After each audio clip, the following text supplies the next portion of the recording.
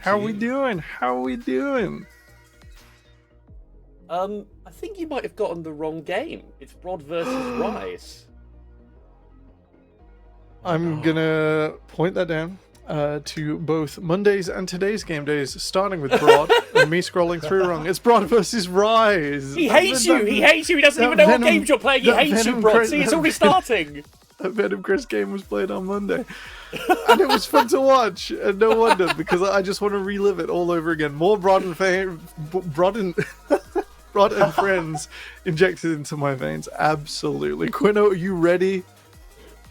I think I'm a little bit more ready than you at this point. You seem right.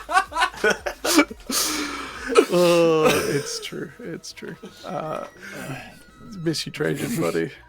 So, let's have a look at our first roster of the evening. Rob, it's Rise. We know them. We love them. We do love them. We don't love Ketsuo playing with lane. I believe that will be BB Muffin as well in mid for Rise. Ketsuo being on Venom Crest. But yeah, no, they have been playing pretty damn well this split. They've had a few ups, a few downs. They had a very good game versus Bulldog. Kind of coming back to form in the last game day. I have to see if they can close this split out strong, because every team wants to be getting that top four. And for teams like Rise and Broad, they're the next sort of in line for that RPS slot at the moment, right? Because Bandits are dropping. Bandits, if they lose one more game, they're in relegations. So I think what we'll find is that with Broad and with Rise, they're pushing towards the end of this split to get as many wins on the board to get those championship points for RPS. Quino, it's a tough time at the end of the season. Do you reckon they're gonna fall down? Is Venom Crest gonna throw it away all at the end? I'm not sure. Honestly, the way I've been looking at the standings right now, it all seems very equal, which is what I'm kind of loving. It's either like 4-3, 3-4 for most of the people. So this is like the time to equalize everything for Broad, I think. Oh, yes. So I'm not sure if they can do it. I think they can, but I think I'm leaning more towards Rise for this game. So, if Rise Gaming is at 4-3, at 3-4 tonight for 4 teams tied in 5th place going into today, we are gonna have a look at the Broad and Friends. We're just gonna take a minute. We're just gonna absolutely make sure that Ketsuo isn't playing mid for every single team in the league. So we're gonna come back to them in a minute. But Broad is an interesting prospect this season. Is it Rob in? Is it Rob out? Is it Broad in? Is it Broad out? It's been brought out at the moment, hasn't it, really? No offence to Nemlita Gov. I love them dearly, as we'll get the roster up on the screen. They've had a shaky start putting Akkas in support. That experiment didn't work out, did it? So they chucked him back in top lane. They then benched the guy for Smee, brought him back when they weren't winning games, and now they're back with the full roster that we know them from last split. They need to start making a run again, because the teams, this get towards the end of the regular split, every game counts, as I say. You've got to look to RPS, don't we, Temporal? You've got to look to RPS. If Venom Crest do not get relegated, they will almost guaranteed take one of the slots at RPS. That is pretty much on the cards because of their 2 wins in the previous splits. So the rosters that we're looking at, Belfast Storm, Broad, Rise, and the Bandits. Bandits are dropping. If they are at the bottom and they aren't in playoffs, they probably don't get the points. And so Broad and Rise are the next in line, and then Belfast have to make a pretty miracle run with the points that they have from my understanding.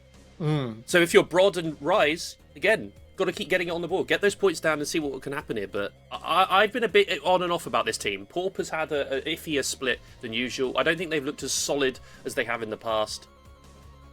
It's a hard one. I'm leaning to Rise on this one as well, but that's just because I think, even though they dropped a bit in the last few weeks, I think they have a more consistent way of playing. Hopefully, Rod have ironed it out a bit, scrimmed a little bit. They seem a little bit less practiced than previous splits. Hopefully scrimmed a little bit. That would not that would Akkas support, don't put one Alistair, these kind of things. Don't experiment. But this isn't about experimentation. This isn't your team phase. These guys are like 30 now.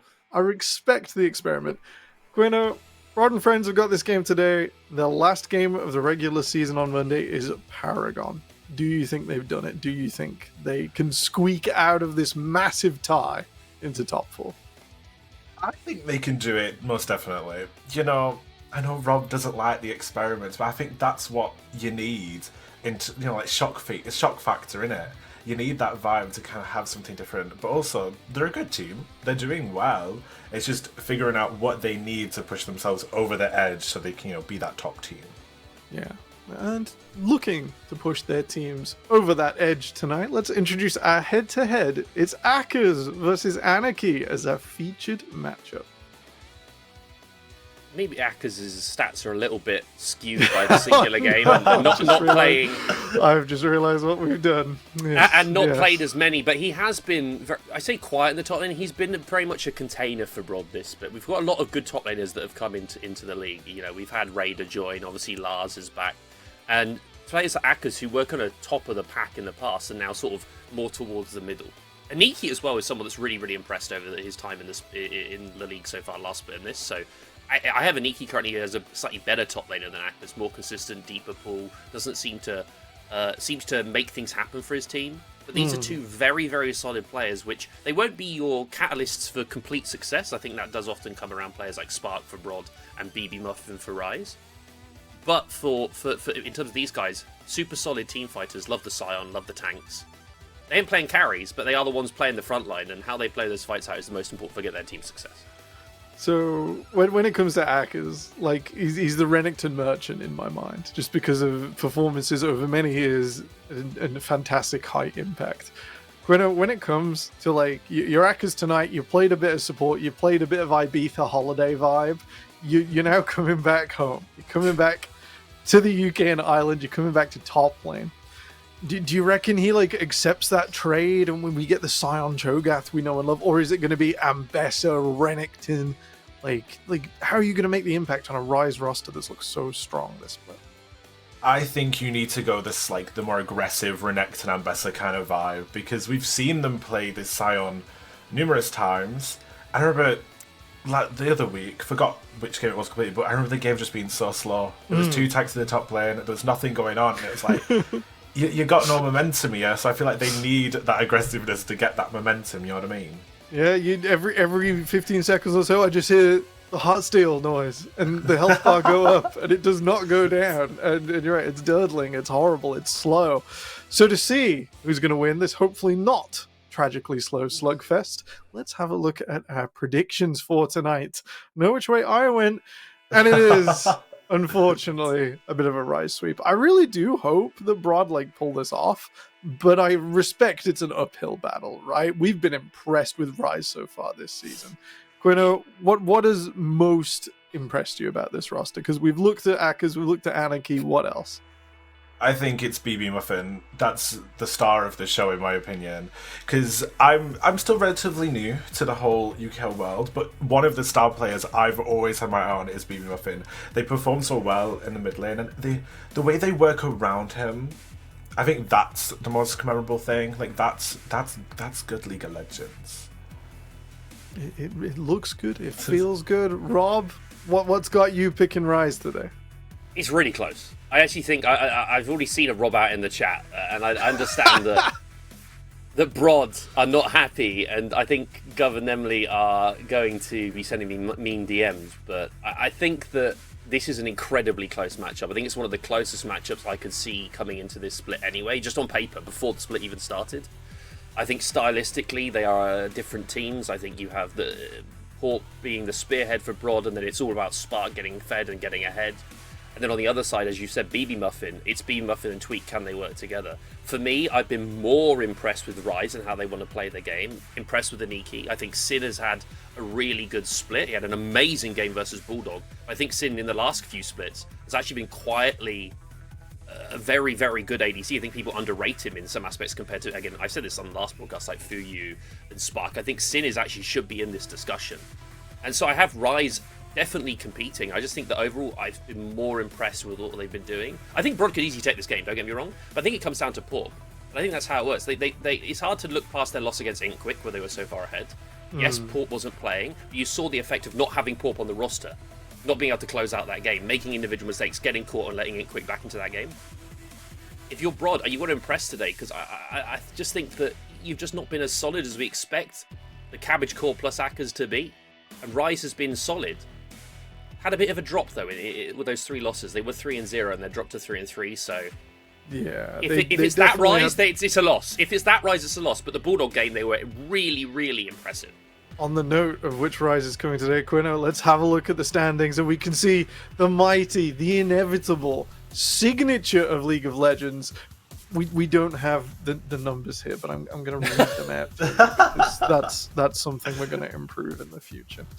In first, Belfast Storm at 6-1, followed by Inkquick at 5-2, Goodchi at 4-3, Rise Gaming at 4-3, so third and fourth a tie, and then all the way from 5th to 9th, from Absolved down to Venom Crest, 3-4.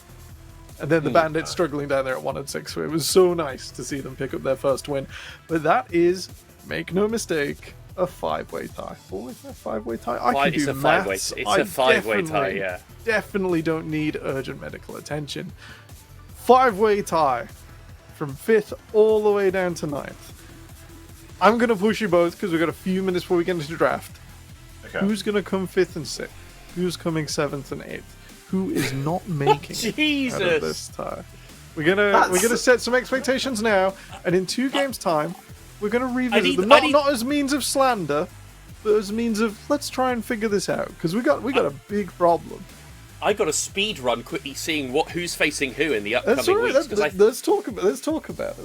Yeah. Let me find the matchups. Well, no, I if think you that's want the to most do important thing. vibes-based analysis, we can go for it. Vibes. That's my home. That's my home. That's where I live. We've got today.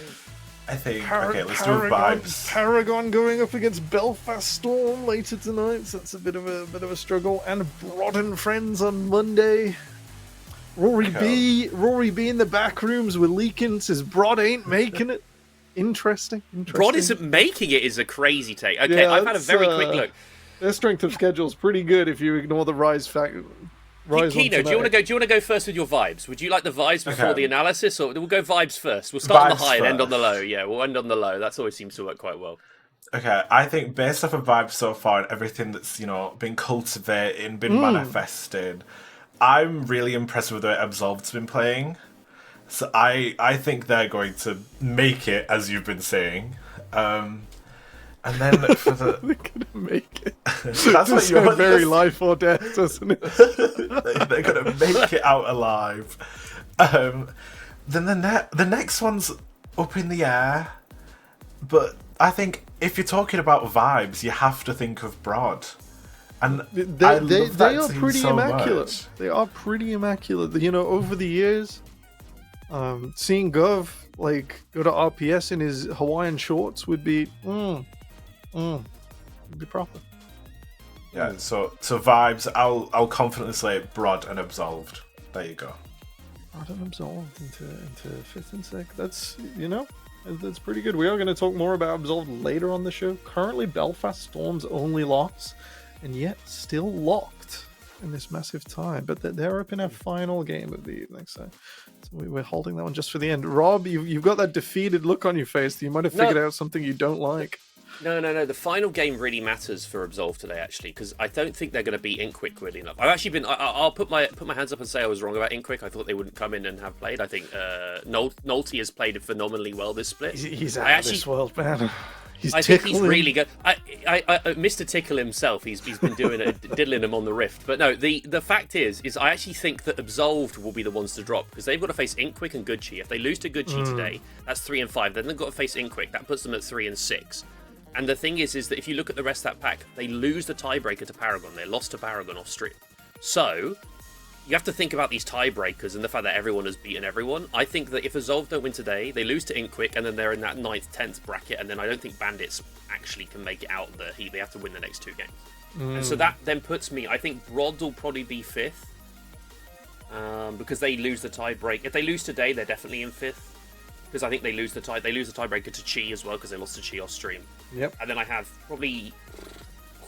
It's hard, isn't it? Because Venom Crest have also got shall we say, chaotic two games ahead of them tonight. I'm gonna shout at Jolly. I'm gonna say the Dogs get top 6. I'm gonna say the Dogs get top 6. I'm gonna say the Dogs. I'm gonna say that the Dogs beat Venom Crest today, and I'm gonna say that the Dogs get top 6 along with Broad, and then it's Venom Crest plus Paragon 7th, 8th, and then Absolved is in relegations with Bandits.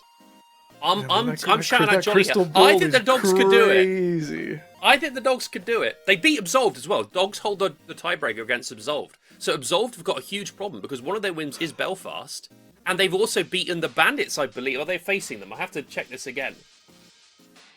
Yeah, they faced the Bandits. They've already beaten the Bandits. So 2 of their wins against teams that don't matter in the playoff race for them. Everyone so they've beats everyone. They've lost the tiebreaker. They don't have a tiebreaker. Who do they have left? They don't have the tiebreaker versus half the teams in that pack. So they have to win these games. If they don't win, they're down. Strong wins against strong opponents, but not against your tiebreakers. They're the people you should fear most on the table. Quino, let's go looking for some negative energy. Maybe a takedown if that isn't too niche a reference after these last few weeks. Who's coming 9th? Who's going to struggle? Oh, well... Who's falling out? Oh, no! After the actual in-depth analysis, I'm also thinking Absolved. Even though I said Absolved would make it. Just say Venomcrest. Like, the vibes could be good, but if we're not sure, we can Absolved beat Venomcrest. Absolved beat Venomcrest, so they have that tiebreaker against someone in this group. So if the Venomcrest lot don't pick up if they lose to Dogs like I'm predicting today, Venomcrest could be down there. Your prediction could be saved. It could be saved. I stand by Absolved. I think it'll be Venomcrest. Absolved are going to make it. I'm manifesting that. I don't believe in this analytical world. This is vibes. Clip in, ship it. That table is too dense for our strongest textbooks, our sharpest minds. And we are just a few minutes away from draft for game 1 of the day, where all will be revealed. But we're not quite there yet, so welcome to the podcast.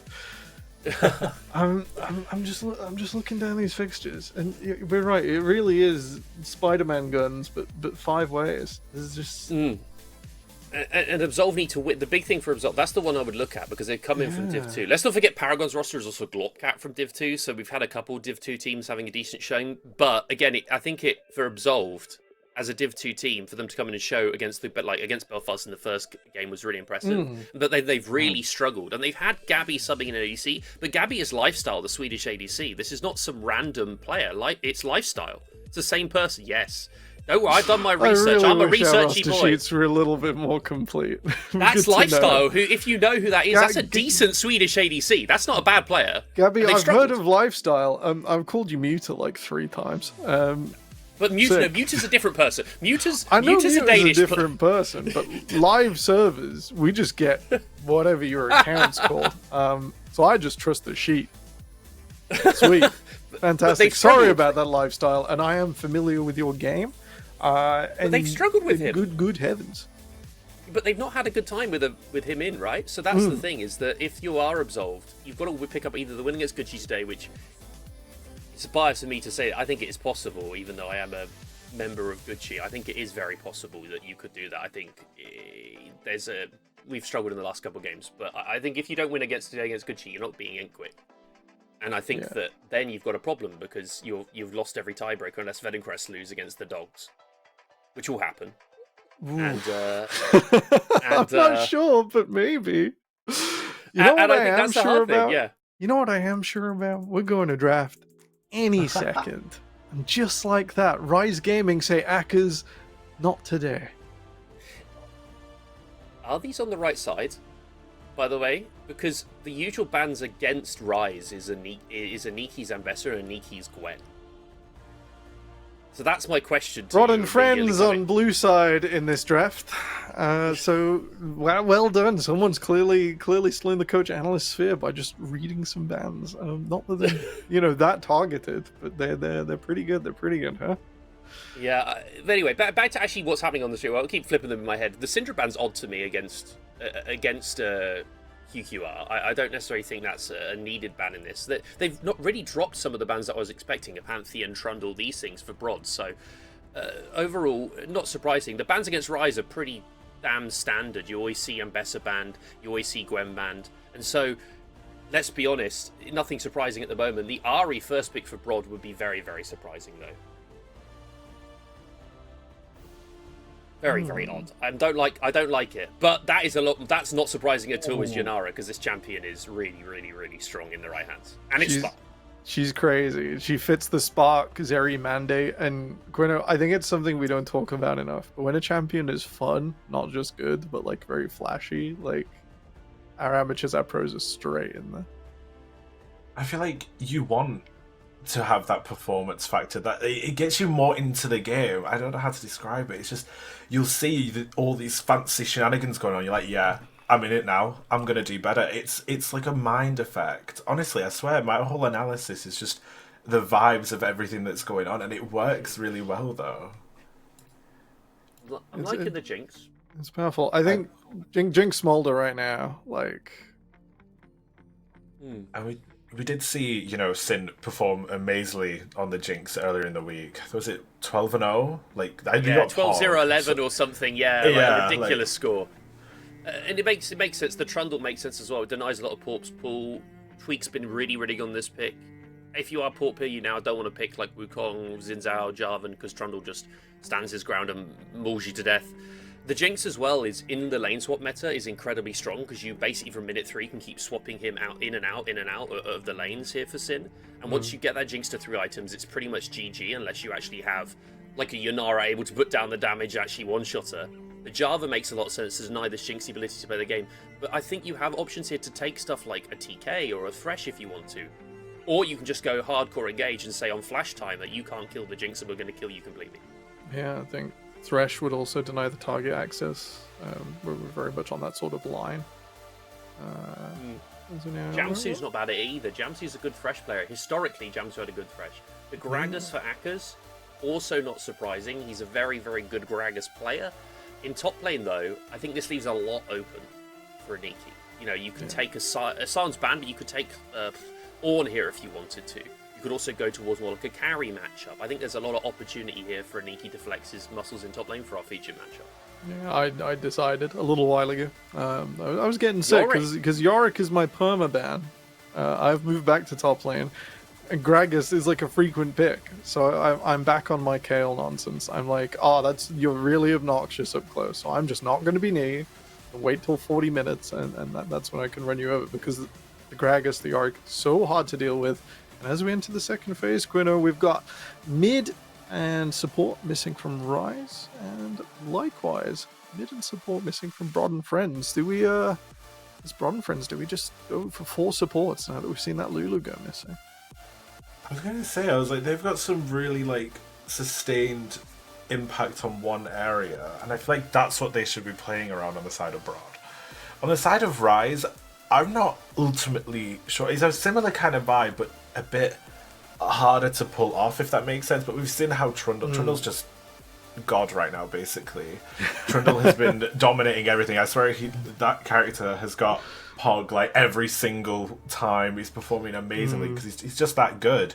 So it's like if you don't have the Trundle, you're sabotaging yourself a bit. But it's just who gets it first, who bans it first. It's that situation. Yeah, I don't think we have the super flexibility to sort of play like the mage threats that scale up and keep alongside it nicely. And we've seen even in tier 1, sometimes it is just the carnage you need. Talia and Karma go missing there.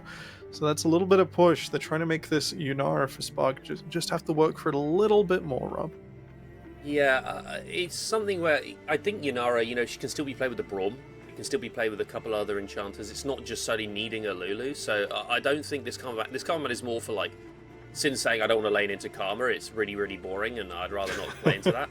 And the Orianna pick, I'm seeing this more as a pick away from QQR than a pick that I really like on the side of Rise, because there isn't at the moment much access with the ball. It's also an immobile mid laner into Jarvan, which is also not my biggest fan. So if you are Rods here, I think you can take some sort of setup mid laner. You don't have the Syndra, but I think you do have there's a few options here. No Talia available, no Azir, but you take the Xerath. There's long range, okay, it's just the Xerath matchup, that's also fine. I was going to say, there's a possibility for, I'm trying to think, not a Kali, but there's got to be something available. My brain is failing me at the moment to think of the mid laner to play into Orianna. There's a Kali and stuff. The Zoe hover, that's Zeta, by the way, on his support. He likes his support Zoe, but he's not going to pick it up here. I'd imagine this could be a Braum. They're playing a very disengagey style at the moment here, Brod, so leaning more into that would make a lot more sense. It would also deny engage from Jamsu. I don't really know where Jamsu goes for his last pick here, though, because they banned their own Lulu. I'm not the biggest fan of Rise's draft with this Oriana, and then. I mean, now I like it. You could just go Braum on 5 and be absolutely fine. Never mind. They've completely decided to throw it out the window. I think if you've got this Leona, I think Braum is now really, really good. Quino, anything else on top of the Braum that can stop the Leona? Because I think Broad were really hovering on 5 to slow down Trundle, and maybe you're going to pay for it. Yeah, I don't think there's really a better pick than Braum to be able to like beat that. Not unless it's the similar kind of vibe, but I think Braum would perform it a lot better. So I'm a bit iffy.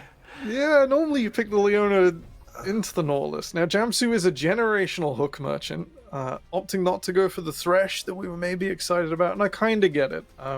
With the Oriana, we are sort of BB Muffin controlling the dance floor. We want everyone to be in front of us. We want our Shockwave to cover for the Jinx. We want it to cover for the Trundle. We want to deal a whole load of damage. And maybe the Nautilus ult is like the way they want to start that. Maybe they want to lean in with that first. I'm having to dig here though, aren't I?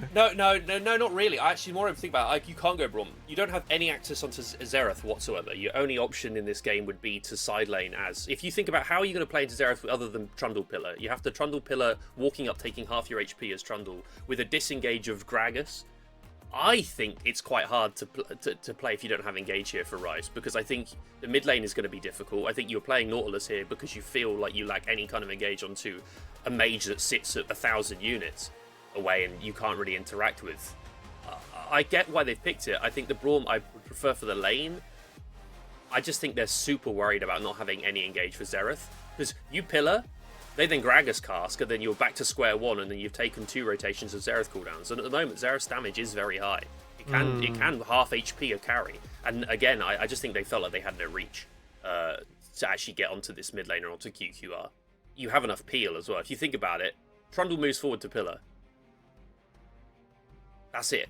So the Nautilus is, I think, really required. Let's be honest. If you take Braum here, what do you do as the side of Ryze? Like, if you take Braum, now the more I think about it, you can't take it because you have no real way of getting on top of the carries of Brod. And they have so much disengage in a way of delaying the fight with Leona, Gragas, and Jarvan. You don't need the I think we can praise Brod for it, right? Because in my mind, I think Leona would have just been R5, like, slam it in for Ryze. And maybe they're being punished for not letting that support fall all the way down to R5.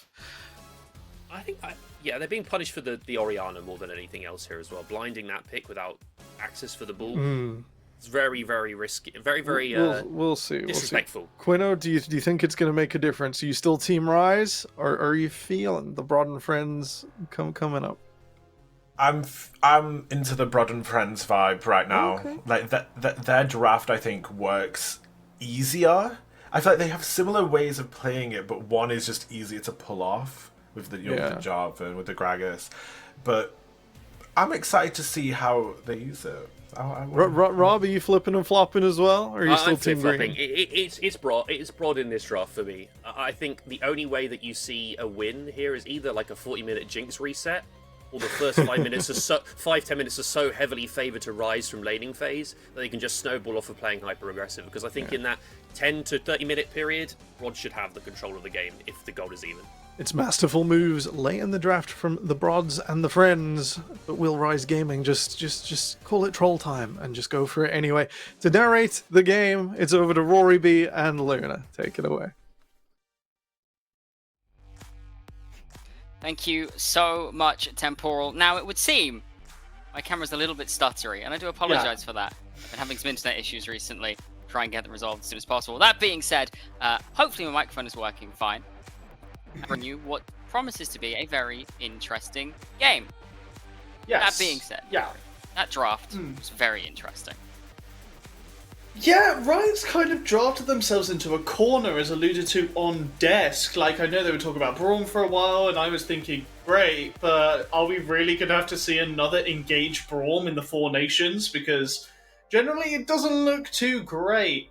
Instead, being forced to pick the Nautilus, not even that good of a time into the Leona, to be honest, for that champ. So, Ryze, the ease of execution, it's not easy at all. Whereas if you look at Broad, it's pretty clean cut and simple. It absolutely is, and you can understand the theory behind the Nautilus, right? You need some kind of engage to be able to get onto the backline, like the desk was saying, but I'm not sure if it's going to make the difference. Now, we have given our predictions for this game, as have the desk. Yes, We've seen we the have. desks, we've seen them already. Now we'll take a look at ours.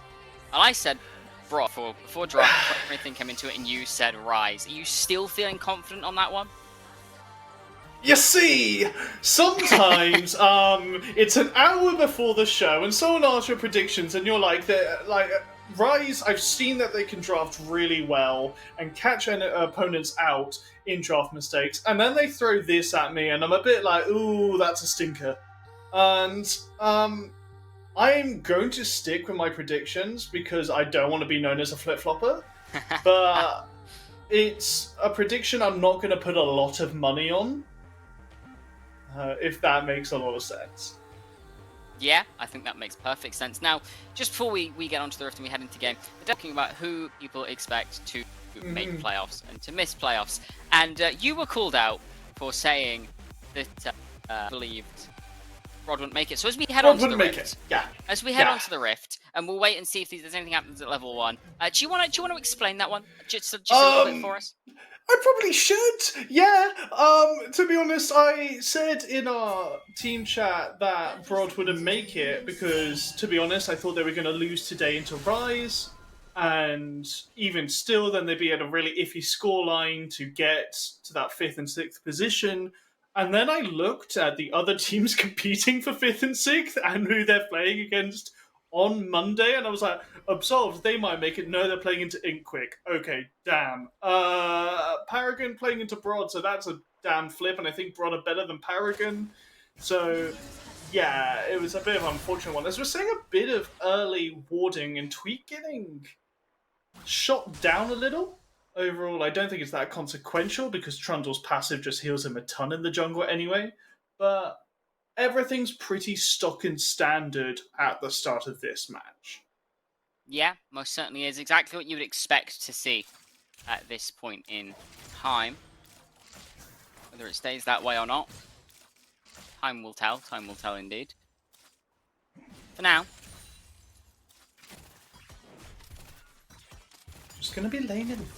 And the obvious early push coming out from the Jinx, I would expect. Her rockets are so good at just clearing those first 3 backline casters as a hook comes out. It does. Not going to result in anything. Yeah, first damage of the lane, but realistically, yeah, it's not going to do anything. Leona's still pretty tanky. She wasn't one of the 2 support champs hit with that 7 armor nerf on this patch. I really feel for Braum players, but then again, you play Braum, so do I really feel bad for you? Probably not.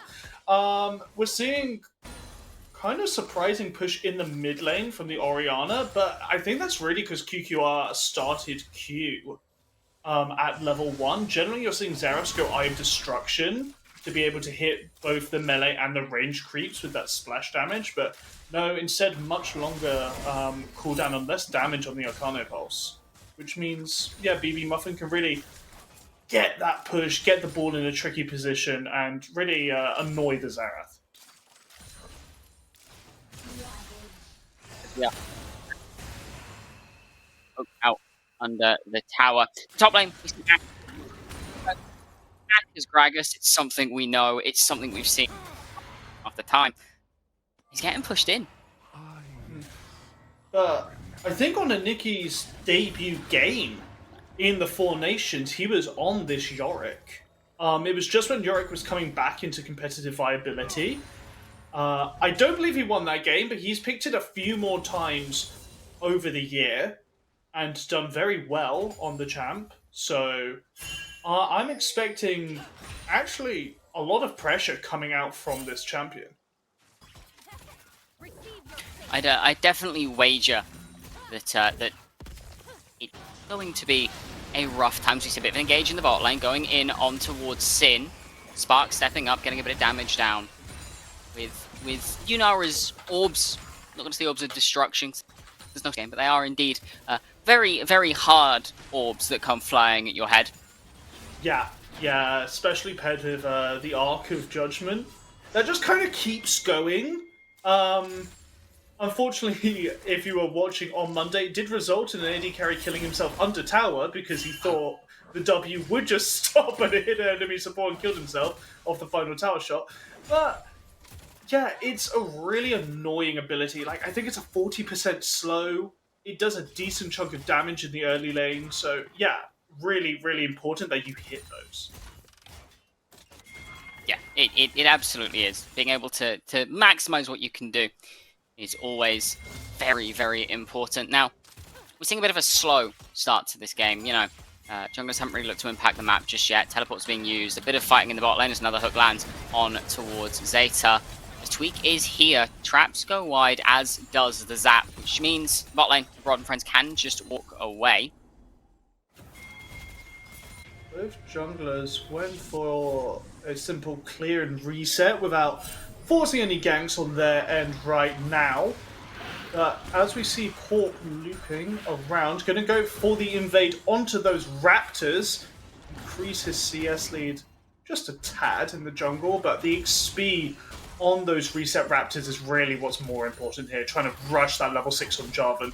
Super strong in this game, as we see a flash come out. Flash traded by Sin as the Ignite goes down. Jamsu now left a little nowhere, stunned up by the shield of Daybreak, and first blood will go across to Spark. Very, very, very solid showing for Spark and Zeta in these early stages. Yeah, and don't forget, Spark on that Jinx, as was mentioned on the desk, went 12-0 in his last competitive game. I believe it closed out the match with a pentakill. It's not on the Jinx, but you know what? Yunara has just as much carry potential as we're seeing. Gank onto Akkers.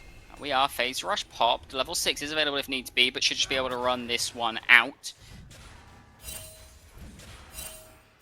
And with the Maiden summoned, suddenly Anarchy has full lane control forever. Nothing Akkers can really do about that. He doesn't have the AP for his AoE spells to do really anything onto the Maiden. But after that visit up top lane, it gives Pork the go sign to start off this dragon. Gonna be uncontested. Yeah, should just be a very quick pickup. Not on vision, not been seen walking in as far as could tell. Pork should just be able to take this one for himself. As both supports hovering around this mid lane. Zeta just making sure QQR can gain some pressure. Both AD carries just existing around one another at present. Arcane Barrage comes in as QQR manages to find the last two Sin. Unsure how that fight started, but I would assume Arc of Judgment into run at enemy's face that Yunara is oh so good at. Yeah, essentially Sin and Spark just started scrapping it out in the bot lane. Both of them were about 40%, but that Rectix and that bow just mean Spark's in a stronger position. And Jamsu getting dove here. Spark's tower shot! Power shot to the hook does, and finds its way into the back of Spark. It's time to pick up something on the return. It is a shutdown.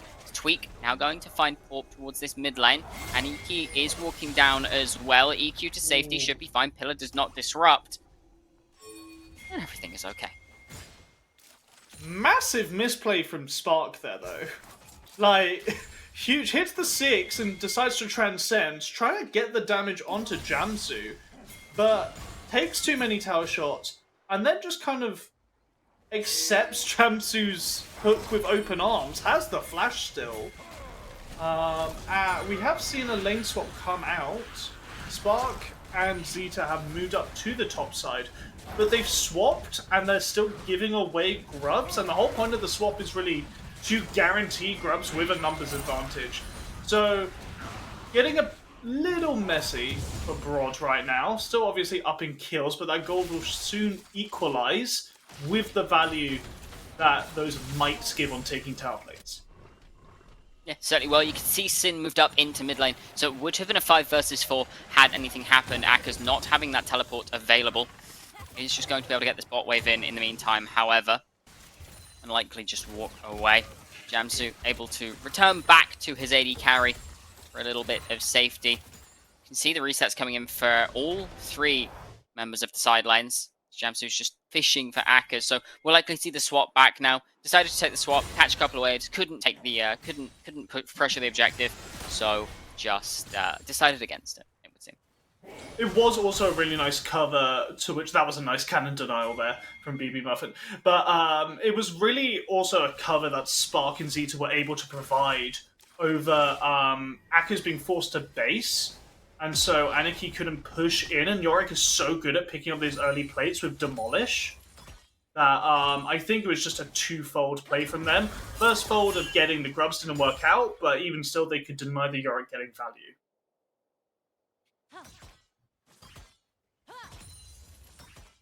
Managing to just find these small windows to make things happen. And it's working for now.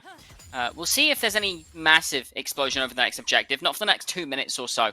So it should be a bit of a lull state.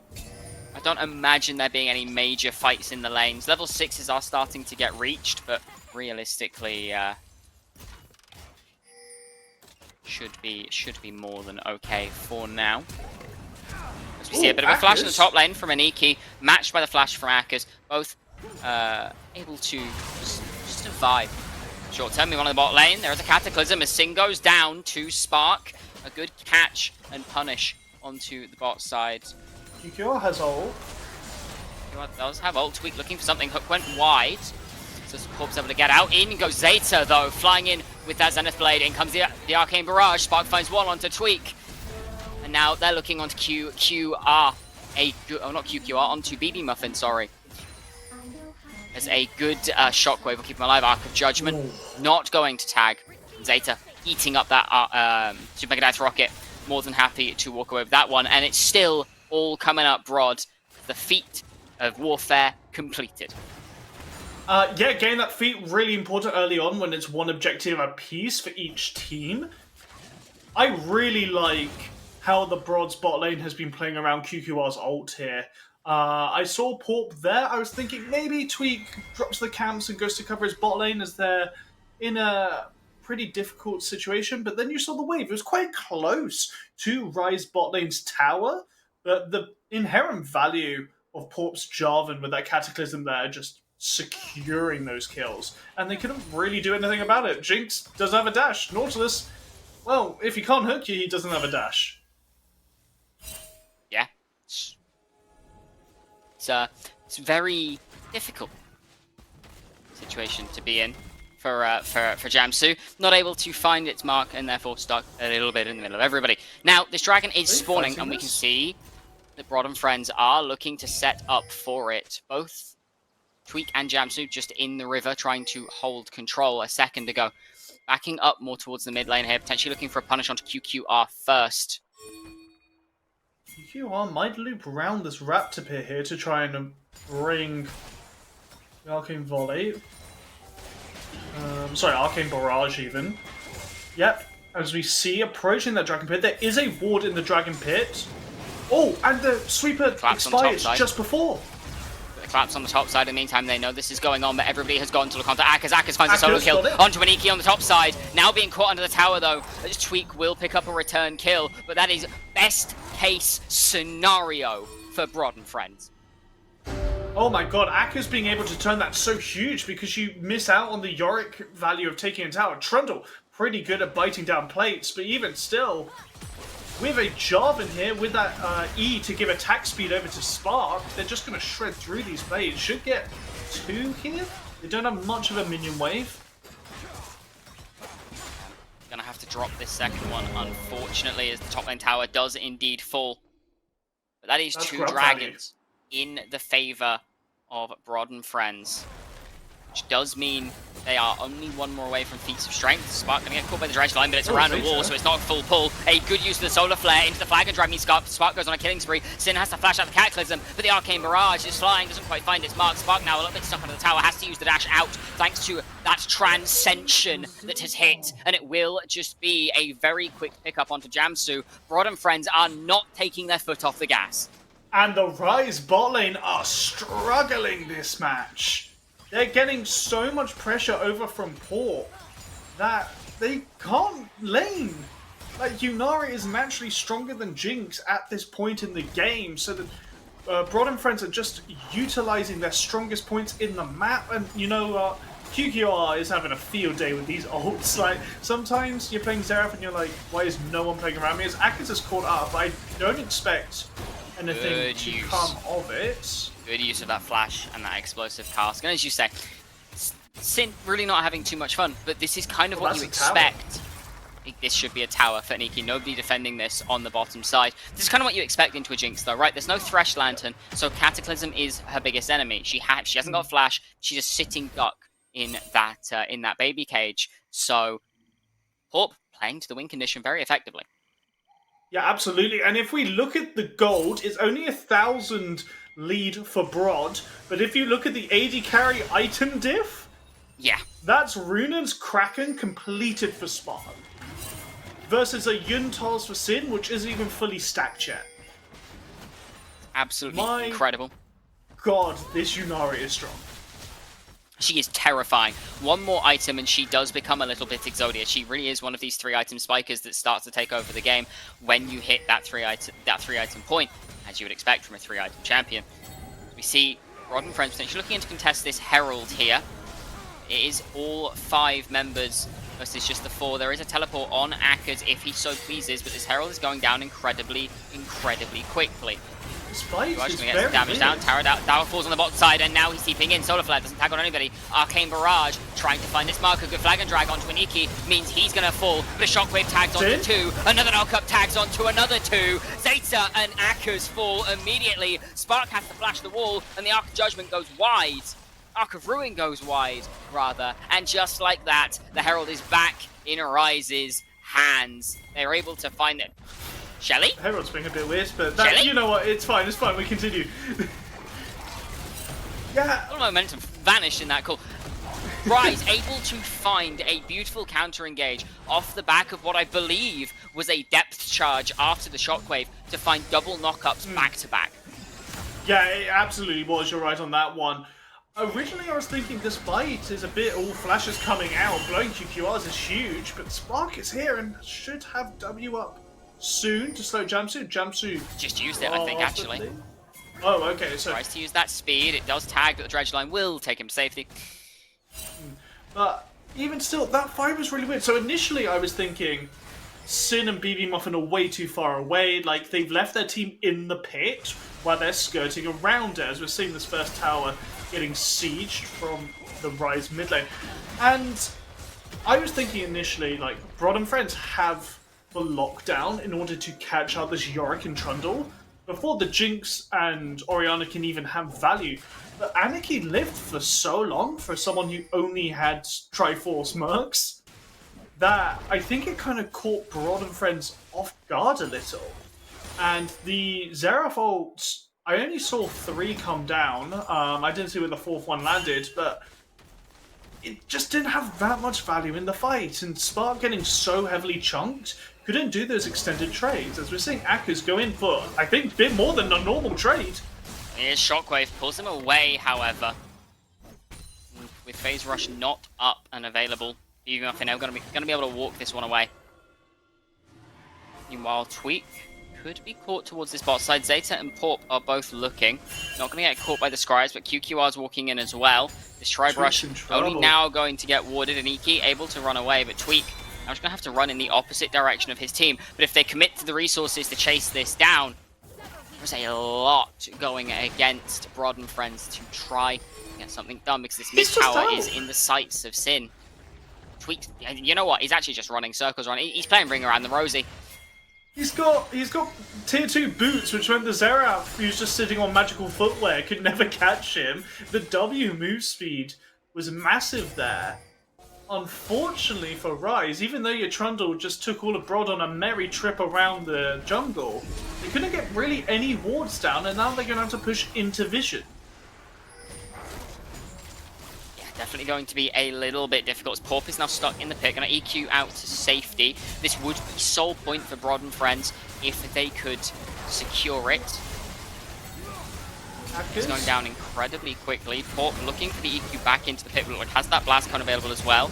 They look for the steal, meanwhile the fight on the side. Zeta finds the Solar Flare onto Jamstoon. He's absolutely annihilated. Sin able to pick up the dragon, however, but in comes the Arcane Barrage, and Iki's going very low. Aka's in the middle, everybody finds the body slam, finds another kill, and Iki falls, but so does Zeta. Port now going through back of the fight as Spark, QQR, and Aka's play. The rest of it, a beautiful Arcana Pulse will knock down one, and the other two will quickly follow.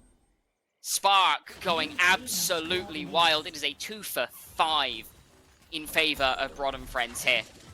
And an insane isolation job from Broad and Friends there. I thought maybe it was a bit off. Maybe the cast coming out from Aka's only hitting Jamsu just immediately missed value, but it didn't wholly matter. They have so much beef of their front line that the Leona goes in, she takes so long to die. The Jarvan, who's stuck in the Dragon Pit, not getting the steal off, but it doesn't inherently matter, able to ult onto BB Muffin and sticking him in there while he doesn't have flash up.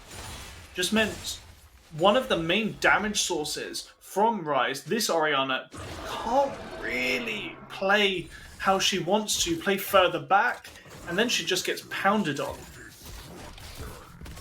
Immobile carries into a Jarvan, it's not great fun. Instead, Rod and Friends currently sitting about a 4,000 gold lead, very comfortably, no less. Atakan is up and available, will be about 5 minutes until the next Baron, 3.5 until the next Dragon. We see just standard lane assignments start to come back. QQR, you can tell, he's a little bit worried about moving into these side lanes. Yeah. And it's understandable, to be honest, because Xerath is such a slow champion movement-wise. If a Trundle rocks up, there's nothing you can really do about it. You are just going to get beaten to death. But speaking of the Xerath, now completed a death cap. So he is huge. After the changes to Horizon Focus, really not that good compared to what it previously was on the champion, because you're not getting the bonus damage procs. So just a raw death cap in this game makes a ton of sense. Ryze, seeing the opportunity, knowing Aka's is topside, are just going to stun up this Atakan. And we've seen many teams throw at this objective.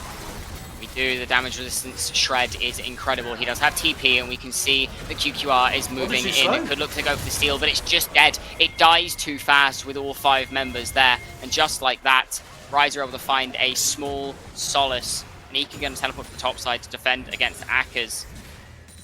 I mean, maybe they get the mid-tier 2 with Solace, but it would be a stretch. They get some good damage. The rocket's coming up, which is going to clear the wave. If it hits, it doesn't, which means this tower should fall. Jamsu wasting ult here, and depth charge far on Spark. Indeed it is. Zeta going back in. Porp does not have the EQ flag and drag. Shockwave pulls Zeta back in as the Solar Flare has gone a little bit wide. Locket used to try and survive, but Squeak going to be able to pick that one up, and the tower still stands. Broad and Friends, they're forcing their hand a little bit too much. Aka's now going incredibly low on the top side as Porp stepping up, looking to try and save his top laner. Ooh. The dredge line is cancelled by the flag and drag, beautifully so, but Tweak is still looking, but Spark and QQR have arrived, and this Trundle is not healthy enough. Flash in, Cataclysm's found, Arcana Pulse and Arcane Barrage ensues. Spark's gone forward, but finds nobody with his damage, and Jamsu and Singh get out on blinking health bars. And Sin just cashed in his crit luck right there. I'm pretty sure with 50% he could 3 times onto that Yunara, and that was actually the difference maker in that fight, because if Spark got one more auto off, Sin goes down. Maybe BB Muffin goes down as well. Nice edge. Most certainly is. It's getting so close. It's still a 4,000 gold lead. But the Doesn't fights feel are like looking it. so much... Exactly. The fights are looking so much closer than you would expect for a 4,000 gold lead. Less than a minute on this Dragon. It would once again be soul point for the side of Rod and Friends if they can get it. Looking through items right now, Death's Dance picked up for Porp. I actually really like this. A ton of AD threats from Ryze. And you really just want to exist in the fights as this Jarvan, getting as many knockups as possible. You're not really running this champion for his damage at this point in the game. It's much more for the disruption and really annoying the Jinx and Orianna and allowing your Xerath and Yunara to reign over the top of you. It absolutely is. That mid lane tier 2 does end up falling in the extended play. In that mid lane, there was a wave crash that was able to take it. Tweak and Iki, both in the jungle. Jamsu stepping up, a good chunk of damage coming out of QQR. Nikki is now on the side as all 5 members of the side of Rise start to descend into the river. With Akers clearing this wave, it's a little difficult for the rest of Rod to walk in. Aniki is just keeping him out for now. Porp potentially looking, going to find the collapse onto Aniki. A lot of damage coming down. In comes the Arcane Barrage. Flash over the wall is good. There's not a huge amount of damage coming in. And now Porp is stuck with Jamsu. Akers is stuck in the middle of 3, no less. Porp finds onto BB Muffin, but doesn't have a huge amount of damage. Magnetic Rocket goes wide, and it's a trade kill as Tweak shuts down Porp. It's 1 for 1 for now. 2 for 1 as Jamsu did in fact fall on the other side of that fight, but Tweak is still up. They still have a smite. There is no jungler for the side of Rod and Friends. Spark still going to start this objective up nonetheless. All 3 members still standing from the side of Rise are walking into the river, and you can see Rod, they're unsure. They don't know if they want to be taking this. Akker's going to take the reset and looks TP back in. Slow and Steady wins the race, as it was. Zeta looking on a flank, does still have that solar flare, doesn't get tagged by the zap. If Akers can find a body slam, this could be huge. Niki not going to get tagged by any of the damage coming down. Solar flare lands onto Sin, Cleanse is immediately blown. Then the blade doesn't land onto Aniki, and this fight is still going on, so much so that Jamsu has been able to respawn. BB Muffin has been able to respawn and is TPing back in. Porp has respawned and is walking back. And the Dragon, it's still not been started. Now, once again, back in Broad's favour as Spark starts this objective up. Ultimates still off the table. TP. Another teleport into the mid lane coming in from Aniki, but it's into the middle of 3. Zeta finds the Zenith Blade, and immediately this Yorick is forced out once again. Axe in the river as the Dragon control is conceded over the side of Rise. And this should just be given. Orc going to get into the pit, look for a steal, not going to be able to find it. Doesn't even have the flag to get out for safety anymore as the Shockwave tags onto his back, and he's going to fall for the 2nd time in this fight. And just like that, the rest of Broad have to leave. An extended play that still keeps working for Rise. And take a breather, Luna, because I think you were going on for a solid 2 minutes there as these teams so heavily contested this mountain. So I thought that was an in-TP, I'm going to be honest with you, but the shocking orb from QQR is thrown out too early, and that enables Aniki to really pummel down QQR with that shovel half-healthing him, and now QQR can't position where he really wants to because he knows the Orianna or the Jinx can just 2-tap him, so he's out of the fight. Porp, once again, doesn't find any value in this Dragon Pit on the flip. So we're seeing another fight break out. Zenith Blade and Arcane Barrage have come down. They have Explosive Cast, knocked BB Muffin a little bit to safety as Jamsu may just be the sacrificial lamb here. A good depth charge knocks up both Akers and Zeta, however, but Jamsu will still be the first to fall. Tweak now looking, finds a pillar, but Akers able to dash over it. Super Magnetic Rocket lands, but it doesn't land onto anybody. This is within death range, and it is for now just a quick pick onto Jamsu. BB Muffin having to walk away before going in, looking, finds a Cataclysm onto both Aniki and Tweak, but the Subjugate comes down. Akers not able to find the body slam, he's caught up, but Spark still finds one, and Porp takes the other. That is 3 very swift kills going across the Rod and Friends, and with the Baron up and available, they might have just taken the game back into their hands. At first I was like, fellas, you're fighting over a red buff, but no, Broads have utter confidence here. Tweak sticking around maybe a bit too long in that brush. Porp just doesn't care at all. It's just going to EQ over into actual darkness and finds a Trundle. And then, you know what? Yunar and Xerath really like when multiple people are caught in a Cataclysm because they have so much AoE damage. Akers really, really valuable in these fights as well. Just so much disruption, and he's not dying in these fights. He's got so much sustain. I believe he's got the Fimbulwinter completed now as well, so he's getting the shielding off from that. And he's just having a whale of a time, really. Yeah, more than happy in the current state he finds himself in. If we look across individual gold differences quickly, it's about 2,000 either way in top, mid, and 80 carry for the side of Rod and Friends. Tweak sitting about 200 gold over Porp. Oh, Aniki. Gold relatively even. Aniki could be caught here. Akker's going to find the body slam, but Spark is caught up in the baby cage. It does not matter. 4 members strong. Aniki absolutely melts, especially with a 4-item Yunara bashing him in the face. This top lane tier 2 will be the first one to fall with the Baron Nasher. Touch of the Baron really doing some work here, as now they 4 versus 4 if Rise decide to take it, but they could just give over the opening of their base. Top lane will be opened up, and mid lane will be next on the list as QQR shepherds that wave in as well. This could be Rod's chance to end the game and take themselves a step away from that 5-way tie in the middle of the table. But they're not going to push for too much. No, they're going to back off. They're now going to push for this tier 2 in the bot. It makes a ton of sense. The waves aren't great for them, and Jinx and Orianna have pretty decent wave clear. So you just want to utilize this Baron and take out the weaker towers as well as you can. Don't forget, Akers has the flash and the ult. Could just look for a play if Sin pushes up too far. Zeta also got that flash, got that solar flare. All the engage tools for Broad are available to them, and they always have a Zeraport to fall on top of them. Sin now getting pummeled under tower, able to dodge out most of them, but jams in the hook. Not hitting, but is going to get hit by the cast. Certainly is. Zeta goes flying in as the body slam gets blocked. Akers now having to be on the run, and this is all coming up Rise in this game. In this fight, rather. Corp able to flag and drag away to safety there.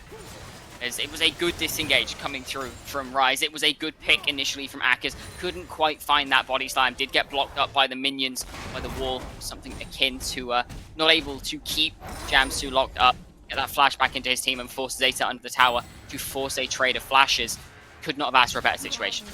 Absolutely, and because they're able to force those bases on Broad, and because they got those 2 mounted dragons, it means they can happily give this dragon, because they could never physically contest it at this point, and just farm these super minion waves. So they get a bit of gold back in their pockets. They can maybe get this Orianna to her 3rd item, maybe get this Jinx to her 4th item, because right now, these carries just can't put in the work versus this tanky frontline for Broad.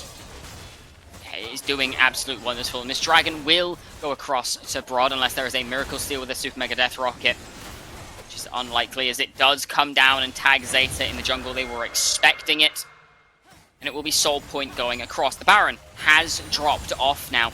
2 minutes 20 seconds until that objective respawns. They're still looking to try and break open this last tower. Spark and Akers stepping up with the wave, but without the Hand of Baron, it's really, really difficult to be able to get those waves to stay alive under these towers. Just so much wave clear available from Rise, like you're alluding to there. Like, if you look, short Xerath has got long ability range, but his auto attack range, as well as the Yunara, is still pretty short, so they really have to commit hard into this Orianna ball if they want to be trying to break down this tower. Sure, Akers is in the top side, but unless Rise are just going, no, Rise are going to send everyone to try and relieve Anarchy, that's how much he's losing this matchup versus the Gragas. If Akers is able to contain this pressure with these super minions, maybe that's the opening that Broad can get to hit down this tower. Certainly could be, although you have to feel that this is just going to result in some kind of fight. Hilla going to be caught by Jamsu's dredge line. BB Muffin stepping forward to try and find a bit of damage. The Arcane Barrage comes in and keeps tagging Sin, keeps tagging BB Muffin. This tower slowly starts to take more damage. There is a wave on their top side Nexus tower, so that one is likely to fall. There it goes. Akers is just shepherding this wave further. The bot lane should now get opened up in the very near future. These inhibitors likely only a couple minutes left on them. You can see Rise, they can't really afford to be stepping up here. If they break open this inhibitor, the map is all but Broad and friends. Playing this slow bleed so nicely. I think Anarchy is going to get his Sterex propped. The Jinx ult now getting thrown out, but not hitting anyone. Now Akers has the TP available, but I think Broad as a whole are going to try and base for items now, base for vision, and just try and convert all their winning so far into a final Baron to create a final push. Would make a lot of sense, but you can see Jamsu and Tweak, they don't want to let them go too easily. Spark and Pulp actually opting not to immediately go for their resets, just hovering in the area. Guys, have to be very careful. I've seen a lot of teams think, well, we can't contest the Baron up wave, so we're going to try and contest the Baron, and then the waves, because you have 3 inhibitors down, kill your Nexus either way. Yeah, they're going to take their resets. They're going to set up for one final stand. 11, 12k down even at this point. Sure, Sparks hit a little, but does he really care? I don't think he does. As now, right buff. 4 in the mid lane, Akers in the bot lane. Top lane has respawned though, as has the mid lane one. So it is no longer Super Minion City. They are going to be able to take this mid lane inhibitor and move towards this top lane one as Akers forces attention onto the bot wave. He's shepherding into the Nexus tower at present. And just like that, the base is in tatters once again. All it takes is one final fight as Porp is going to get caught by the dredge line. A good explosive cast knocks the fight out as Sin is just hitting onto Akers for now. Arcane Barrage comes in. 1, 2 tags onto Sin. A third and a fourth. Going to tag onto BB Muff and a Spark finds Jamsu. Porp gets back onto Spark. Akers cannot quite find the body slam, but the Nexus is the focus for Spark. Tweet going to drop the pillar, but it does not matter. The Yunara goes unhit, and Broad and friends will separate themselves from the middle of the pack. Broad in. I think that's confirmed as... Oh, look, I'm going to be talking to a picture, but that's fine, that's fine. We're doing this podcast style, I suppose. My apologies, ladies and gentlemen. Great win by Broad there, just utilising their team comp exceptionally well. The Xerath value was actually insane, especially in those final fights, individually forcing Jinx and Orianna off the fight itself. Yeah, absolutely. Incredibly well done by the side of Broad and friends. They pick themselves up yet another win. I'm looking good on predictions today, for once. But that's enough from us for now. We're going to go ahead and throw you back to the desk with Temporal, Quino, and Rob to break down that game. Hey everyone, welcome back. What a banger first game. I think we kind of read that one pretty well, right? Expecting strong showing from Rise, and it was. There were a few moments where Sin really got that reset, and I was like, oh, it's happening. It's on now. But in general, Rob, a bit of a struggle, right? Yeah, I think it was expected. Once the sudden realization dawned on me that they have to take the Naught because they have no other way of getting to Xerath, I think QQR just had a field day as well. You saw in that final fight, obviously they were very far behind, but like look at what Sin had to do. He was being fired upon by the artillery, and then Jarvan comes to clean up. It's pretty much impossible to play the Jinx in a game like that where you don't have anyone to peel for you. You don't, like Yorick in this game was pretty much a non-existent champion. You want to side lane, but you're so far behind you can't. I think it's Rise, a struggle. It's a struggle. Rise Nearly have as made much these of a mistakes struggle in this. as these stats illustrate. Quino, what was sort of the biggest dynamic for you this game? What I'm noticing is how well Broad works as a team. Because if you look, there's only like one person who got a lot of kills, and the rest it was kind of evened out. Everyone was just there doing their thing, doing their job, and it was working brilliantly. And I think it, like we said beforehand, it was just the draft. The draft worked so well. They were able to use Akers on that Gragas to like start fights, Pop, start fights, you know, and then everyone else will just sustain everything going into it. And I feel like that's the kind of side where Rise struggled a bit. They didn't really have as much of that fighting power that Broad did, and I feel like that was where their issues lied for that game. Yeah, we saw a few difficulties with engagement. I think they showed that when Rise were like, this is the moment, this is the time. Tempo's with us. The arm reached out and fully did not grasp what they had in front of them.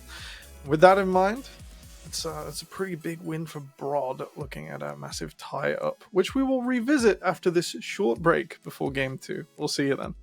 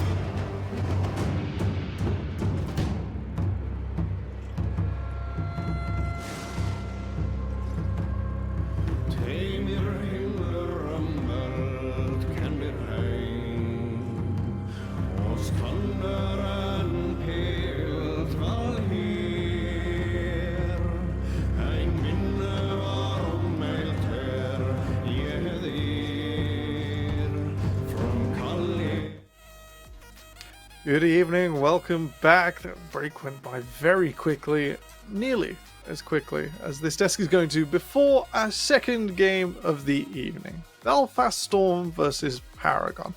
Now, we had high hopes for Belfast Storm, and after a shock first loss of the split to Absolved, they've swung back, undefeated since. Rob, have we seen a crackback like it?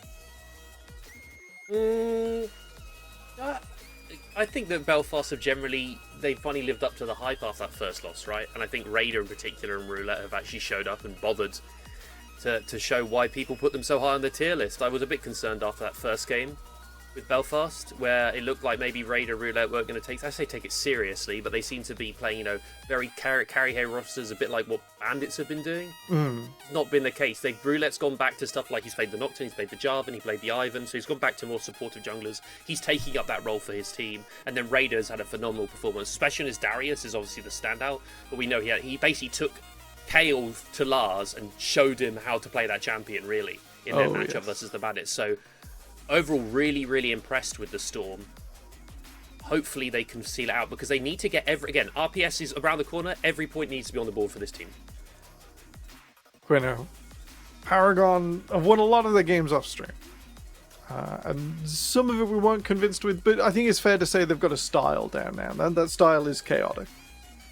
Oh yeah, 100%. I feel like it's kind of good for them to have their wins off screen, because it's kind of like, oh, what do they have under their belt that we don't know about? They might have some secret strat they've cooked up, some secret, just goodness that's going to come from this. And so I'm excited to see it in live on screen. It's like, okay, we get to see finally what they've been cooking, or if it's actually just a fluke. And I hope it's not a fluke, and I don't think it is. I think they've got something that we just don't know about yet. Alright, it might be the chaos, it might be the energy. We are getting into draft any second for our second game of the evening. Now, Rob, we were highlighting something in that break. We went through Paragon's strength of schedule and who they've got tiebreakers against. And it might be a little surprise to some of our viewers. Yeah, so they beat Venom Crest, they've beaten Absolved, and their other win is against the Bandits. And so everyone around them in the pack, they've managed to pick up wins against generally, because obviously we had Paragon coming in here as like a bottom 2 team, didn't we? We had Bulldog down there, they've overperformed what we thought. Paragon we also had down in the 9th, 10th slot. And so if they do pick up another win, they're pretty much clear of that pack, and the tiebreakers mean they can't drop to 9th, 10th. And even if they don't win their next 2 games, they still have a very good chance of getting that top 8. Which is incredibly surprising we came to this split, because remember, this is the Glorp roster from Div 2, another Div 2 team like Absolved. We usually have those teams lower down the standings. For them to come in and be able to show that they can take to some of these more established rosters and teams, is really, really impressive. Quino, do you reckon it's going to be enough? Does the vibe fit with the table? Is the Glorp cat strong enough?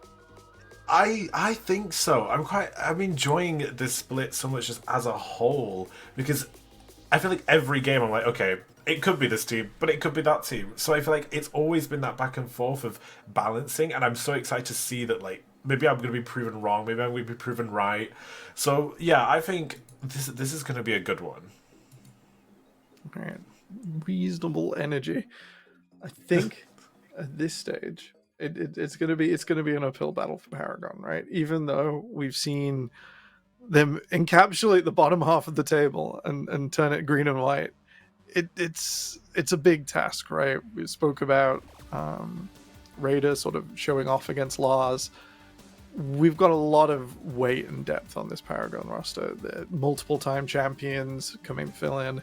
We got huge talents in mid and top lane. Rob, is there any hope? Can we get our predictions up? Oh, Is that a possibility? do we have a predictions production? I was trying to go through quickly, but you're not wrong. I think we have those. Oh my! Explain yourself. So on one side of the rift, you have an Irish team, and on the other side of the rift, you have Belfast Storm. And I have to support my Div 2 brethren. I came up on Paragon way back when. I was on the Ex Machina roster that came up. I believe in the Div 2 team. I think they're going to take it to Belfast. I think Belfast are going to underrate these Irish players. And I think today, the true Irish representative of the UKL is going to reign supreme. Okay. All right. I'm not against it. I think we finally got Rob to go with some vibes-based analysis, Quino. I think you've had a very good influence on him. See, we need that though, whereas I feel like mine was a more critical thinking analysis for it. So I was like, Belfast have been performing brilliantly and I'm enjoying what they're doing, so I'm like, yeah, surely. But I want to be proven wrong. I feel like that's what we do when we do these predictions. We want to be wrong. Well, Rob clearly doesn't want to be wrong, but you know what I mean? Yeah, I mean, what I'm saying is, if I get it right, I look great, and if I get it wrong, I can say I was joking about it the entire time. So either a bit like Middlecott's tier list he did back in the preview show way back when. It's the same kind of vibe, and do I think that they're going to win? Unlikely. Paragon are going to struggle, but God, will I look good if no. It's not about me. This is about the teams. Paragon, I don't think have the greatest chance, to be honest. But I do really, really want to see them succeed, and I do think there's a chance for an upset because you've got to vote for one occasionally. Absolutely, absolutely. We gotta believe. It doesn't happen if you don't believe. And like the belief tonight, we've got two fantastic players to highlight. Because Rob talking about Paragon's victories, Bernie instrumental, and tonight up against Roulette. Bernie's been phenomenal. Bernie has been for a player coming into the league. I say phenomenal. He isn't in the upper echelon, but for what this team needs, he has been really, really good on champions like the Trundle. Like, we had them down and out Paragon quite early on in this split. And they came into that game versus against the Dogs, against Bulldog Academy, and Bernie put on a clinic on Trundle into Pivel's Lilia. And then in some of these off-screen games, he's also looked pretty damn decent for a jungler. If you look at his stats here, lower goal per minute, sure, but he's got higher DPM than Roulette. Roulette has an Ivan game in there, so maybe we have to take away from it. But the big thing is for Bernie is that he is the sort of the heart of this Paragon team. He's what makes them tick. Madamars has been decent in the top lane, not phenomenal. Zig has been okay in mid lane, not phenomenal. And Anomaly has had some okay games, but struggled a couple of times on the small. But Bernie is the thing that will push them across the line, and I think this is the matchup I look today if Paragon are actually going to take it. Well, with the way the jungle is right now, are we gonna have like a big Lilia game? Is that sort of angle you'd want to lean towards? Yeah, I want to see that. I want to see, some variety towards it, because I'm going to be real. I'm fed up of seeing Trundle every single game. It's Trundle. And I've been blessed. They've banned the Trundle. We're in. Oh, That feels so fantastic. So yeah, I do hope we do see some Lilia. That's quite exciting. I think that today is the day you might see Belfast go back to the multiple carries front, because they did this against Absolved and they underrated them in the first game of the split, and now they're sitting comfortably at the top. I could see them coming into today saying, listen, this is a team that we should just beat, hands diff them. So they go for the Azir for Limsey as well. Straight up, that's the Limsey pick, take away from Zig as well. I'm just looking towards a Roulette and Raider, because Roulette has champions as pool like Evelyn and things like this. Are they going to go towards these carry picks, or are they just going to go, okay, we need every win, we need to solidify ourselves at the top, let's just go for the safe bet, let's just go towards the Jarvans and the Zenzals. I want to see some chaos. Paragon games have been chaos so far this split, they've been absolutely manic, so I just want to see that kind of same level as we see the Annie locked in as well. Generally quite a good pick into the Azir. And this was the one that they used to pick up their win versus the Bandits, a roster that we all had very high at the beginning of this split. This is maybe they're going to go towards the style that they used against the Bandits. And if that's the case, maybe there's a chance. I say maybe there's a chance, but of course I'm all backing Paragon all the way, so I don't even know why I'm bringing up any kind of doubt into it. Okay, so Quino, tell me, spill the tea. What's going on? There was one time, just way off in the past, where we saw Anomaly build the Bloodmail on Smolder, even though they were miles behind. Like, when you're ahead, it's gorgeous. Don't get me wrong, I trust the build a bit, but when I think it was second item, and they just got stomped, and we were all just sat there like, that's a bit of an issue right there.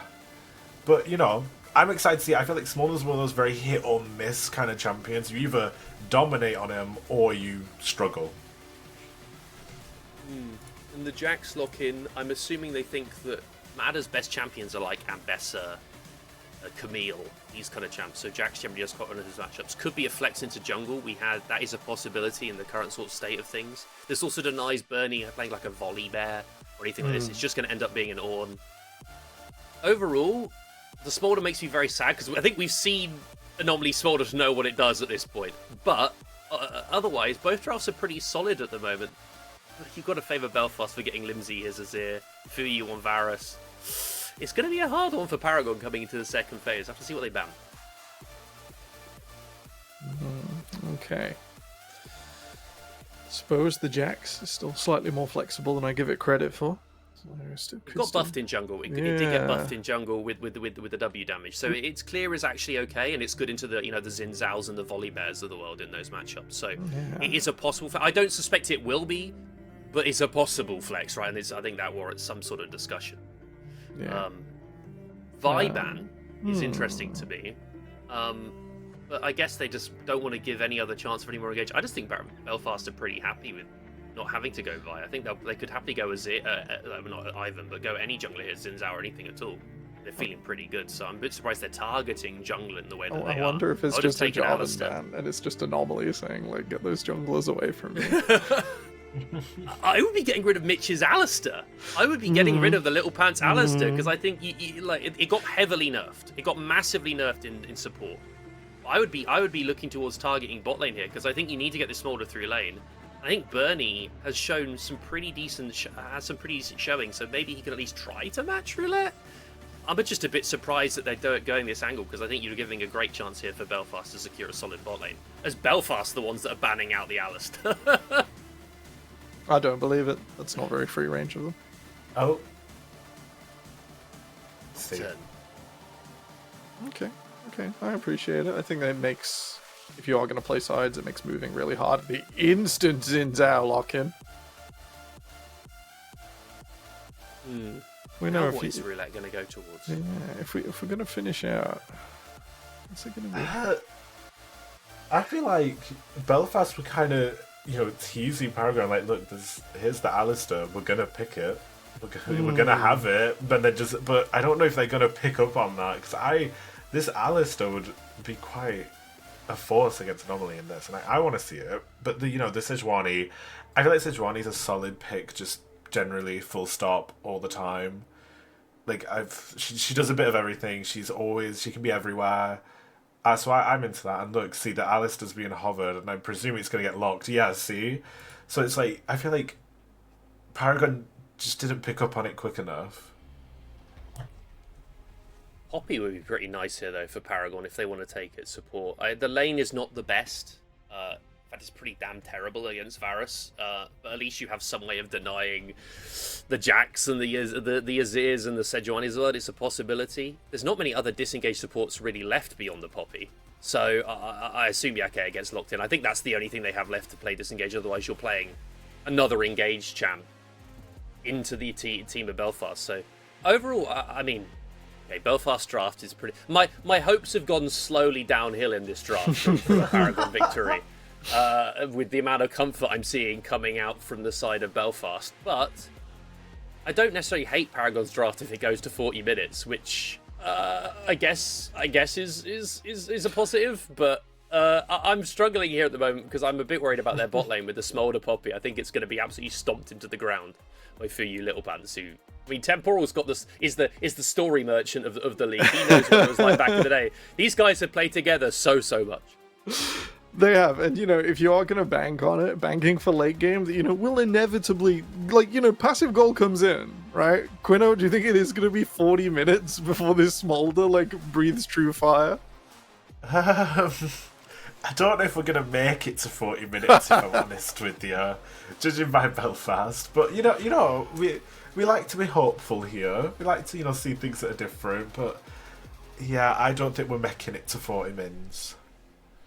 Okay, yeah, it's this is looking like it's going to be a little bit of a stormy game, and I think that's pretty reasonable. With the way the split's gone, with the way this draft has gone, it is all coming together for Belfast Storm, and I think we did work it out at the start of the split, didn't we, Rob? Don't they need to win? And then some other bits have to come true for those points to... Like that. Yes, Belfast, but firstly, the first thing that's happened is Bandits can't be in top 4, which they won't be. Yeah, they've achieved, Yippee! Step number 1 of the Cinderella Step story. Number 1 is pray that Bandits... I was about to swear there, the bed. And they'd have! So that's step number one. And then the other one, so that Brods and Rise can't make deep runs, basically. Okay. And I think it's very close between Brods and Belfast if Belfast win the split. It's going to come down genuinely to round robin score on Brods and Belfast side. If Belfast drop, say, they drop this game, they start really falling out of contention. They needed an almost flawless round robin and then win all the way through playoffs. They're pretty close. We were worried in the first game of the split, but now it's got a bit better. But yeah, I think the maths works out that Belfast can drop like maybe 1 or 2 games. Maybe 3. I actually have to check now with how everything else has gone with the other teams. I have to update the sheet. I'm sure someone has that somewhere, but it's pretty close. It's really close to Belfast Storm just being able to actually see RPS on the horizon. So while we feel confident in this game, I guess Quinn, the pressure is on in more than one way, right? Yeah, because judging by the side of Belfast, it's like, okay, yeah, they kind of obviously winning, but then that can lead to like levels of pressure, leads to levels of like messing things up. And Paragon, I feel like they're gonna have to maybe this is the strat that we've not seen. You know, maybe this is the hidden winning thing that we've just not seen. I don't. Maybe it was a good thing. Annie flashes in 5 people target her, and Anomaly's just like, I'm free. Talking of free. No, that's me, and that's horrible. I can't just keep that dumb segue up forever. Thank you for your analysis, Quiddo and Rob. We're coming over once again to game time, and that means it's back over to Rory and Luna to take us through the game. Speaking of free, we are no longer free. We are back. We are back in our cage, back in our little box that I seemingly have managed to escape from. You have a picture of me instead. And draft completed. Feelings mixed. Yeah. Wouldn't you say, Rory? Yeah, I mean, I'm very happy with Belfast's comp, but it really is another day, another Anomaly Smolder moment. I don't think I've worked a single show where Anomaly hasn't locked in Smolder yet. So he might be the dedicated one trick of the 4 nations this split, which I'm kind of all there for if it was a champ not called Smolder. Yeah, no, fair. Smolder, definitely. We've seen enough of it at this point. It's a bit of a sleeper champion. Doesn't really come online to the 20-minute mark. Even then, he's throwing Q, and then he's throwing Q, and your feelings are well founded. Now, we saw our predictions for game number 1. And unfortunately, one of us did fall. That being said, our predictions for game number 2, it's all or nothing for the both of us. I mean, I think the majority of people are expecting Belfast Storm to win this match. They've only dropped 1 game, and that was on the first day of the split. Paragon have looked very shaky at times. Very shaky. So, unless Paragon have an absolute stonking mid-game with their team fighting tools of Ornn, Smolder ult, and Annie on top of that, I think Belfast Storm are just going to run them over, to be honest. I'd say that's a pretty solid assessment to make. You know, you've got Fuyu on the Varus, very comfortable champion. Limsey on the Azir. The Limsir is making its return. Always very solid on this champion. You've got Raider on that Jax, the champion he's comfortable with. Everything is set up for Belfast Storm to be able to take this game. And it really is odds stacked up against Paragon. They really are kind of backs against the wall a little bit. We can fight back, but they need to prove that that is, in fact, the case. And it feels like, while we're sat here and we're kind of saying, yeah, Belfast Storm have this, I'm sure there's plenty of people at home thinking, but Fire, Annie, Smolder, surely you burn them to death. Oh, is that what people are going, oh no, but the Paraglorpers have more Bernie champs. I don't know, maybe. Bernie being one of them. Exactly. They have more Bernie champs, but you know who puts out fire? I was going to say Gragas. Gragas throws alcohol. No, he doesn't put fire out. He makes it go. It's also not Gragas, it's Jax. Oh yeah, that is also as a far thing. As I'm aware. I've been absolutely bamboozled. I knew it was Jax. We were talking about it in the green room. That could have been a Jax jungle this whole time. Yeah, so they don't. So they have ice instead with the Sejuani. So it all makes sense. No, it's perma ice. You can't melt perma ice. It's magical fire. You never know. Sejuani's entire lore is about this. And he wields demon fire. Smolder has ancient fire. We don't know anything about the dragons. But to be honest, I think that's the lack of lore, people, more than our lack of knowledge, given the lore developments in the last few years. But anyway. And you've got Ornn. He lives in the Freljord. He has to melt the ice, otherwise he wouldn't have his forge. Bang on. You're actually bang on that one. So, outside of the lore battle that these two teams will be playing on, early game, Paragon, I'm looking at their draft, I'm thinking, you know what, maybe Zig can get a push onto an Azir. Annie pretty good into Azir in lane, just because she has such a long auto range, but we don't have to wait and stipulate any longer. We're going to get onto the Rift and show you ourselves. As indeed we are. Second game of the day. Number 1 versus... I think Paragon are also in our group of ties at present. They're either 6th place or 8th place right now, I believe. Yeah, you know, somewhere in our group of ties. That being said, 30 seconds as you say, Zig should be able to get the early pushes into Limsey in this game. Fuyu taking the lethal tempo, opting to go on hit this game. We had a brief discussion about this in the green room. I said I'd quite like to see an on hit Varus this game just to really put the boot in. You've got a lot of space buying tools on your team. You said you'd prefer to see lethality just to try and push the lane in that little bit harder. Fuyu seemingly much happier to go with Lucy's gonna ward her. I'll be able to get it down. Yeah, doesn't wholly matter. A nice hello with a sand soldier onto Zig. Now, at level 2, I really hope Zig takes his Molten Shield, just to do extra poke damage onto Limsey, because of course that does reflect some damage back. It just means you can really win those bursty trades that Azir wants to take in lane generally. Yeah, absolutely. I think Azir is one of these champions that can really easily fall subject to it, because you can accidentally hit the enemy while trying to farm the wave. Now, Alistair, not really a champion level 1.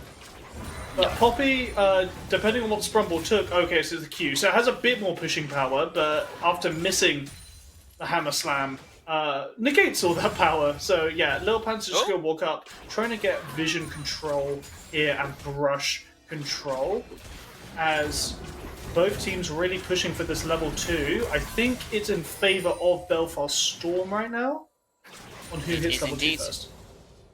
One more minion does allow it. Now, I'm not sure about you, Rory, but I remember finals a couple of splits ago where we saw Little Pants pilot the Alistair. It was a very interesting time. Very interesting to see if he does very similar things. Yeah, I've seen a lot of Little Pants Alistair. I think he plays it a lot like he played his Fated Silas support, where it's, you know what, I'm gonna roam and I'm gonna go in now. You lot, you better be here, because I'm making the calls now. Be here or be a square. What is a square in this context? Who knows? I think a square is as close to Ornn as you can possibly get. You know, no personality, tries to play, like, just wave clear in lane. Sure, if he can get a combo, he'll get a combo, but he doesn't really care. Speaking of Ornn in lane, getting a little bit beaten upside the head by the lamppost from Raider. As you would expect in a Jax into tank matchup, really is favouring the Jax. And with Roulette on the top side, they could definitely look to make this pressure even higher. Mada able to craft himself a Ruby Crystal, so just going to stay a bit healthier. But yeah, Jax running Grasp just is so much stronger in lane overall, just because it's a ton of extra damage up front. So you can just EQ in, drop an auto W, and then walk away. And Mada can't really do much about it if he can't hit the Magma Pillar. Yep, Bernie is looking on towards the bot side. Right charge. Going to go on to Little Pants. When becomes Lightning will tag as well, but Bernie not going to want to dash in that close to the tower with Little Pants having both the Headbutt and Pulverize available. Get knocked under the tower's Roulette now.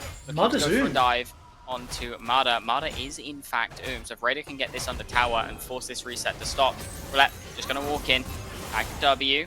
Bellows Breath gonna stop Raider being able to jump away as Roulette tanks up a couple tower shots and now can't actually afford to stay. And this dive is now completely off the cards. Yeah, but it's not the end of the world for Roulette because was looking to base anyway. It is a bit of extra wasted time, right? As you see, Bernie, after taking the crab, after saying hi in the bot lane, took the reset, able to get out onto the Krugs much faster than Roulette, which likely means Bernie is able to start this dragon much earlier than Roulette is able to get to level 5. Yeah, the tempo advantage that Bernie currently has, incredibly useful, especially as a Xin Zhao, one of these champions that you really want to have a bit of a lead on so that you can start getting those ganks in. It's very reliant on finding something to do in the first 5 to 8 minutes of the game. Look at that CS lead developing for Raider as well right now. Mada was even able to get that crashed wave with Roulette's saying hello in the top tower. So that's all basically independently made. 13 CS lead here for the Jax. And if Jax gets that Triforce before Orm can get his strong armor items, sorry, Mada, you're in a lot of trouble. Yeah, absolutely. We do see this dragon started up by the side of Paragon. Zig has ult, so does Limsey. Going on Zig here, up to the top of the screen. Able to find the stun, but a good Tibbers catches both. Empress Vi's going to knock them away for now. Bernie going to jump back in with the Audacious Charge, but not going to be able to find anything. Able to get away with the shifting sands there. Limsey really, really nicely played to stop anything from going down there, but now 4 members strong. Ultimate's down for Zig, as is that flash, but Bernie's going to go in onto Little Pants. Fuyu still full health. Flash from Scrumble, going to find the stun as First Blood goes across to Anomaly. Fuyu now a little worry about stepping this in. Still going to take the auto trades, however, as Roulette is walking back in a lot of damage. Dropping onto Sprumble and Anomaly, though, thanks to the Blighted Quiver. And Anomaly drops. Smolder's health pool doesn't exist. Zig's going to walk into Roulette and drop as well. Bernie's next on their list. One more hit will find the Permafrost. Bop, and it's given across to the side of Fuyu. And in one fight, in a 2 versus 4, all 4 die to the hands of Fuyu and Roulette. Okay, what? So I initially thought Lil Pants, massive overstep there, just came to say hi to a few people and got stunned up. I thought it was really unnecessary walking on that close, but yeah, there is disrespect from Paragon onto this Varus. I'm pretty sure it normally had full sums when he got taken out. I know the Varus wasn't in vision when he was charging up that piercing arrow, but even still, like, nice, audacious play from Fuyu, as we're now seeing a massive collapse in mid lane, and Zig is as good as dead. He's just gone. That one's given across to Limsey. A beautiful collapse coming in from Little Pants and Roulette. And Belfast Storm are running the map. The first kill may have gone to Paragon, but the next 5 have gone across to the Storm, and they are truly living up to their name. As Raider finds a solo kill in the top side, and the entire map is wrapped up in a nice little present for Belfast Storm. I think we could all see that Mada was really suffering in that top side versus Raider, and yeah, it wasn't Triforce. But you know what? Mada really got destroyed, to be honest, by Raider, not even dropping to half health. That is the early power of a Jax, especially with that grasp, as you were saying. It's Dragon still not gone across, however. The feat of Warfare being quite comfortably in Belfast Storm's hands. They've done it twice over, in fact, before Paragon have found the chance to do anything. Sitting on about a 3,000 gold lead, just under, at only 8 minutes into the game. Looking at items, even though he has 3 kills. Oh, never mind. Limsey getting the shuffle in. A beautiful catch onto Zig.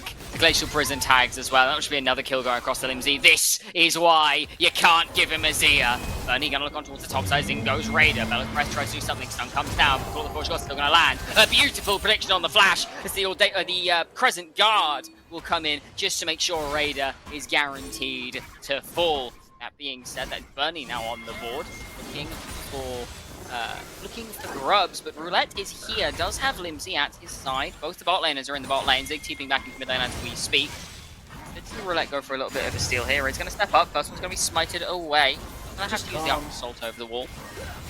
Hovering, With looking, smite hunting, down waiting. for- Bernie goes in with Audacious Charge, but thanks to that passive, there is no slow from the wind becomes lightning. He And gets this. suddenly, Armada and Bernie are just walking away. They are afraid of who could be collapsing on this play because, of course, they know the support's moved up. They know Raiders back out on the map. They know Limsey's had the ability to move this entire time. And they're just going to give over 2 of the 3 grubs, which is the first neutral to go across in terms of monster slaying.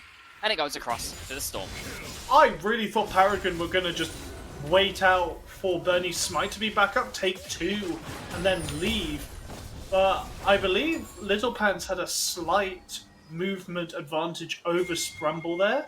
And if you look at the mid lane components, Limsey was sitting on recurve bow, while the Annie had tier 2 boots of lucidity. So the Azir does a lot more damage at that point, even with both people without their ultimates. Most certainly does. Raider now actually taking some quite difficult trades into Armada now that those steel caps have been completed. Still sitting at about a 30 CS lead, however, which is exactly where you want to be. Same with Limsey in the mid lane, sitting at a 30 CS lead himself. We can see Little Pants looking to potentially make some impact on towards this mid lane once again. Flash, Hex Flash into the line. Not going to be able to find angle, however. Blade of the Ruin King, Nash's Tooth, Heartsteel. 3 completed items on the side of Belfast Storm. Oh boy, they are in the driver's seat, and at this point it's kind of up to Belfast Storm to mess up. Right? Like, Paragon, you're down 3k, Raiders going in, Marta's going to be forced to flash, but Bernie is here.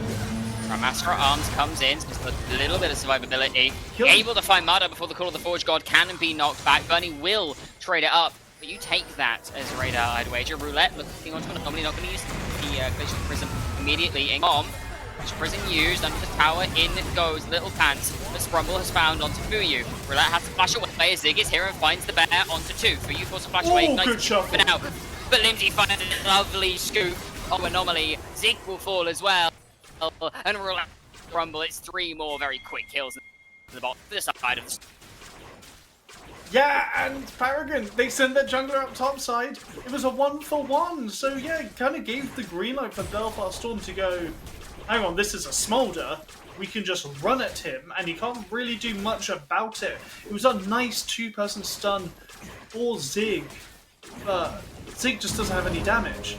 So ultimately, it didn't matter, not able to take anyone out, and then, yeah, Limsey just working as the janitor, cleaning everyone up. On the right side, however, he wants one again. Through Talon Strike and when becomes lightning, Warthog to safety. He's going to be able to survive for now. Durango's down on the bottom side. Raider go. Oh, use from Raider. He's testing his luck a little bit. Warthog to safety once again. And I don't know, I understand that Raider is pushing a lot, so Bernie has more opportunity to gank the Jax, but also, right now Bernie is being forced to strong side his Ornn. Because no other lane is really playable around, because Sprumble has quite difficult crowd control to play if it's an open lane. If the enemy isn't near a wall, then Sprumble either like Hex Flash, Q slows and ults, or he can't really do much to set up Bernie. Definitely difficult. As we see Fuyu and Little Pants now moving into this top lane to make sure this top lane tower goes on.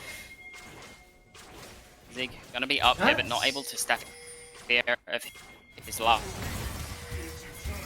See, good shuffle off towards the mid lane for safety from Limsey. Shunt Sprumble and Anomaly away.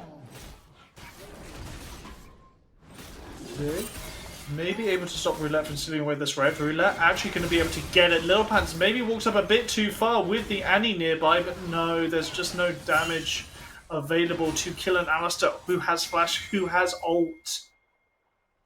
And it's very rare to see all 3 lanes with a minimum of a 25 CS lead. But that's what Belfast Storm have created.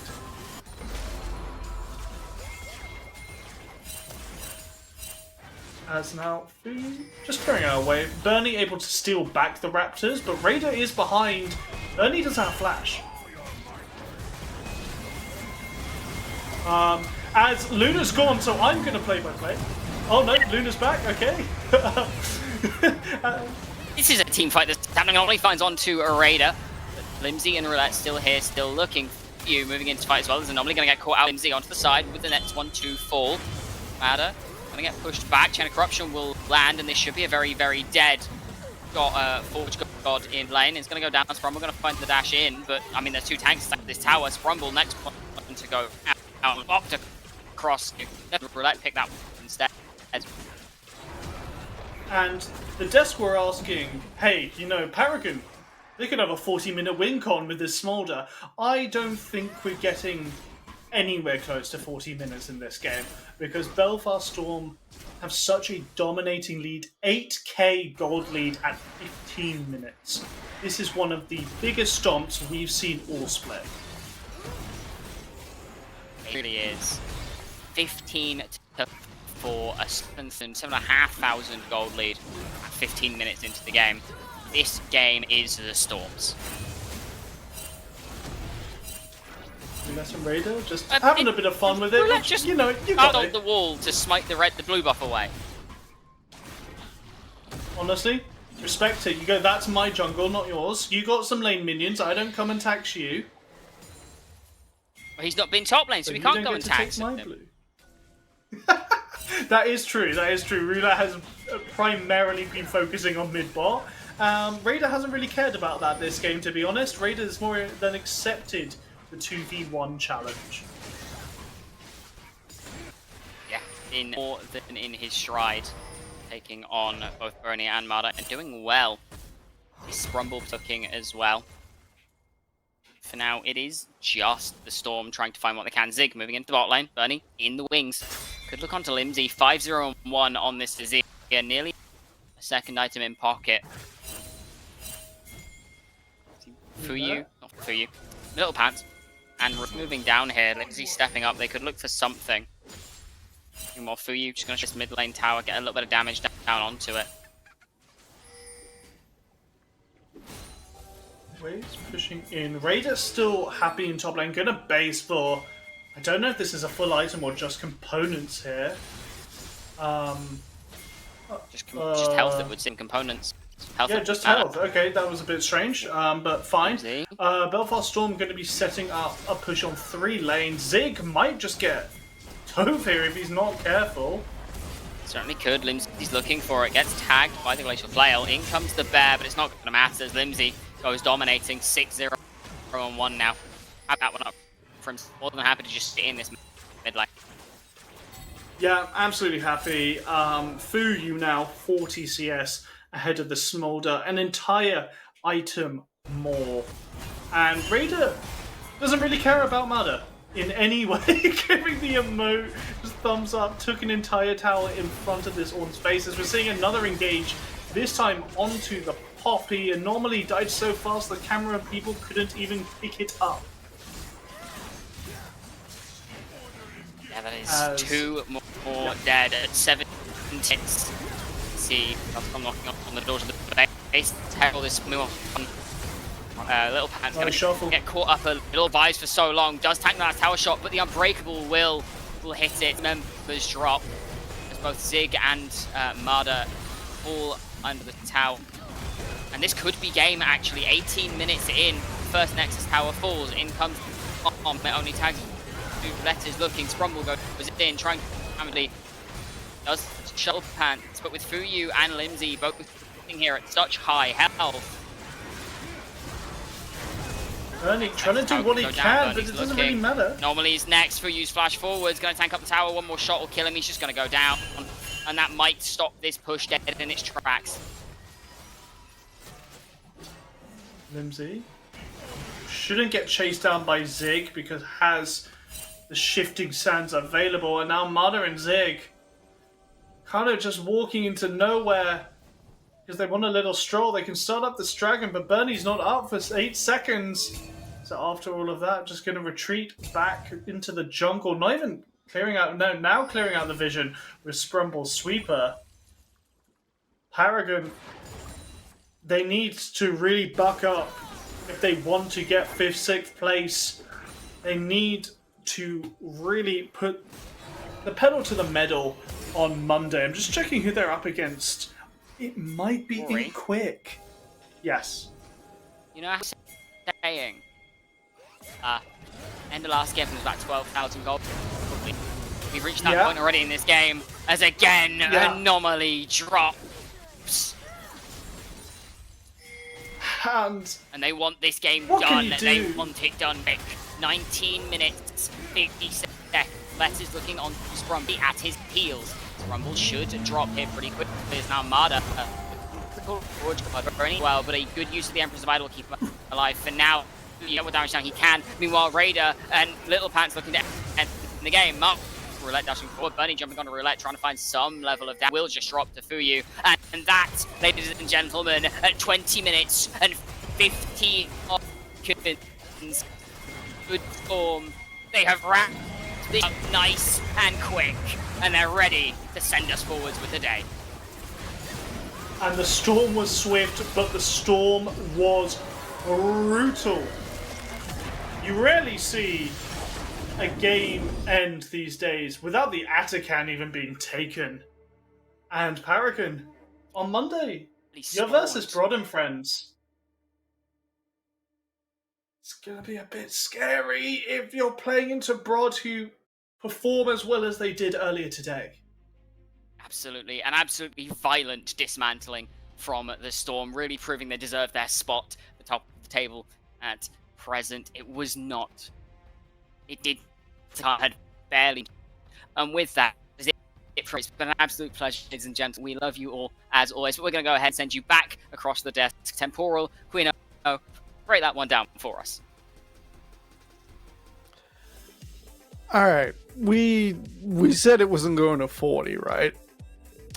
I don't think we were ready for 50% off where we could have. That was brutal. It was just unlucky every aspect of the way along. Like, there was just so many different moments of like, oh. Like, how many times were I just sat there just going, oh wow, this is happening. But, you know, it was a brilliant performance for Belfast. You can't deny that.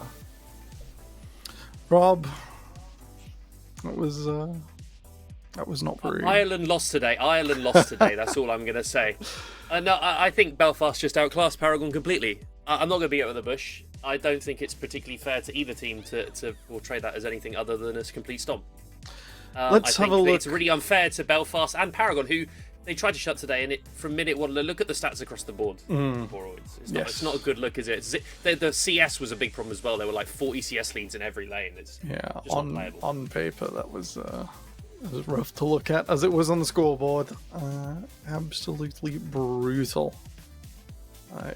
The dismantling of Paragon tonight were Belfast Storm.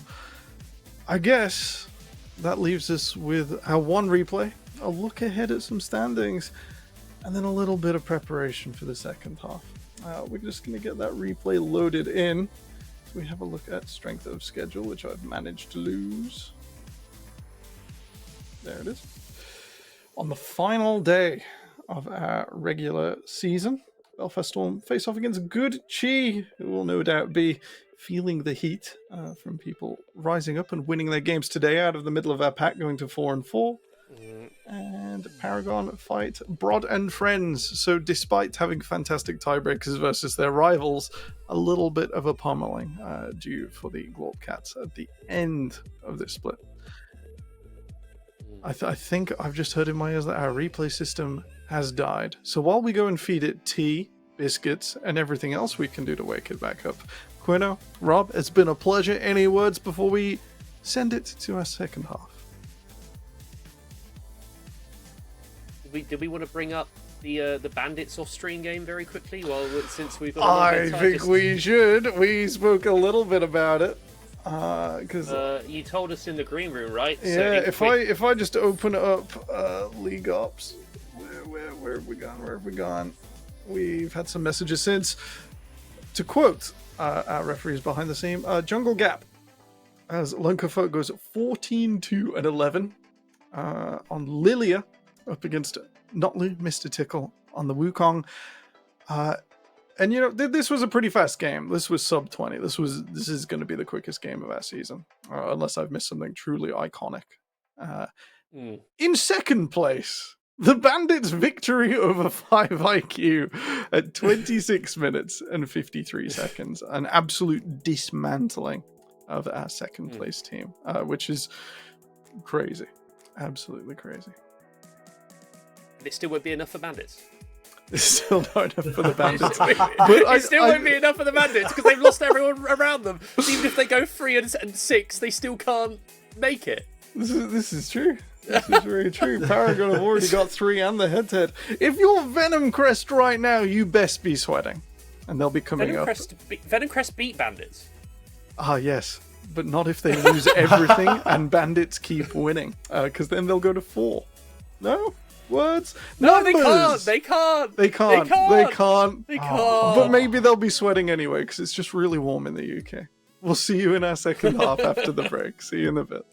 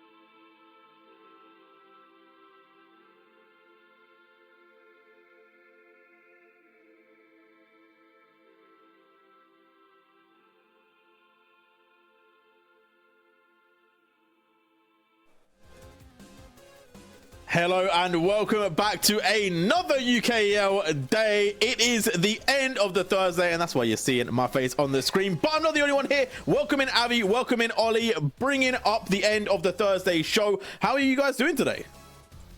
I'm doing pretty good, don't know about you, but it's been a long week. It feels like it's been a long week anyway, but no, glad to be actually sat down with some UKL again.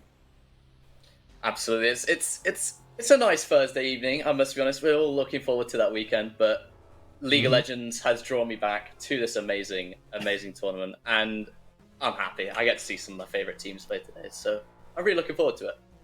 Now, League of Legends has that effect. You can never get away from League of Legends. And you know what? I feel like part of that is because of the UKL, right? I feel like this league, it just is a bit different. People talk about NLC this, LR that, LCK that. Like, who cares, man? Who cares about your leagues, man? It's Honestly. all about the UKL. That's where we're at. It's where the vibes are. It's where any team can win and make a difference in any week. No one knows. But let's talk about the teams. Let's talk about Bulldogs first. Let's bring that roster up on the screen. And let's have a look at who we're talking about, because I feel like this team has really been 0 to hero every single week, and then they'll go back to 0 and then they'll go back to hero. Like, they can be all over the place. Avi, talk to me about this roster, because I feel like they're doing way better than I feel like we gave credit for at the start. No, I'll agree with you there. I mean, we all kind of came in with the expectation that they were going to be, you know, not below average or poor, but like not as good as we could have had. And then suddenly the power of friendship has kicked in, and now we're seeing them putting in pretty decent performances, having a real shot at making it further. Really impressive across the board, and I think just judging by what I have been able to see, they're looking pretty good right now, in a good spot to take this game. Yeah, I feel confident with this team. Like, as in, they're playing up against a team that, you know, also can kind of make things happen. But I feel like Bulldogs, you know, like, I think maybe it's because they didn't have that high expectation on them. They didn't have that pressure, but they've really been able to kind of flourish and make things happen. Like, they've taken some games off some good teams, but yes, they have faltered in those higher ranks. So, Ollie, what is your kind of prediction on this? How do you feel about Bulldogs moving forward at this moment in time? I think we just got to look at the positives. They had a massive step up from their last season. I mean, like, winning three games. Who would have thought? It's a dream come true. Let's put it that way. I think there's definitely some, you know, there's some good players in there that they can definitely take forward, develop. I mean, DDD, solid ADC. I mean, Harry Carey in the top lane as well. I really do like him. I think there's some good players there that can really develop, and you just gotta keep this gelling, keep this going if you're Bulldogs. Use the power of I friendship. completely agree. Let's have a look at Venom Cresto. Let's talk about who they're facing up against, because Bulldogs, you know, they got some bark and some bite, but Venom Crest, they do have a bit of a sting when it comes to there. It's like, I feel like this team, it's been, you know, a little bit different from what I guess we expected from them coming in, right? Obviously, 2-time champions is a big thing to have on your record and a big pressure to have on your back. So they're moving forward into this one. Like, I do feel like maybe that's got to them a little bit. Obviously, some roster changes did hurt them a little bit as well. But I feel like they've finally started to find their feet a little bit. So do you feel like, Abby, do you feel like they're going to start to make some comebacks here? Are they going to actually potentially take a win today? I'm not 100% sure. I mean, I have massive faith in them. I think they're a really solid team, but they're just not living up to a lot of the expectation we had coming out of last split. They have put on some good performances, especially I want to highlight Chris Berg, kind of the centerpiece of this team that you have to keep playing around. Otherwise, what else do you have for Venom Crest? I do like them. There's a lot to like about them, but it does feel a little bit shaky at times. I hope they find some way to adapt, come in with a little bit more consistency, and then might be able to make it a little bit further. I don't see them winning, but I think that could happen. Ooh. Maybe. Okay, sneak peek into your prediction there. Ollie, how do you make of the Serpents? Like, well, what is your kind of takeaway from Venom Crest? Because I will say, like, I still feel like they do play quite similar macro to what they have before. They've just not had the same success. Absolutely. I mean, like, I think for me, when I look at Venom Crest, I see a couple of names, and that big name is Chris Berg. I feel like he is such a solid ADC. He's consistently, you know, when his team isn't performing, he's trying his best. He's putting out a decent shift. And I feel like if you play around that bot side, you play for that early Drake, I think, you know, if he gets an early lead in that bot lane, I think he is definitely the sort of key figure in this team to play around. And yeah, this is why I had Venom Crest down for my prediction. I feel like I believe in Chris Berg. And you know, Coach Hades is watching. You know, you said you said you had some words with me, so I'm believing. I'm believing in Chrisberg. Okay, let's get the predictions on the scoreboard right here. Let's get this one up on the screen. And okay, all right. Did I say it? All right. I'm outnumbered on That's my not own what I desk. said. I see how it is. I wanna okay, say wait, no. that's No, not what I put down. Ollie's outnumbered apparently, but it's all good. It's all good. Oh well. Shout out to Dolly. You know why I picked Bulldog. If you know, you know. But it's a sentiment where I got to say, like, I don't believe in Venom Crest enough yet, right? No. and they're not gonna like that. They're not gonna like that. But No, I they're don't not. care, right? I've been here. You know, I was the original Venom Crest believer, right? So it's a sentiment of like they need to show me some more, right? However, let's just set the table here. Let's just let people at home know. If you're just tuning in and you don't know the score on the door, Venom Crest might not make it to playoffs. That's what we're talking about It's today. crazy. So you need to best believe they better pull out the bag. Ollie best be right. Otherwise, the two-time champs, they are going home. Like, that's what's happening. That's what we're talking That would be about very right funny if here, that right happened. now. We gotta believe. We have to believe. I mean, Jesus, if You have to believe. Abby don't have to believe nothing. Abby, what's your point on this? I have to believe as well. I want Venom Crest to win, but I think it almost feels like over-reliance to an extent on Chrisberg being able to carry. I just don't see more of the individual performances, whereas Bulldog, they might not be the flashiest, but the power of friendship dynamic that we've seen has kind of taken them a lot further than we expected. So I kind of hope that, as much as I want Venom Crest to win, Bulldogs, they're just more fun. I like seeing them win because it's just more interesting and more engaging. So I think it could go their way. I do have hope for Venom, but I think Bulldog might have this one. Okay. Any rebuttal there from you, Ollie? What's your turnaround? What's the holding your belief together? Because you know, like back in finals, I just had this innate feeling, right? I just knew that they were going to get it done. I knew that 5IQ were going to run out of picks and Venom Crest weren't going to run out of bars, you know? But what's your belief now in the new day and age of Venom Crest? What holds your faith? I'm just gonna say the name again. There's only one man. It's Chrisberg. I mean, when I watch him, I just feel like he. It's like that one meme when like it's that everyone is just like on top of this guy and he's just carrying, he's holding them together. I think that's him. He's carrying everyone on his back, and he's that spark in that little spark in the bonfire. And I feel like if he outperforms DDD, who, let's be real, got absolutely smashed in that last ADC performance against Rise, I think, yeah, I do think Venom Crest will, you know, if that bot lane gets ahead, then it'll be quite a threat. No, I have a lot of faith in Chrisberg. You know, I will say this, right? Let's not get twisted for the Venom Crest haters come for me, right? I think Venom Crest is a good team. I really like the org as well. But I just don't know if they got it over Bulldogs. But let's have a look at the head-to-head. Let's look at that bot lane that we keep talking about, because these ADCs, they are putting in the work for their teams. Abby, what do you make of the numbers? I mean, it does look a little bit like DDD's the better ADC, but I don't think that's the full picture, is it? I mean, we see it slightly flashier performances, but the KDA coming out from Chrisberg, that's more reflective on how the rest of the team is playing around him as well. I think it's more of Chrisberg enabling Venom Crest to make things happen, whereas it's not quite the same for DDD and Bulldog. I like it. I like DDD. I really do. I think there's a lot to like. Really solid performances across the board, but the reliance on Chrisberg, it works. It's given Venom Crest an out, but I think they have to try and make something else out of this. I also think there's been a lot of changes in the rosters, right? I feel like these ADCs are great. We've talked about them. We kind of broke it down. They're both very, very good players. But I feel like there's been a lot of roster changing for both these teams, right? And they've brought in some key players. They've kind of switched it up a bit. Like, I feel like Bulldogs, you know, like their jungler was so good at the start of the season. Like, they switched it out. It's a little bit sad, but you know what? They're still a strong team. They're still making it work. And I will say, I do just love this whole like power of friendship's gonna take us through it, because I feel like that is very UKEL, and that's what I want to bring up here, right? We have a little bit of time. We got a player missing. You know where?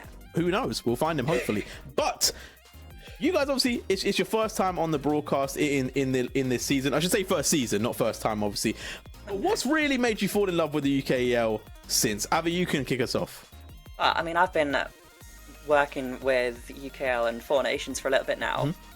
It's just always incredibly fun to watch. Seeing some of the matchups that come through, especially, I want to highlight my favourite team because they've been so bad this season and then suddenly become really good. Bandits, they are fun to watch because it's so messy and scrappy. And I think a lot of people, I don't know if you'll agree with me, but as entertaining as they can be, it's more funny to see someone we predicted so good not show up as well. And I think that's the interesting thing with Four Nations, the fact that anyone can win, and it's just a battle of who's better on the day and who can have the most insane team composition. Now, Bandits for real had that super team debuff. Like, they had look many at them now. good They've come up. players. They're coming back. And They're they coming just back. sent that thing down the... They're gone, by the way. They're gone. I don't know if their actual numbers are lying to me. hoping. Maybe they can make it back. But in my mind, they're gone. The Bandits are gone. Like, it's over for them. GG, well played. But you're no longer with us in this season, which is a bit sad. You know, I do like the Bandits. I think they were fun. And they had some great players, right? Like, I can't say it enough. They had some superstars. Like, we're talking, these mans were on their own teams and they were like carrying.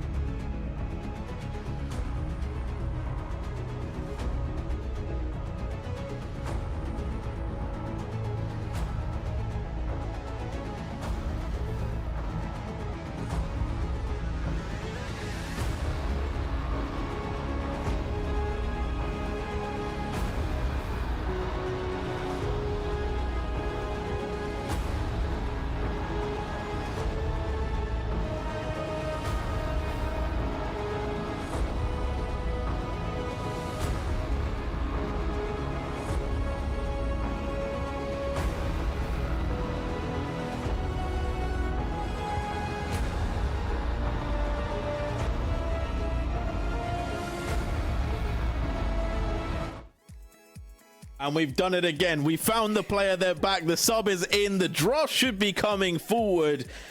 And we got some picks to talk about, right? Because people keep picking this new champion, Yunara. I really hope it is Yunara. Maybe I'm saying the name wrong. But what's going on? Someone fill me in with Yunara, because I've seen it in my games. I've seen it in comp games.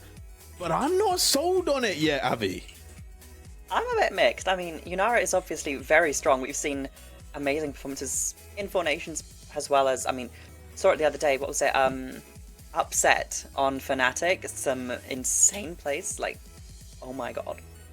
I think the best thing that people like with Yunara at the moment is the flexibility that she brings. You've got an amazing slow, you've got amazing movement, you've got so much AoE damage with the empowered Q, so much on hit, and you can build into pretty much anything. You can build full crit, you can build full on hit. There's magic integration for whatever reason. Why do her crits do magic damage bonus? That is insane. It shouldn't do that. But it works in a way, to the point where she's balanced by how little sense she makes. I feel like it shouldn't work, but it does. This is giving like Powerpuff Girl creation, you know, like spice, a bit of everything nice, and then just some random stuff thrown in there as well for no reason. Like what league doing these days? Like, hello? Like, I mean, why is my ADC doing like, magic damage on the bonus crits? Like, I don't really get that one. It's crazy. I've been keeping up with a lot of the builds for Yunara because I'm an ADC player, and there are 5 different items in rotation for her first. Like, no champ should have 5 different options, especially in ADC, for your first item. That's insane. Now, you know what? I'm actually here for that. I actually want more options. I think more champions should have more options. That actually nice to have would make League way more fun. It's just a little bit too much, though, isn't it? I do agree with that as well, but but that is kind of nice. I mean, I actually kind of do like that. Like, or whatever, you got 1 or 2. Yeah, like it's in like I'm a simple person, right? I like playing some Wukong. You know, you're going Triforce. Like, you're not doing anything else, right? No, like, you're just going and it's building standard. Triforce. There's no fifth option. There's no second option for that jump, right? but I will say, like, I do like that. You know, I feel like they've come into the league. It's a sentiment where I don't feel like they're crazy broken. They've got a lot of exploration. Like, you also don't need 200 years to play the champ, you know, so that's quite nice. Like, I'm a fan of how they've brought them in. But Ollie, what's your take on how they've been in actual professional play? Well, the team that played Yunara last week, earlier this week, and that was Chrisberg on Yunara, and I gotta be honest, at first I was like, this champ is broken. She's just exploding people. Okay. But then there was a massive shift in the game in which that Yunara was just useless. Like, she was constantly being targeted, dived on, just shut down immediately. And I feel like she is quite squishy when, she's just squishy. I hope so. End of. I'll be honest. And in order to just shut her down, you just put as much resources into it and hope you get on top of her, and she just explodes, and she's not a problem anymore. You know what? Yeah. I'm here. I'm here for that. I'll be honest. ADC should be squishy. Okay. Yeah, I agree. I don't absolutely. want someone to be tanking everyone's combo and living. That doesn't make any sense. But, you know, ADC mains are going to come for me for that one. But let's get into this pick and bans, right? We are having no bans coming in from Venom Crest, I believe, because they did have to get a replacement. Yes, however, I believe Bulldog's going to have some bans, and we might get Yunara, because she is through the ban phase at the moment. Azir, Ziggs taken away, Ketsu being targeted quite heavily at the moment, Abby. I think this makes a lot of sense. Ketsu, we didn't really speak much about him, but has been pretty consistent throughout. Not quite the carry, but been putting in some solid performances as well. So trying to limit some of the champs that we know Ketsu likes to play. Forces a little bit of an awkward spot for the mid. That could give Mike an opportunity to make a more advanced play. Could give, could force them to really funnel more resources into Chrisberg, which means the rest of Bulldog can just kind of jump on Venom, and that's it. It's an awkward one. I'm trying to think, how do you try, if you're Venom Crest, you've lost your 2 bans, how do you try and make your first picks that much more important here? Ooh. I don't know. Cho'Gath ban is is the one. But you know what? Maybe they know something I don't. Either way, we're going to go into that first pick. Orianna taking off the board. I don't hate it. I don't mind Orianna taking off the board. I think it's okay. If I'm honest, I just hate Orianna R5, but that's just a personal problem that I have with the pick, and we can move straight on from that, right? So now B1, there's a lot of picks I feel like are floating around. I kind of want to see them get a bit spicy with it though, you know, but they're not. They're going to go Varus. All right, who could have seen this coming? Anyone in chat? Avi, take the mic. I mean, it's a Varus. Like, if you ever need a safe ADC that's going to do so much damage with so much flexibility, you're looking to the Varus. He's just that good right now, isn't he? It does give you a few options as well. It means you can play along more pokey, you can play more traditional on hit. Gives DDD options. It gives the rest of the team, because you can play around your Varus differently depending on how you want to build it. You can funnel more resource into it. You can leave it alone and it will just poke everything to death. And it's kind of in that weird spot where Varus just does everything, doesn't it? Okay. We've got the Corki coming in though, Ollie. Corki mid, Corki ADC. Either way, it better be using the new Lego skin. That's all I'm saying. Is that even out? Is that even out I don't yet? think it's But out. if it is, I better be seeing this on so, Rift no. right now. Okay, all right. They're allowed to couple pass years. for now, but from the future, that is a must-pick skin. We need to, you know what we need to do in the UK? We need to make some must-pick skins. You pick a champion, you have to play a certain skin if that's picked. But Trundle going to be locked in here. The Trollman coming out, and my personal favorite Wukong going to be locked in right now. I do have a personal favorite every single split, but you know we move past that. Ollie, get into the draft. Talk Heimerdinger. Talk to us about Heimerdinger, Ollie. Whoa. What? Yeah. Okay. That caught me massively by surprise. I honestly, Right. from Mike, this is completely out of the unknown. I mean, I'm stunned. I'm actually stunned. I think maybe this is a comfort pick. I don't really know enough about Mike. This could be a comfort pick. I mean, Could also be Harry Carey, right? It could true. be. It could be flexed up, and We could be seeing I an don't hate evil Heimerdinger support. Just want to put that out there. oh, It could be. that could be I such really a hope nuisance it's to not. play in. I hope it's Yeah, not, yeah, but I'm yeah, thinking, that- like, it could be. That bot lane is You're going to not be wrong. hella It boring. could be. I really don't want it to be. Like, I really don't want that in any league game ever, especially not in the UKL. We're going to see No. the Twisted Fate locked in. Yeah. Twisted Fate, he does his thing. You know, he's got those gold cards. He can TP around the map. But I'm still locked in on this Heimerdinger right now. That's where my focus is at. Yeah. I don't really know the thought process. Yeah. Honestly, I think this could be mid. I don't know why. I think if you go Heimer top, yeah, I don't know. You're leaving your team quite exposed unless you don't get like a really, really tanky jungler or tanky support. I think it's not enough. It's about tanky support. Sorry, I don't think We're there's going seeing to be two enough taken like, out. sandwich. Yeah. Rel Brom gone off the map. Pantheon taken by Bulldogs as well. So they're very much saying, I am surprising off the Pantheon. Maybe they don't want to play against it top, or maybe they don't want to play against it support, right? Because obviously Trundle being locked in would assume to me jungle. However, we'll see how Bulldogs decide to play this one. They're going to go for the Gwen as well. So again, another top jungle that could be picked up here, but primarily going to be on the top side, which makes me think it is going to be Heimerdinger top side with that Gwen taken out. Yeah. But you talked about tanky supports for Bulldogs. However, Venom Crest looking to pick one up themselves.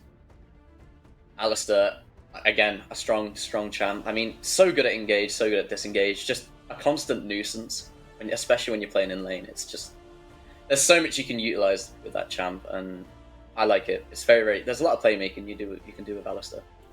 My only question though, Avi, is we've got Ali Trundle. You got to run in, you got to face tank, and then Corki, Twisted Fate, which I feel like are not the longest range people, and I feel like Heimerdinger is actually starting to get better as the draft is going through. Yeah. Thresh going to be picked up to give Varus a bit of movement, but Avi, I feel like right now Bulldogs are in a good spot.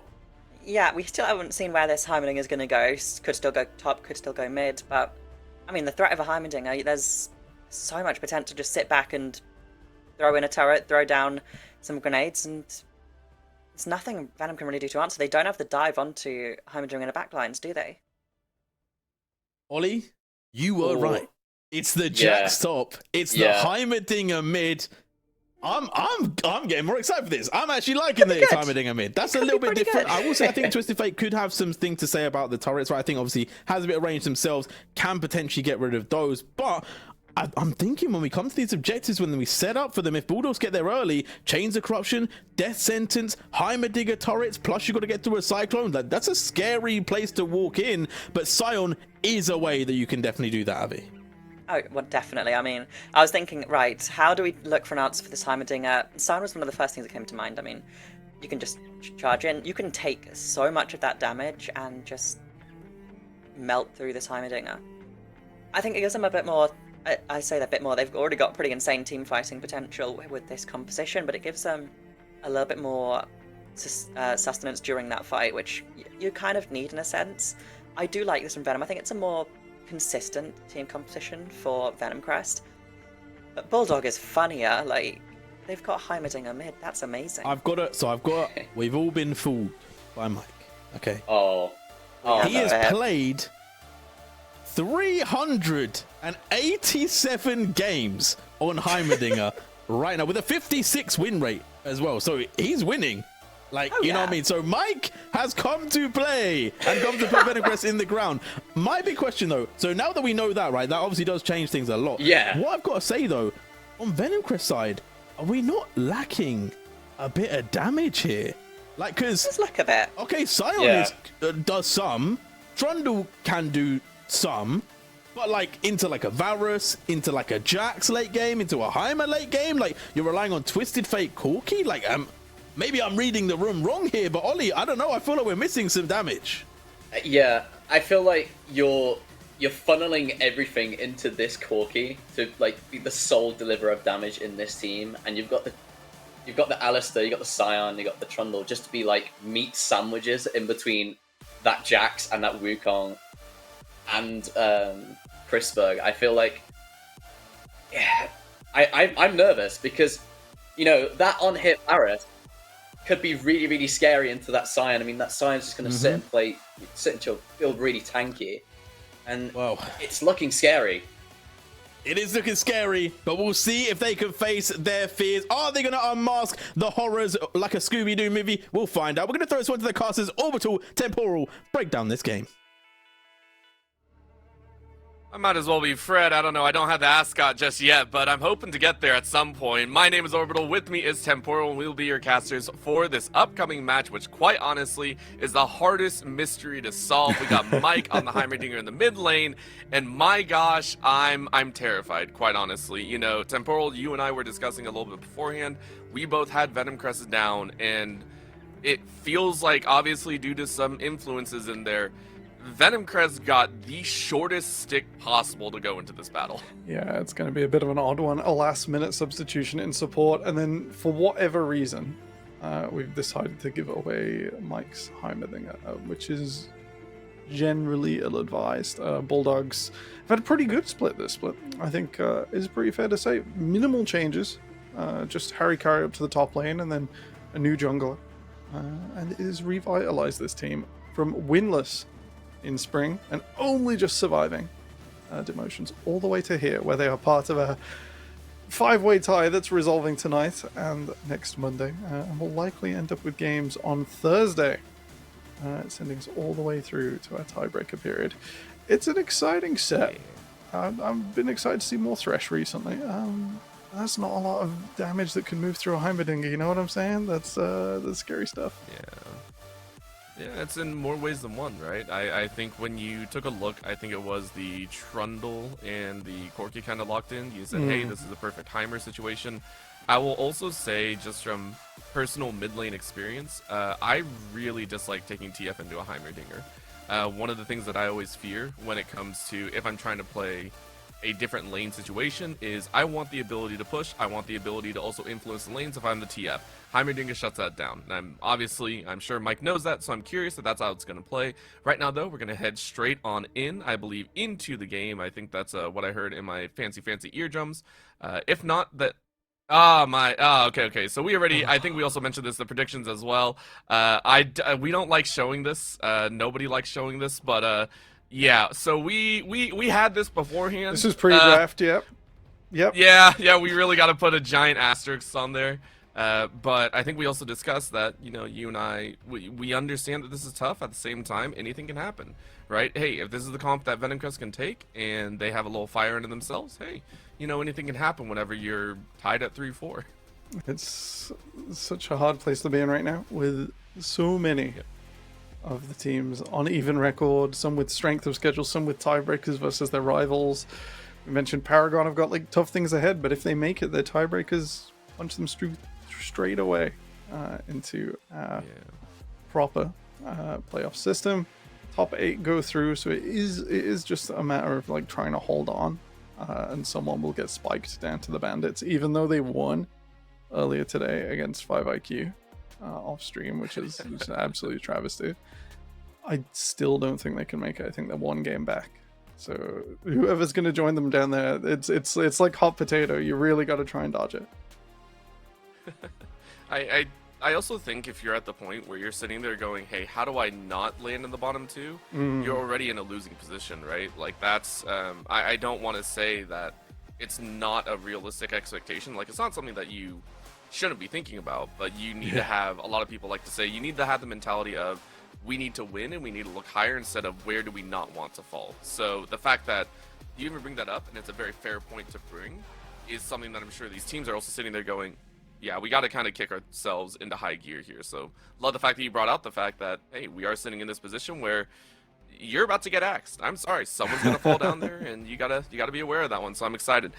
Taking a look at this one though, I do want to dive a little bit heavier into some of the lane matchups, specifically the Trundle matchup. I'm enjoying seeing Trundle, and I'm curious to see if you are gonna get around that Heimer. I think we talked about the one-dimensional aspect, but we're heading into draft like I called a little bit ago because my brain decided that I wanted to see the future. I cannot see the future. That is something that I wish I could do, and maybe I'd actually be rich. No, I'm not. So we're here in the game for Bulldog Academy and Venom Crest. Yeah, you mentioned the Trundle. It did pretty well in game 1 of the day, but fell short of target access, was not able to find a way. And we have a cute little tidbit from our referees. They can see why we went for the Heimerdinger. Mike casually loading in with 4.1 million mastery on this Heimerdinger. Second closest in the game is nowhere near, and is Alessio at 400,000 on the Alistair. So a little bit of a Heimerdinger black hole. Faulty, no pressure. How do you game is on your back. How many games is that? That's across a couple seasons, right? Too many. That's got to be over many years. Yeah. Oh my gosh. Well, no, it's not even just many years. Like they only introduced that 3-4 years ago. Like that was. Oh gosh. Yeah, that's almost like 1 million per year. That's crazy. Oh, Kakashi, okay. Well, I'm not going to think about it any further. Now I'm just old. We're getting the lane matchups the system here. is older than we think. I think it's about 8 years old, which is wait, is it really? kind of Don't incredible. Tell me that. The numbers, yes. No. The new little bits, no. Okay. Well, I'm gonna go back in my hole. It's okay. Me too. Yeah, as we get early trading, as we mentioned, you were talking about the Thresh earlier, and Kashi is, I mean, Thresh is one of the more versatile ones, so it is nice to see it back on the map. Yeah, it was pretty powerful to just see the Flay, block the Alistair out. A lot of pressure on the Thresh when you're in this situation, when you're in these matchups, because while it's always like, you can Flay that, you start applying that logic to more than one thing, you start giving engaged champions the way in, and it's not been worth it to play Thresh for a little while. We are starting to see a bit of a change in how that works, and Kakashi probably committing the flash here as soon as Ketsuo walks up for a minion. We'll fade away into the jungle with Kine first, though. Yeah, I think when you look at Mike in the mid lane, it's just so difficult to do so. So instead, you use that time to get your jungler in, which I really like. SFV or SVW might not realize this one, so you're gonna go ahead and try and get away from the hook, which you do very smart. But in comes Mike to help out now, and that's gonna be a heal being used as well. Stun flashed away from though. So that means Mike is going to be on the receiving end of a little extra damage. Take a look, though. DDD is nowhere near, but Alessio and Chrisberg are here, which now puts Bulldog Academy in a rough position. And Kinane not enjoying that one. So the invade turns into an all-heck brawl, and Venom Crest will get first blood. Yeah, I couldn't move DDD up there otherwise. The bot lane of Chrisberg and Alessio would just turn straight back around on them. So with numbers to disadvantage, that's a Venom Crest victory this early in the game. And I think it's can I get a Lantern? And the answer is no, because Thresh is still level 2. Difficult position to be in. think the main That's never praise, fun. main praise is a heads up for the ward scan from SVW, who spotted out two people just chilling. Just hanging out, not too worried about it, chilling out and having a blast. Right now, though, we are taking a look a little bit at this rest of the state. As you can go ahead and take a look, topside, Hurricane, and Refresh enjoying themselves as much as possible. This is a matchup that obviously when we saw the Jax and the Scion come out, we're like, okay, no one's really going to be watching it. But namely for Harry Carey, you're saying we want to see that Jax really farm up. We want to see that Jax become a pain in the backside. And Venomcrest are saying we don't want to see that at all, which is why we're getting a very early topside roam. But the Trundle just walks away, got the jump. That is warded. That is what's known.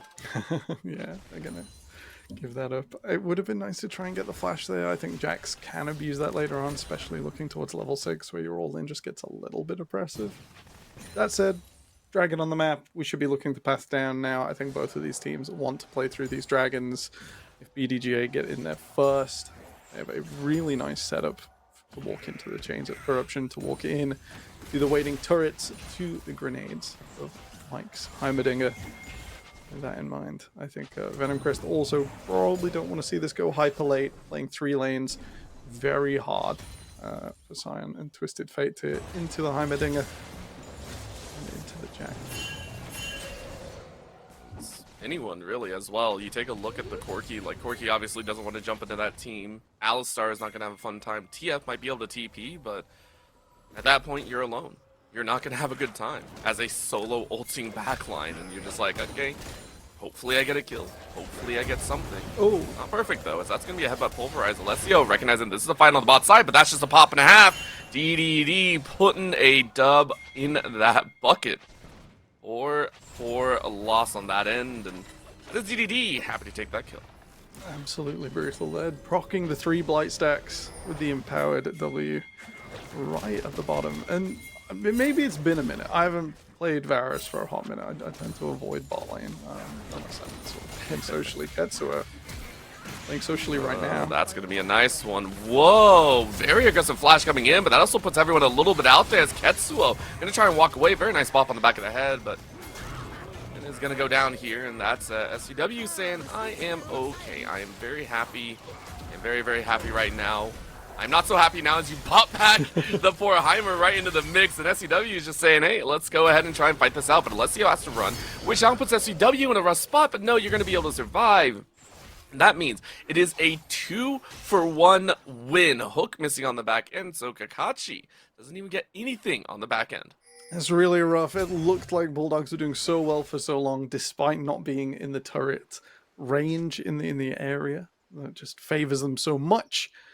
And they still go even, unfortunately. Just one summoner spell short there. If Faulty still had flash, would have been able to turn that round, no doubt. Repositioning the grenade. DDD also getting an early level 6 off of Kakashi's non-presence in bot lane. It does mean this dragon's looking pretty good for them. I expect Kina to come on down in short order and try and play for the bot lane as Alessio sets up as he comes back. I think for Kina as well, getting aggressive is nice, but so far it's yielded difficult results at the end of the day, right? You're sitting there going, died twice so far. It's not been perfect, but, you know, who's to say? Ketsuo, though, in the mid lane, still farming up very, very nicely. And keep in mind, both mid laners have died once, but they are managing their CS waves quite well. They mic for themselves. They're trying to push in as hard as possible, and that's obviously what a Heimer wants to do. But it's going to take some time. I mean, Ketsuo is holding the wave very well. Unsealed Spellbook currently puts an Ignite in hand, which is a lot more offensive focused than I think Mike would want. Yeah, it's going to let him walk down into this river, should he choose. Bulldogs going for the grubs first. I do sort of respect it. We mentioned they do want to play the sides later on. And a single Ocean Dragon doesn't do tons. Ooh. Well, you know what does do a ton is going to be that one, but that's a jump right back as Harry Carey picks one up for themselves, and I keep saying that name wrong. I'll put respect on there. Harikari enjoying a kill for themselves after a roam down the mid. Yeah, that time we get to see the second ultimate turret just do a lot more work than the first. Lived a little longer because it was already aggroed. And oh boy, SPW ate that like a sandwich. Straight down, shut down over to Faulty. So what looks like an opportunistic pick on the mid lane prevents Venomcrest from taking their own dragon, hands over the Void Grubs to Bulldogs. I don't think we could ask for a better first few minutes if they could. Yeah, it's been back and forth, but it is nice. Now you go ahead and get started on this dragon. As you were mentioning, Ocean feels pretty dang good, and it's going to be good in the hands of the team that has to walk into a Heimer, of all things. You can go ahead and get a little extra healing. I mean, next up would be a Mountain if you really, really want to enjoy it, and then the cream of the crop at the very top would maybe be a Hextech Soul. I mean, you don't need the damage. I think your team has a lot of damage to start. It's more, you just needed a way to get to the backline without having to run through the backline. Yeah, Cloud would go pretty heavy for Venomcrest here. I didn't see what spawned in there. We'll have to check on the pit as we go through. Kakashi going to show on mid. Lull state for a few minutes now. When you're trying to play a composition like BDGA that wants to have Varus in the back and then sort of provide a big barrier wall for him to sort of walk through, especially with this W max build that might end up being AP. We'll have to see. It's been a hot minute since I've played Varus, and maxing W not something I'm 100% sure about. I'm not even going to ask you about, you know, how to max anything. I play Xerath and Xerath only, and with Xerath all I max is Q. I don't do anything else. Yeah, it's the greatest time. You like just all want, the you champions just I want to play, poke it's from just long max Q. range. I think I don't want to see anyone on my screen until they're at like the very edge. That's all I care about. I do it with Vigar as well. Vigar is max Q. That's all you do. I know some people max like W or E, like if you're playing support, but I max Q all day. I want to farm. You got a huge monitor, and you just want to click on things at the very edge. And if this thing's on the screen, that's like deeply unsettling. I completely agree. I'm a terrible human being. Like I'm the one person that I will coin flip League only to play like Xerath. Like it's so bad. I don't play ranked anymore for a reason. Oh, Taking a look though, as Harikari on the top side is recognizing they're not in a great spot, but the counter strike's up. That's gonna be a nice TP in. Ketsuo ensuring the kill. It's a nice flank option. Venomcrest starting to make moves around the map. Yeah, Harikari sort of no notes there, did everything he could to try and get an unforced arrow, but the Twisted Fate of Destiny on top with SVW arriving with a nice timing. More than enough to blow this tower down. Should they choose, this might be a little early. We'll of course give that plate gold over, that bonus. But now it means that the Jacks can try and freeze this, keep it away from refresh, and make the Psionic spend bigger cooldowns to get into other lanes. We'll have to see what Venomcrest can make of the early tower take. It's a little bit of gold and it does free the Psion up for now, and he's running straight down to bottom side. Refresh wasting no time here. EDD should be notified of this. I think a big thing as well, though, this is what I was talking about before, when you take a look at a Heimer versus TF matchup, it's when you play against a TF or any sort of roaming mid laner, the best thing that you can do, at least to recoup in my opinion, is to play a hard lane pusher. And, you know, Mike does that very well. With a Heimer, it's always pushing unless you clear out those turrets early, so you know, Mike was able to grab, I think it was 2 plates, looking at that third one a little bit earlier, so it's not bad. Not great, obviously. You're still down, what was it, 3 plates plus tower? Like, it's still a lot of gold back, which is why we're seeing almost a 2.3k lead for Venomcrest. But it's not as bad as it could be. You could be chasing, you could be losing a lot more gold. Look at the damage, though. It's DDD starting to bring some damage down onto Chrisberg, who has to cleanse out of that chain of corruption. Now Kakashi recognizing that, hey, maybe we're a little more damage. That's going to be catching a half. Nice ult. It's going to work, though, and I don't think it does. But, of course, that tower dive is going to be more than enough. But in comes the rest of the team all of a sudden. Bulldog Academy trying to fight back, and they are pumping damage in both. Mike, as well as DDD, though, get caught as Refresh refreshes in the brush. And it's a beauty of a punch as the double knockup ain't going to land. But Mike and DDD at least try and punch back. That was a 1-for-1 at the end of the day. A 1-for-1 where Refresh isn't farming, and where Harikari has decided, rather than freezing the wave and just absorbing gold, he's got to swipe back in that top side. Oh dear, the Heimerdinger from downtown expends the flash as well. Ulti, just letting Chrisberg know how we do it. I think you might have seen the recall going in there. I think that's what happened. But Chrisberg, I mean, that was cheeky to lay in one of those bushes. You have to know that someone's gonna, especially with the long range like that. Yeah, just the soul read on like, yeah, he's in there. Yeah, it's it's one of those that anyone that has a poke champ and you just disengage, like I never want to sit in one of those bushes. But No, you're like, I gotta work it back. I'm not doing it again. yeah, like I'm not taking that chance, man. I can't. Like I played against too many people that are like, you're off the screen. I have an ult that can literally reach anywhere. Good luck. It's like, no, bro. I'm just not dealing with that today. Either way, that is a win for Mike, which is why we're actually seeing a hard punch down on the bot side. Alessio, as well as SCW, are both heading down here just to try and make sure Crispberg gets a free push and is allowed to look at a tower dive once again. Gage in mid lane has pushed Ketsuo back. Didn't get his flash. Has provided Bulldog a way in. They do want to start stacking these dragons now. Gave that first one up for the purple grubs. Power in the side lane, but time to stop back now. If Venom Crest do start stacking these in short order, it's going to get much more difficult for Bulldogs pretty quickly. Those small effects, the golden experience it gives, sort of a way to get around the otherwise compositional differences. Alright, Kari. Making sure everyone understands that you really can't do that. You're going to try and get a little messy with it. It's might away though. It does seem that Bulldogs Academy are saying, okay, we're starting to get a handle on it. Taking that Hextech Dragon away. Let's see what soul spawns though. It's a big question, and it is going to be, oh, no one likes Chemtech. At least I don't really care for it. Either way, I think Chemtech's Venom soul play Crest for might it. like it in this game, because if you're taking this much or huge chip damage from DDD, just having a little more in the tank, especially for your Scion right at the bottom of his health bar, is not to be sniffed at. Similar for Trundle. A lot of healing. I can agree with that one. That's fair, that's fair. Oh, what's not fair is a hook from Bush. SVW was like, yo, you really want to fight this? That's going to be the subjugation being used, but Kanai comes on in to try and fight Kakashi, though. Not long for this world due to the fact that you had just about all of your resistances shredded, which now allows even more to play for. Huge knockback as Harry Carey goes flying thanks to the blast. Feels like it's the win overall for Venom Crest as they go ahead and take 2 lives for free. Yeah, I'll be happy with that. I think a little bit of a difficult situation. The Chains of Corruption came through, but it didn't stop the whole engage. I'm not sure whether it just wasn't sufficient to hold down SVW for very long, or didn't spread very evenly. It was just sort of at the edge of range there, but does not stop the advance as a whole.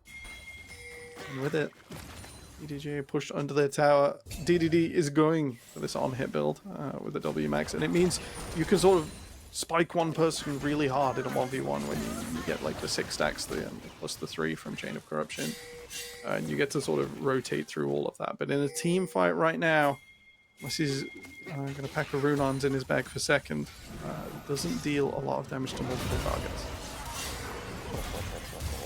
Love what Harakari is doing right now, really getting into the mix alongside Kakashi. Considering Harakari has been farming up a storm on the top side, maybe not as big as a Scion, but it's enough. Now you're able to rotate, burn flashes, burn a lot of summer spells. It's working wonders. Harakari powering down this bottom side now. We see that chase back with the gold, which actually puts us very close to even. Bulldog Academy and Venom Crest both sitting at about 30 to 31k. Yeah, I like this read from Mike as well. Could have stayed to push that tower bot, but instead moved up before that was complete. Well, might be paying for it though. Oh, buddy. Oh, no. Oh my gosh, did that crit? Yeah, there's some damage behind that ult tower, and that's also a level 11, I believe. Sitting pretty. Oh, what a smite though. Oh, okay, no. okay. Bulldogs Academy getting cheeky with it as well. They say you dive our mid laner, we dive your entire freaking team. Alessio has to choose between the lesser 2 evils, which unfortunately don't get that much. Chain of Corruption lands on the back side, but burns double summoner spells, so Crispberg is safe. Alessio will now fall though. That's multiple kills back to Bulldogs Academy as Venom Crest lose about 4 total. I'm not sure that was worth the tier 2 tower since the bounty was split. Oh no! Oh, he's got no summoner spells either. He has nothing, and that's free low. And I happy about that free kill. Triforce completed means you get a second item in tow. That Wukong's gonna be eaten well. Preps to BGGA these last few minutes, even though Faulty fell and was maybe a little eager defending that bot lane tower, and we'll lose this one now. Playing all 3 lanes, playing the continual dive. I feel like that's the sort of scrappiness you need to take when your opponent burns huge amounts of summoner spells and then is seen on vision again. you can just make those deeper moves, those deeper rotations that advances your game. And with 1 minute 20 on the dragon, they'll be well happy to get Faulty his second item. I think Harry Carey might be pretty close to a Sundered Sky as well. We'll see if that comes through just in the nick of time. Yeah, huge moves to Bulldog right now as Venom Crest. Don't get me wrong, SVW's fed. Trundle is a very strong champion, but at the same time, is he going to 1v5? Is he going to do it all? Difficult to say now. I think we're reaching that point in the game where it is difficult for a Trundle to be able to run anyone down. You're going to start seeing Bulldog Academy start grouping up around this dragon, around these points. Unless you find some of these weird solo moments like this one right here, it's a whole different story. That's going to be a catch in as Kakashi has to flash away, but in goes that Chain of Corruption plus the Cyclone being used. SCW is able to sustain through thanks to the subjugation. Of course, on the back end, Alessio might die on the back end anyways, and that's Kankina saying thank you very much. Harikari jumps in with a very nice counter-strike, jumps straight onto the backside with Ketsuo, and Ketsuo goes down. It's an immediate unstoppable onslaught as Refresh tries to get something back. That something is a very, very small price to pay as Bulldogs Academy win the team fight. A full wipe for 2. Venom Crest just go a little too fast, a little too eager to gain numbers advantage over this dragon. I think huge shout out to DDD and Faulty there. Heimerdinger was in position to capitalize off of an amazing Cyclone, and oh my gosh, Varus's ultimate, I've said its name twice. Chain of Corruption. Chain of Corruption. It's been a long day. It's been a very long day. And that's alright, because these ultimates coming together, huge knock-up, huge amount of damage, and then followed up with the area control on the ram, just means Venom Crest can't return any of the damage, can't turn around onto the most valuable members of Bulldog. So completely shielded there. Excellent work to push it forwards into mid lane and get a full 5 for 2. They will equate to the gold. They've been behind an all game. They hold more dragons, more grubs. And a team that I so wasn't sure about coming into this split is it making it look so easy. And honestly, even though they don't have that many kills or assists, Harikari has been, I think, the big pressure game. Again, jumping on in, starting off these fights, and making it look simple. The bouncing stun grenade as well from Mike now puts Refresh in a disgustingly poor position. And it's just 3 kills upon 3 kills with an Otacon to boot. That will be Bulldogs Academy winning not just 1 team fight, but 2 and more. A huge donation over. The Otacon comes through excellent with the Chemtech Soul, because if you're not convinced by its numbers, how about more numbers? Absolutely fantastic. And yeah, Venom Crest, you know, you come into this game with 1 ban. If you were going to ban one thing against Bulldog Academy, I'm thinking it should have been Heimerdinger. Other champions strong. Faulty Heimerdinger, very strong. Yeah. It's just... like, I understand not wanting to play into the Cho'Gath. I get it. Refresh is the tank monster. But we've seen a lot of Cho'Gath Scion. That is like a premier top lane matchup this split is, oh, they've picked Scion, I better pick Cho'Gath and do the same job and just make it hard for him. But right now, not convinced. No. I mean, Harikari has done so well already with that Jax, and it's only going to continue as the game goes on. We're about 22.5 minutes in. Baron is going to be spawning in 2.5 minutes. Dragon will be up in 2.5 minutes. We're going to see all of these global objectives now come to a head as that gold lead has swung. It was about 2k at max for Venom Crest. Now we're looking at about 2.4k in favor of Bulldogs Academy. Any fight that they take, as long as there's about 3 out of the 5 members, they're going to be okay because they have so much team fight, but not only that, they have really good denials. They have really good stall tactics as well to slow down a fight. Look at this. Watch, Kakachi's going to get engaged. There's the play. There's the box. There's so much to hold it down, but there's a Cyclone again. Now they're going to break out in a fight beside as the TP comes on in. Maybe a little flash a little bit too far for comfort. But that's going to be Bulldogs Academy jumping away because they know they aren't winning the rest of that war. The battle, though, won for Venom Crest, as maybe I spoke a little bit too soon. Yeah, 2-0. I think the TP in from Harikari either needed to come sooner or the engage needed to be more coordinated with it, whichever way around that went. It's always hard to know without the comms. But you're not too upset getting Chrisberg's flash away, getting Refresh's flash away before another big fight. Ideally, wouldn't have been that gold swing back over as Venom Crest just eke out a little bit into the lead. But we're looking at the threats they're going to bring. We've got on-hit Varus approaching his third item. We got Heimerdinger, you know, the turret lord right now. 3 items.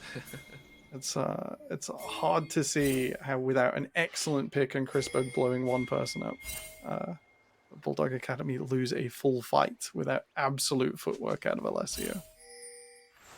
I would also like to point out SVW getting a bit cheeky with it, in my opinion, in just my personal opinion, not running Merc Treads. Anytime I look down a composition like the one that I see on Bulldogs Academy, I hate the fact of not having Merc Treads. Like, especially if I'm going to be trying to run through all of them. That is a bold, bold statement. Right now, Kakashi, though, getting the hook and a play, plus the blocks into the Cyclone, watches this all go down, and it looks like the clothesline coming in from Chrisberg and Refresh is going to do some work, but that's only one so far. Harikari is around the corner, and remember, Dragon is currently up in about 25 seconds. Any Destiny Summoning spells not be up for the future fights. Will it be enough? These Bulldogs have not ceded control of this river, despite multiple blue fallback pings. The Heimerdinger god himself just holding on, and despite mid going down, not going to give this up. I'm going to make him walk into it. I'm going to make him work for it. I think that's the only way to play it, right? Like, you have to group up. You're waiting because you don't have the unstoppable onslaught. You don't have much. What you do have is enough players plus your jungler to screw up this dragon. It might, if you don't really count, but you make sure to let it drop below 1,000, which in this point, I think that's more than okay. You knew Kina kind of recalled back. Wasn't that big of an issue. I think it's okay to let it do that. Yeah, it's safer than trying to clip it with damage over time from Blackfires for sure. Presenting a threat as a pause comes onto our screen in the mid game. Take a little time, take a little breather. Wonder what really went wrong. And I have to say, I don't really think there was any major issue. Like, this is now the comp coming online for Bulldogs Academy. Now, have both sides actively been very over-aggressive? I think so. There have been multiple times where both Bulldog Academy and Venom Crest overstepped the line. You know, we saw some of the early invades not work out. We saw some of the later invades from Venom Crest also not work out. You know, the tower dive has also come back to bite them a few times. I like it, but at the same time, it's like, these are expected, almost with some of the comps and with some of the win cons that have been set out. It is more about target access for Corky, for sure, for Venom Crest. And I think their wins in the last few minutes mostly come off Bulldogs being like, yeah, pull the trigger, and not being assembled. Not allowing our AD cards to sort of play through and play safely. Whereas on the other side, Alessio, I think some magnificent headbutts away on the Alistair has saved from some absolute catastrophes. Which so nearly came through when Harikari TP'd up towards Baron. With the dragon going over, we're even gold, even dragons. You know, Otacon and Grubs are full Bulldogs, but we're very close. Much closer than I thought we'd be when I saw the Heimerdinger item situation. Yeah.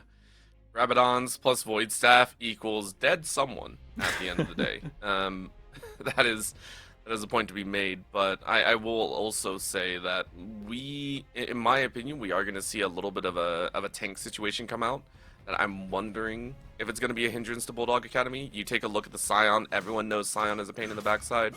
And the Trundle, of course, will get stronger as time goes on. You can already see the build path not very squishy. Yeah. It's a much more bruiser, tanky build than we normally see. I think you usually have like one more pure damage item in there, plus the Triforce, and that's what allows you to bleed through. But you went with the Spirit Ridges, you went for the Dead Man's Plate. Like, this is... It's a little bit more understanding of the current map state. I think going for magic resistant EHP against the Heimerdinger is fine.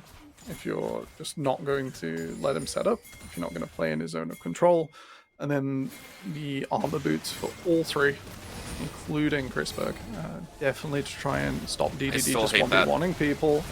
Baron already down to half. This is so fast. It is, but they actually opted to try and get the kill first, and I don't know about that one. Oh, Alessio saying hello, but that's going to be a blast going over because Ketsuo decided to TP straight to the back line. DDD, I don't think has a way out, so you're just going to go down. 2 Baron buffs taken away. And I wonder, now it's a charge in as Refresh tries to curve in for Mike, but Mike says no thank you. I think And it will be a chase out. I think 2 for Baron's worth it. I don't think Akachi's worth very much gold in the first instance. Getting Heimerdinger the Baron buff, Jax the Baron buff, who can now go to sides and be a little bit more comfortable. And probably easily defend this mid lane. This is a Heimerdinger ult, or maybe even just a turret or 2 in some time. Well, if you say, hey, you don't have DDDs, so you're going to be possibly dead. Arikari says, no, maybe not, because you're caught. Backline, Counter-Strike lands on 3, Cyclone landing on all 5 as well. They get a hook onto Refresh behind. That's a tank shoot straight on through, so Bulldog Academy slow down that push, hang on to 3 Barons once again. Yeah, we saw a neat little technology there. I was so, like, sure that Faulty had, like, oh, I got the tower defended, easy peasy. Not so much when Refresh just punts away one of the little turrets. And just makes it a little bit more difficult as we are having some technical difficulties. So it's back to us again. Yeah. I mean, you don't see us enough, I think, at least in my personal opinion. I think we look beautiful on the desk, most days, at least. There are some days where I say only look at my left side, and then they only show my right, and I'm like, well, maybe my right side wasn't looking as good either. But, you know, we don't talk about that. Taking a look, though, you were talking about the fact that giving up Baron, taking 2 Baron buffs off the table is okay, and now I'm curious. How far do you think Bulldog Academy are going to be able to push with these 3 Barons? Because it looked like as we went into the pause, we were getting a 5-man stack into the mid lane. We were looking like a hard charge down. We saw the recalls coming out of Venom Crest. Do you think Bulldog Academy are going to be able to break through, or do you think Venom Crest are going to be able to hold, depending on the situation? I think that tier 2 is going down. However, that doesn't make the Baron power play that you should be looking for. With this sort of timing and take and the composition, would like to see at least another tier 2 go down, or ideally a tier 3. Will make the power play worth it and get us out of that like gold is kind of even area, because there won't be any bounty on the tier 2 when it's shared, and that base still to be cracked open. We have Bulldogs taking some cool fights and like dealing a surprising amount of damage, but we need to see that equated into, you know, moving through the game, moving into your opponent's base. Yeah, it's a difficult one, and I think that's also a very appropriate thing to say for teams that are sitting at 3-4. I think when we talk about teams that are aiming for the playoffs, you need to know how to push your leads, how to push and break through games, and it is something that you and I have actually talked about, and multiple on the desk as well. Like, all of us talk about, this is the mark of a good team, knowing how to end the game, knowing how to, you know, finish off a game before things get a little bit out of control, and all of a sudden you're sitting at a 50-50. Because there is a break point where, in the timer, it doesn't matter what you did for the first 40 minutes of the game. If you reach 50 minutes, you're all kind of in this stuck hole, and it doesn't matter if you were in the lead for a while. It's you're at 50-50 now. Yeah, it's not been, I think, for either side, sort of super significant, super difficult to overcome lead. So we'll see if that changes after the Baron. Let's go see a few recalls. That tier 2 did explode so very fantastically, as it will with Grubs and Heimerdinger. What's interesting is that's all they played for, though, but that's a catch and a half. Remember, Mike already had jumped away with the flash earlier, and because of that, there's no way to escape. Really clean pick. So far, that's all it is. Did I see 1,100 gold above his head as he disappeared there? That's a crazy amount of money for this Scion, who's already so hard to kill, already a colossal amount of magic resist. We'll just have to see. I think there's going to be another Negatron cloak here for Refresh in the coming minutes. I think he's fine with it. Do it. I want to see it. I want to see it. Just really hate on the Heimer. Don't care about Harikari, who has been trying their best at 4, 2, and 3. Screw the only AP dealer on the enemy side. Oh boy. It's going to be difficult. It's going to be difficult. I think maybe the right itemization call. Multiple members of Venom Crest. A touch of magic resist. And then plenty with anti-auto attack. And likely a bit of armor to join it. That's another GP coming in here as well. You know what? Refresh saying just, let's go just ahead picked and up. start Did prepping you, for did you this see pair. the items tick over then? He really It's did more, it. it's more magic because She it's really crazy. just This is crazy She from just this hates side. him. Ugh. And people ask me why I hate having double AP on either side. Granted, Harikari is not going AP, but it's so easy to build MR and like destroy anything. Granted, like you can have Void Staff and everything like that, but like it sucks. I'm sorry. It sucks watching that go down. Either way, though, as you said, Refresh saying screw all AP damage. It doesn't matter because right now Bulldog Academy are currently sitting at Soul Point. They're also watching as Venomcrest are actually having an inside track into this mid lane, trying to circumvent a lot of what Bulldog Academy are going to be able to defend. It looks like it's not going to hold as well as Mike gets back to the tower. Yeah, there's not even a Baron buff left for Venomcrest here. They've not been able to sort of tunnel out minions faster or have this push. They just managed to get to the objective first. And Ketsuo tried to get onto that tier 3, needed an extra wave, didn't have enough time. So even more even Stevens gameplay. Dragon Soul on the map. So Bulldogs will hopefully have an opponent at the next one, unless Venomcrest are going for the full Elder flip. Please no. It'll be really interesting. Of all things, please don't flip an Elder. Like, you know, Orbital. I know you're a little bit behind me in time zone, but I'm hungry. Are you hungry for the burger flip? no. Oh, dude. No, buddy. No. Yeah, that's pretty. I already have enough flipping in NA. That's like It's 90% true. of You our are jobs well nowadays. Like, versed. don't do that to us out here. That's rough days. We are seeing what is not a burger flip, but it is an attempt to get the lane states under control. And this is kind of that sync time, 30, 40 seconds where we get to watch the lanes get set up and prep for the Baron, as pretty much no one has vision except for a single couple wards now. Now the vision goes down. Yeah. Chempunk Rift just being so much fun to just spam plants on. Very easy to just repeatedly clear out cones of vision without having to commit your sweeper. Faulty gonna have to run for the hills here. There's no Rylai's on this guy. He's not gonna be able to kite too well outside of the grenade. Like Kino's like, alright, I'll sit on the ward for a little bit. Chill out. Not worry about it too much. Same time, we're watching this battle line be drawn, and Venomcrest, you really want to find these random chunks. You want to find this random player that Bulldog Academy decide to stick out a little bit too far. Start chewing them up that way. Meanwhile, of course, Arikari is like, yo, Sion, I did your job for you. Took down a tower on the side lane split. Little bit of a throwdown over the Baron. Freshly spawned. Both top laners holding teleport on the far side of the map. Moment of tension. Whoever gets the better engage has got the track in. Chrisberg can only blow up one person. If it's not Faulty or DDD, there will be a reprieve. I wonder, is this going to be more than enough? That's the hook that you wanted, but Chrisberg immediately cleanses out. That's going to be calling the fight out, but SVW actually gets chained up from the corruption. Refresh decides to randomly hammer on down. Those Heimer turrets, by the way, are so tanky right now. 2 summoners expended from Venomcrest to keep the status quo as it was.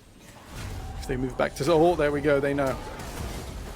Yes, they do, but that's a flash out. DDD trying to pump out the damage as much as possible. There's a hook on the back line, but Harikari needs a little bit of backup, and all of a sudden they found SVW. SVW trying to run away, getting some of those plans, but a nice gold card is going to keep Ketsuo in the front line. And all of a sudden, there's going to be the counter-strike into the cyclone. Everyone taking damage, but guess what? The slow burn away is chewing away at Venomcrest HP. They wanted this fight a little bit at the start, but they have to recall. Once again, a battle rebuke. BDG making sure that everyone stays alive. Yeah, Bulldog very right to turn around there. Venomcrest had to take that engage. They no longer have the teleport for Refresh. It is optimal for setting up into Harikari on the side. So with all of that health, the Jax's kill pressure so reduced.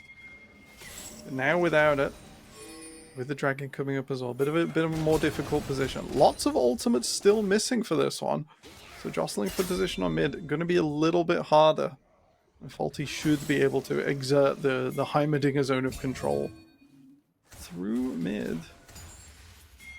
Pings onto the Baron though. This Bulldog's probably looking to trade. Not sure I agree with it. Right now, there's a whole different question. This is SVW trying to get into the mix. Kakashi eating a lot of damage from the Baron. Spell to slow everyone down, but keep eyes on where that split is going, as right now, Bulldog Academy, all hands on deck to try and rush away. Good blast going around the corner, but it puts 3 in front. Another knockup, it's not going to work. Box goes down, but it's not going to do that much. Harikari on the back end, eating a lot of damage from Chrisberg, but Chain of Corruption is going to whiff. Yet again, this is another battle situation where it feels everyone is on that tense point, but no one's really going down. Nice unstoppable onslaught to keep themselves safe from that hook. If not, it was about to chew through that Scion like hot butter. A lot of magic resist, but I think the Void Staff finished now for Faulty as well. Teleporting from Harikari is deep. Oh no, and now you're trying to get away, but Harikari jumps right on in once again. And this is just destruction, as that's a piece 1-for-1. Jungler for support, though. He is a better leverage for Venom Crest. They're looking to try and get this dragon down as soon as possible. Smite is up, so you can take it away at about 1200. Do you want to have to still try and flip versus the damage output? This the fight might be the main point. Refresh, no ult means you're going to get killed here. DDD making sure to pump out the arrows, but there's the dragon. Sacrifice they are willing to pay once again. Bulldog Academy able to get the kills, but they lose out as that is 6 dragons total taken away. They should try and rush for the Baron now. They tried that initially just because of the speed. Because the Destiny will come through, revealing these recalls. A little bit of a cheeky one. Another pillow goes out. DDD makes sure to land it onto Ketsuo on the backside. That's going to be a catch and a half SCW, though. Oh, poor Trundle. No, even Merctreads wouldn't have saved you there. That hurts. That hurts so bad, despite having the boots and a bit of armor. DDD absolutely shreds right now. Kakashi exhausted. Ooh. Oh, another one. Kakashi is rude. Ketsuo, you have made a mistake, my friend, trying to flash away, but in comes the Wukong himself, Kina, saying you ain't getting away. You can only run so far, but that staff reaches far. That'll be another tagging into the Baron right now as Bulldog Academy. No worries, they got time. Yeah, if they get on this first, look at the speed out of the Heimerdinger and the Varus there. Absolutely collapse the objective, fold it up, put it in their pocket, and for the next 3 minutes, for this double soul point, Bulldog Academy will have run of the map, run of the side lanes. At the moment, Venom Crest trying to repel some. Teleport in here. That's faulty. I think Refresh kind of knows it. And again, this is... Refresh doesn't care. Let's be honest. Yeah. Kina ain't going to be able to hold on. So, you really are just like, who else is coming around the corner? Who else are you waiting for? That's what we're seeing here. Right now, 5 Baron buffs are up. Refresh now recognize that, hey, it's not just Kina. It's everyone else. And unfortunately, there's a lot of AD damage dealers over there, so that is going to be a rough one. Refresh going down yet again, but no waves, so he's still got a little bit of time. Venomcrest trying to stem the bleeding. It's a tough one. If I'm Refresh, I expect with the teleport in from the Heimerdinger that I'm on my own. Harikari here should be able to jump this one out. Let's flash away from Ketsuo as well. They should be able to break the base with this. Oh, easily, easily. This is the break right now. This is the chance for Bulldog Academy to actually get a very, very good push off, and they do. Could they have gone further? Maybe, but they don't want to. As they go ahead, claim their rewards, spend their gold that is now up at 5k difference. I'm going to try and take a very large margin, start looking at that dragon in about 2 minutes. Slight admission of guilt on my point as well, Orbital. Ooh. With 1 minute left on the Baron, somehow I missed the bottom tier 3 going down. I'm not sure if that was minions. Oh, that was a while ago. I'm not sure if it was so long ago I've forgotten. But You did, because that was Harikari split pushing for the life of him. With the TP advantage as well. Yep. Right. 2 inhibitors down versus Heimerdinger makes for a very simple game where Heimerdinger can just go to the third lane. So let's see how long that inhibitor stays alive, because Harikari as well. Does a number on these minion waves, and has his jungler shadowing as well. So the Wukong will give the game away here, but this is very tough. Ketsuo only has the Destiny to join right now, and has to make such an impact to stop these Baron waves crashing into the base.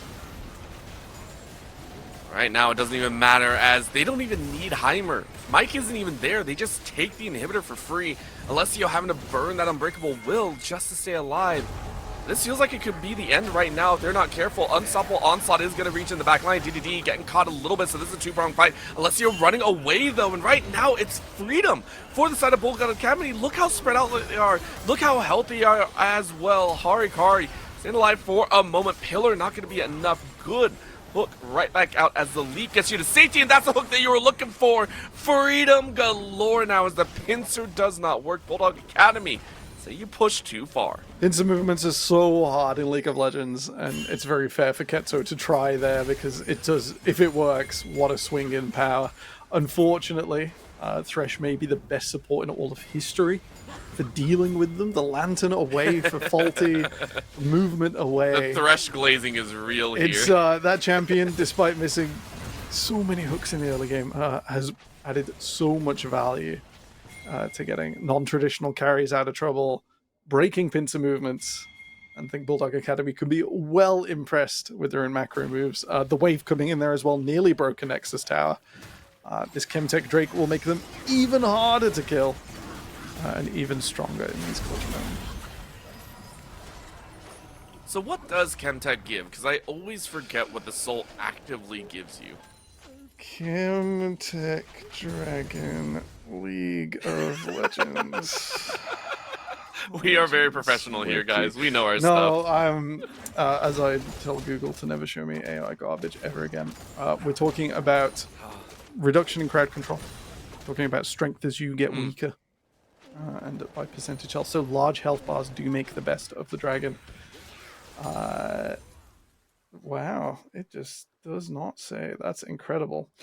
Chemtrake's buff gives a team greater resistance to crowd control as greater effectiveness as they receive healing or shielding effects.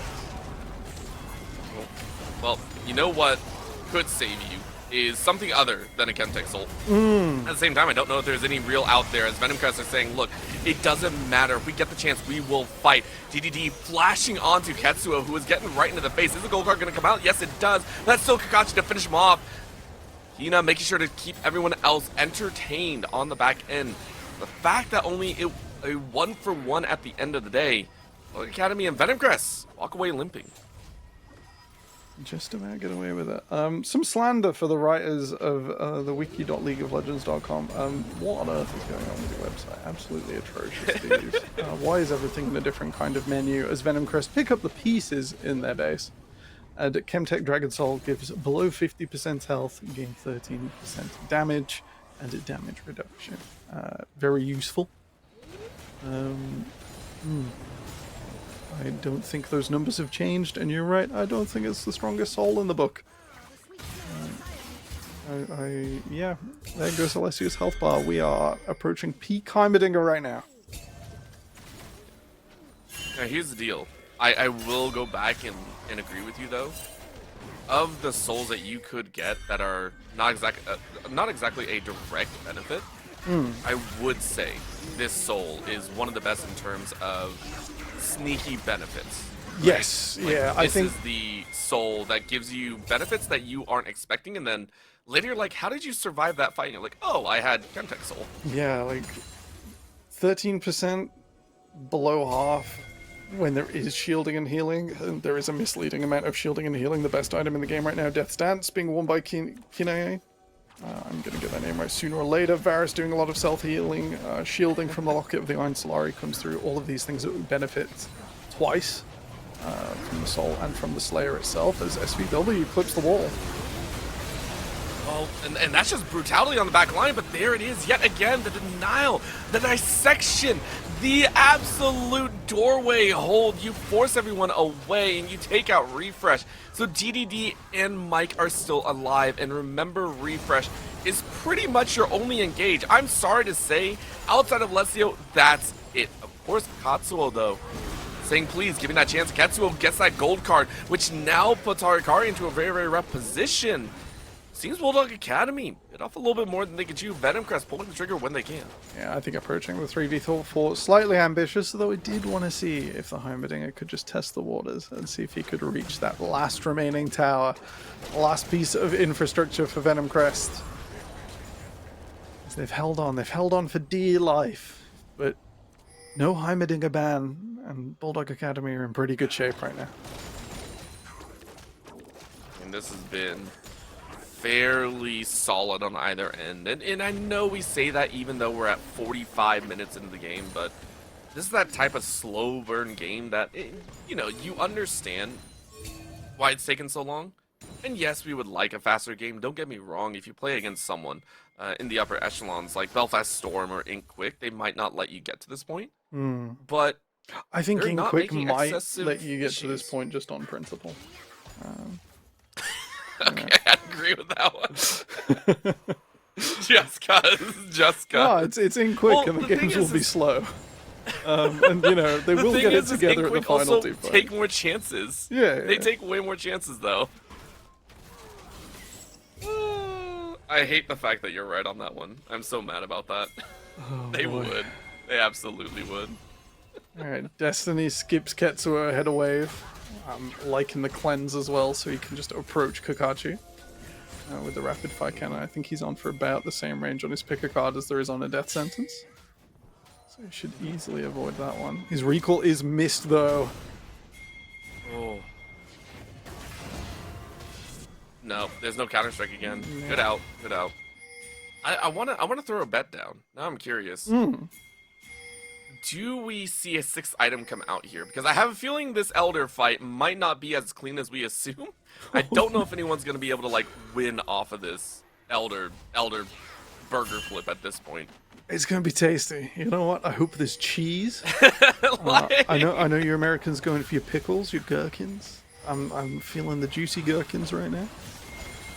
Okay, It'll be a crispy tomato under that burger, and the chicken best be fried so good. Because we're about to flip, and I hope you're ready Orbital.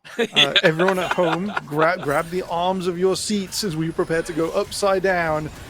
The death sentence won't land. The gold card can only see the clone, but any second we're gonna fight. I hate the fact that I am actually on the edge of my seat. We predicted Venom Crest here. A couple of us did, and then we learned of some unfortunate circumstances, but at this point, it is all about those chances. SVW. Cannot. It doesn't matter. Land that smite, and you're a god in my book. We're looking at the dragon currently being pulled out here. He goes in, but way too early. That is way too early. Now you get the fight breaking out here, and Kanai has to try and stay alive. Big ult coming out of Mike, but the dragon is now alone with only one jungler in tow. Ketsuo on the back line running interference, but that's going to be Ketsuo going down. Dragon taking it a little bit lower. It is going to be finding a way, and that is going to be Elder onto Venom because they're going to hang on to some onslaught. Going to slow down Harikari. Harikari jumping straight to the back line. Alessio going to run interference. Headbutts back into Harikari. And that's going to be the kill. Chrisberg is now on a killing spree. And Bulldog Academy have to run for the hills. A frenetic panic from Bulldog Academy. I think we need to go back to the school books. You don't leave the Dragon Pit at 3k after entering it early. You got to stick it. You got to stay in. The artillery from Mike, not enough. And the commit falters. Gifting Venom Crest, this Elder Dragon, all for the price of Ketsuo running havoc and running the distraction in the backline. The Twisted Fate has earned his gold, he's pocketed the change, and he's gifted his team the Elder Dragon. It's also unfortunate, Gina had to run. That hurts so bad. And I wonder if you could have done it differently, but granted that blast gun landing you directly on top of SVW, I'm pretty sure. Yeah, it's a rough one. I think Harikari has to stay in. I think yeah, we've got flashes on 2 carries from Bulldogs, and while they are the fragile ones, I think you introduce yourself at around 2,500 health on the Elder, which the Jacks did see, and you say, "Hello, my name is Ingio Montoya. Prepare to die, because if you don't hit me, I'll wipe you."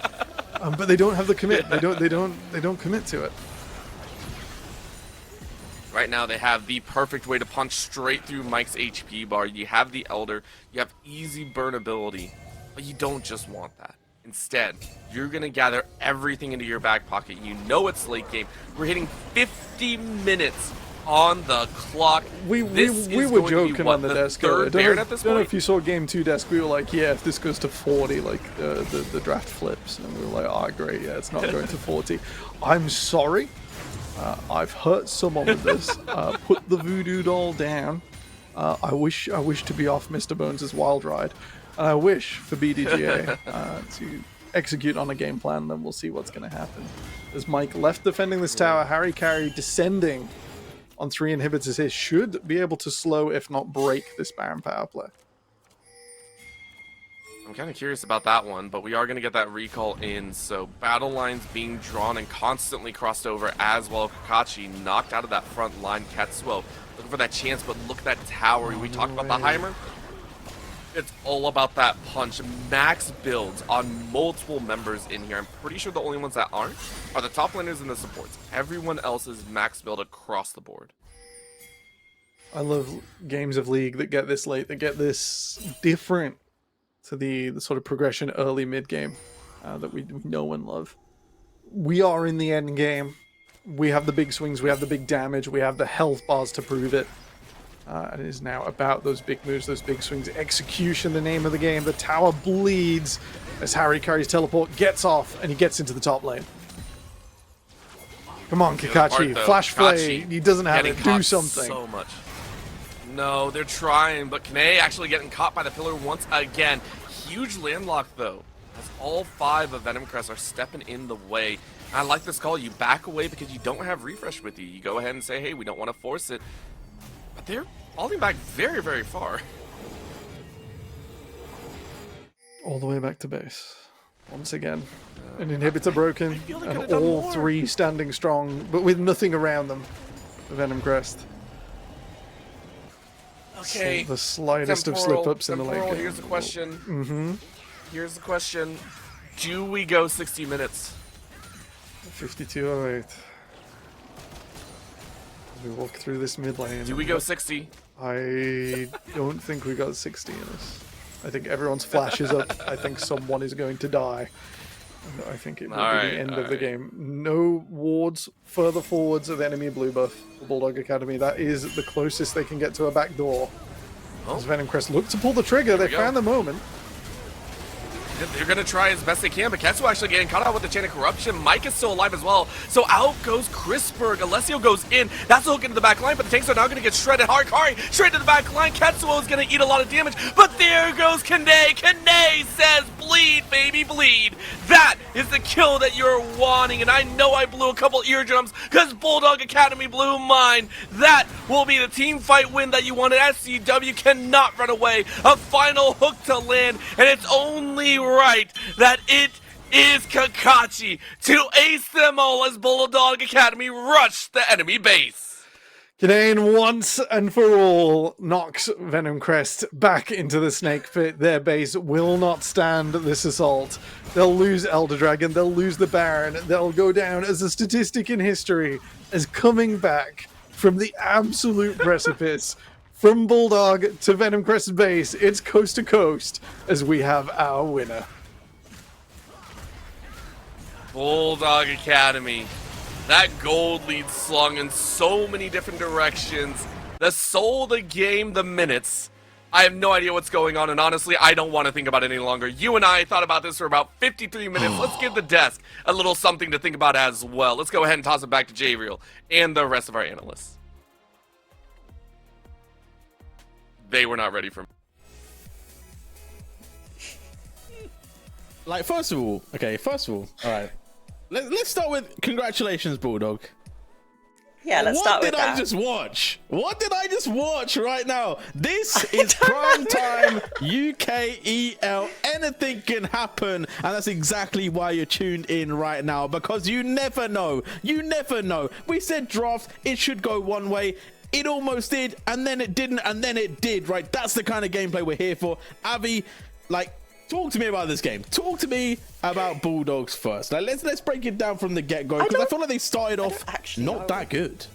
No, I agree with you. They looked a little bit iffy to the start. I mean, we saw Mike falling a little bit earlier, not putting in I mean, we looked at the mastery as well. 4 million mastery points on Heimerdinger, thinking, okay, surely we're going to get an amazing performance, and it looked a little bit iffy at the start, and then suddenly out of nowhere, the rest of the team picking up a little bit. Okay, getting more leads, pushing into base, and then suddenly Venom all the way on the other side, dominating the game. Have Baron, have Elder making massive pushes. It just felt so messy the whole time. It felt like no one had any control over anything. And it felt like everyone was just playing for themselves in a really messy format. It was just one of the most insane things I've ever seen because it didn't make sense. It's unreal. Like, okay, look, Ollie, you gotta take your time here, because obviously you predicted Venom Crest. It almost went your way. We were in cool. You were getting hyped. Oh, yeah. You were like, oh, they're going to do it. They might do it. Then we had 9 more minutes of gameplay. They might still do it. They didn't do it, though. And this is the stats, right? Like, the stats breaking it down. Mike is doing way too much damage in this game. Way too much damage. And I feel like that might be where the demise led, Ollie. I'm speechless. Like, this should not be allowed in League of Legends. Like, that champ is disgusting. And Mike on it is just... He's committing war crimes out here. Honestly, it's mental. Like, 96,000 damage. What? Like, what? Yeah.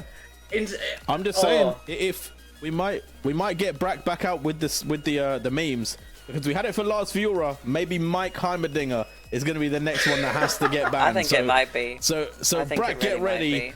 Because we might need you. But Bulldogs pick up the win. What a game. If you haven't seen it or your friend didn't watch it, send it to them. You know, give them the opportunity to watch what a game that was. But we've got to move on. We've got a tight schedule. Let's go on to game number 4 of the day. It is Absolved taking on the Good Chi. And they're up next. Let's bring them onto the screen. Good Chi, the team that I feel like can do it all or nothing at all. Like, honestly, this team has shocked me to the end, because they have beaten some of the best teams in the league and then lost to some of the bottom place teams. Yeah, I think what we've agreed really is hashtag Rob out, and the fact that we've seen them put in some insane performances. As you said, they've proven themselves being some of the top teams in our league. But they've just lost 2 back-to-back in wins they really should have had, you'd think. It's kind of like they had it in the start and suddenly they've lost all control, they've lost momentum, forced themselves into a bit of a mental position where they can't really take the ground they need to, can't put them into a good position. It's going to be difficult for them to make anything happen here, but again, we have to think about how good this roster core is. It's been performing consistently this whole split. I think they just need to find that groove again. Yeah, and I think they can, right? I think that they are in a good stead here.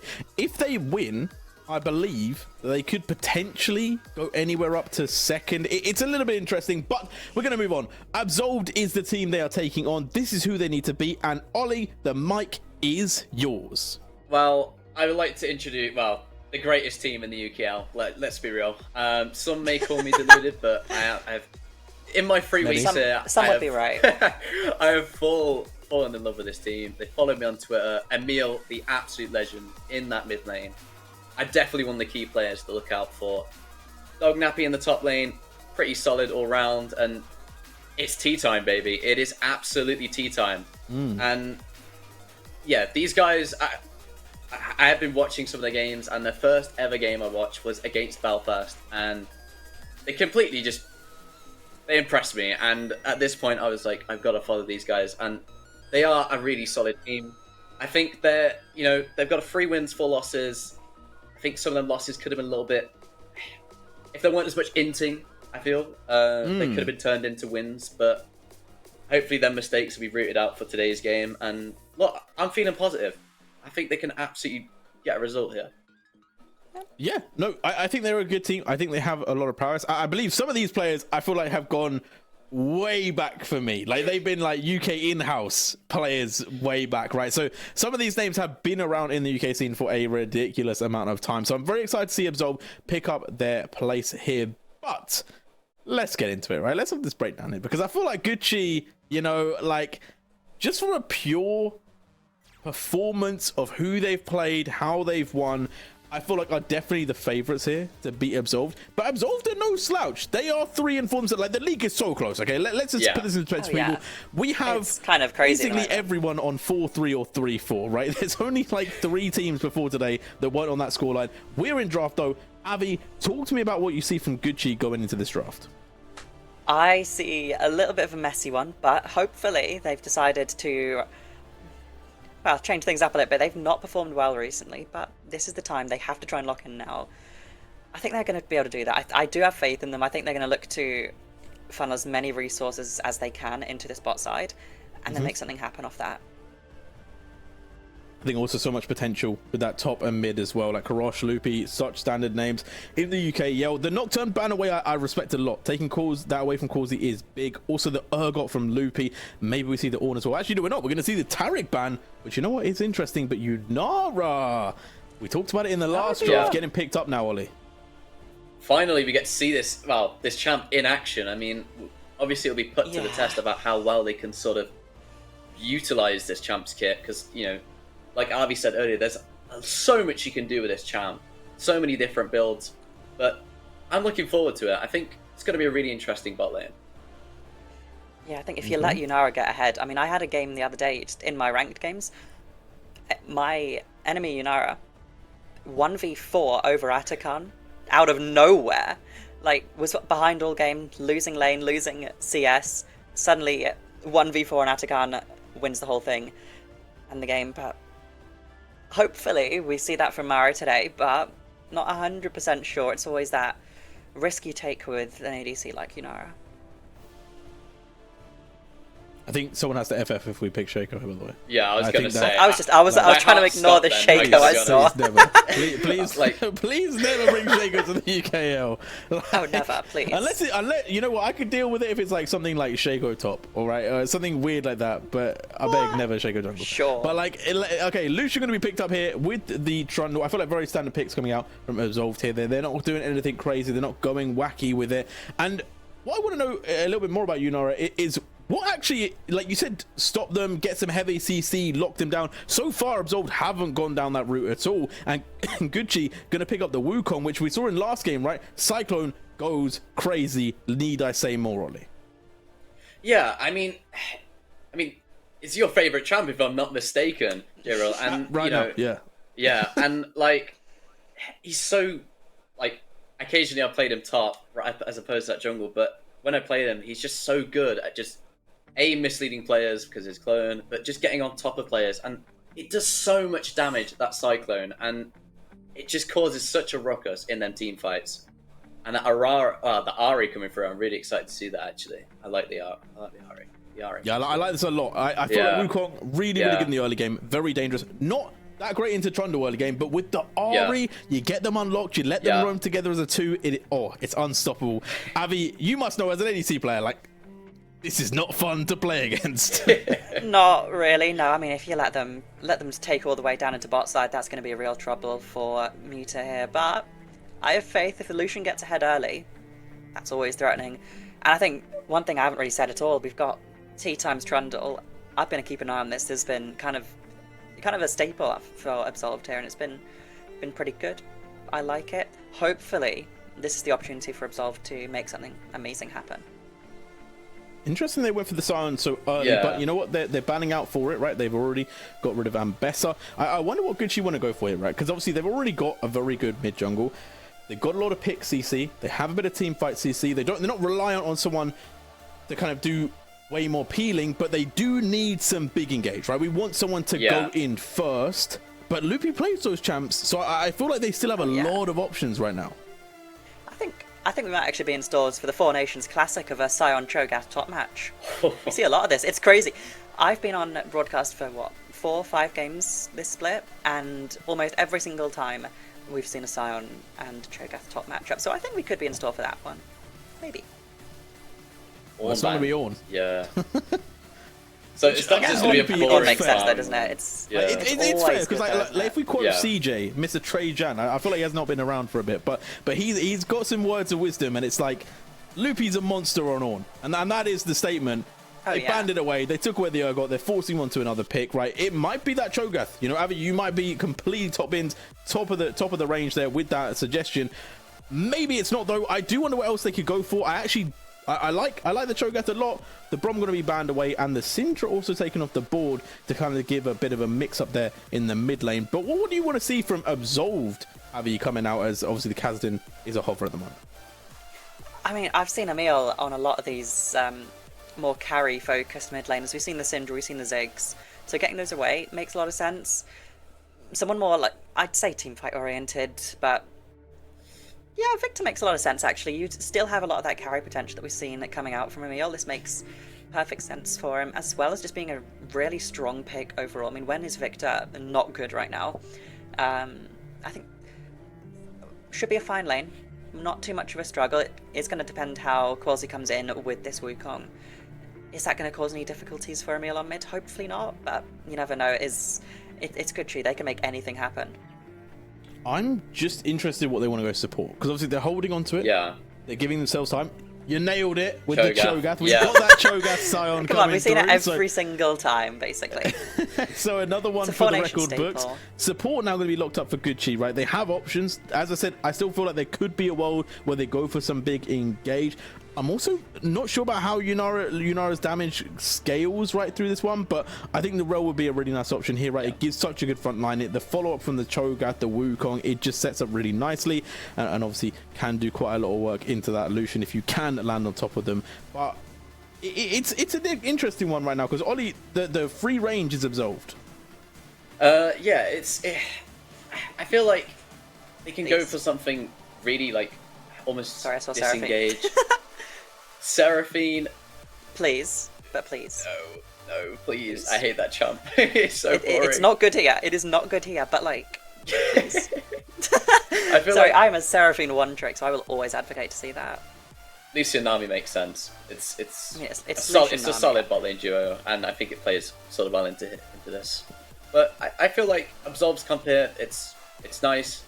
I feel like they're gonna play that sort of distance. They got the Scion, they got that Trundle to G, like be like a little bit of a wedge in between that back line, and then yeah, there's a lot of engage on Gucci, and I feel like if Gucci can find that opening, then they can start to cook up a storm. To be honest, if I'm honest, I'm mad about this. I feel like they saved R5 for something that could have really broke the comp. The Poppy Hover, I feel like actually could have gone crazy in this game. Like it could have, but I'm not sure about it. But it's a little risk. But I'm just saying, like, Rel, Ari, Wukong, Yunara, like it's like there's worlds plus the damage it does in the early game, right? You can really just set Lucian off. Like for me, that's where I'm feeling it. But the Nami pick, it's good. It sets up the comp. I'm just a little bit surprised that they waited all their time for that lock-in. But you know what? Maybe they know way more than me. We're gonna see if this is gonna be the situation that takes Absolved into another win, or is it gonna be a lockdown from Gucci? We're gonna hand this one over to the cast. Oh no, we're not. We're gonna go into predictions first. Hold on 1 second. We predicted before this game came on. I did not say Absolved. I didn't say Absolved. I picked G as well. Okay, so you also picked Gucci. It's 2 against 1 again. So right now, Ollie's the one saying Rob out. That's all I'm hearing. Honestly, I love Rob, and you know we had an amazing cast on Monday, but it's Absolved time. It's tea time, baby. This is the time. This is where Rob will finally go out. I rate it, but no, I'm a believer. Rob's in. Rob's not going anywhere. This is the saving grace for them here. I think Gucci, they've been a little bit inconsistent at the moment, but hopefully might see something better today. I think they've had the time to reevaluate after a bit of a shaky week last week. Hopefully we'll see something a little bit better. Okay, well, with that being said, we're going to throw this one over to the casters. Take it away, Orbital and Temporal, for the final time tonight.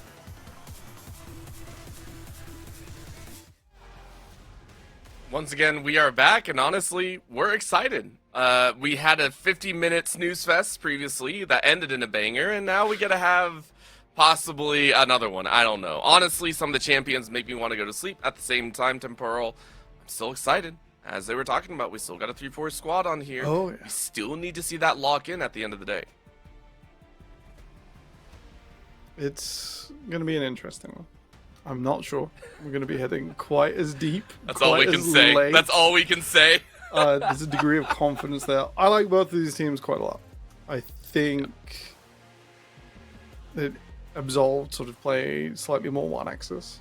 They are more around their mid laner, and they've executed better on that than other teams in the league with similar dynamics. Looking at Bulldog Academy, who we've just seen, who've played around Mike as a little bit of feast or famine in the games I've seen. Also excited to see if Good Chi, sort of one of the more technical teams in the league, can pull off the Yunara. I think the Ahri is a real, and Wukong is like a really good dynamic frontline for it. Plenty of opportunities for it to go wrong, but at the same time, very high ceiling up against Lucian Nami, and those things should be coming online at the same time in the game, so it's going to be pretty explosive, and I'm expecting at 25 minutes, someone's head is going to get ripped off. That's the only way to put it. I mean, you also look at the end game that Absolved have listed, you know, the Trundle and Scion that we watched earlier, and then same thing with the Cho'Gath on the other side. It was mentioned earlier when we did see the Cho'Gath banned out in Game 3, when the only ban that was available for the side of Venom Crest, they went with that Cho'Gath. Trying to match up, we know this inside and out at this point, and it's the special, it just leads to that scaling situation. So I do agree with you that Good Chi and Absolved, they have a lot on the line for this one, so I'm going to be very excited. We are going to pull up our predictions, though. As you saw the predictions earlier, there was some Good Chi love in there, and this time you and I are also split in there as well. I sided with Absolved this time just because I want to see them do well, personally. It's not like they followed me on Twitter or anything. Don't worry about that one. And Good Chi as well for you. Yeah. You know, pre-draft, I've enjoyed the trajectory of both of these teams. This wasn't like a 100% certainty one. I just think tonight, I'm feeling Good Chi. And I think with the Yunara show up as well, I think that champion has an excellent win rate in our league. I think we mentioned it on the desk earlier today. That's when that happened. When you have a champion that's like pretty good and is very fun, we will see it permeate competitive, because pros, semi-pros, amateurs, high-elo players, they want to play this every game, and then they have plenty of good practice generated pretty quickly, and it's a nice catch if your opponent doesn't. So it can really take them by storm and by surprise, which is something this champion does very well. And I need you to fill, as we're definitely not preparing a meme for the end of the show. And apparently I need to go and find the resources for it. Oh, it's okay, it's okay. I will say, though, I hate Yunara for a wholly different reason than I think anyone else, because I was playing Arena for a very, very long time, and there is a specific hero tree for Yunaras. If you get her trait or get her augment, it is brutal. Massive, like, basic uptime, massive increase to uptime. I think it was on her ult, so she's always in that ascended stage.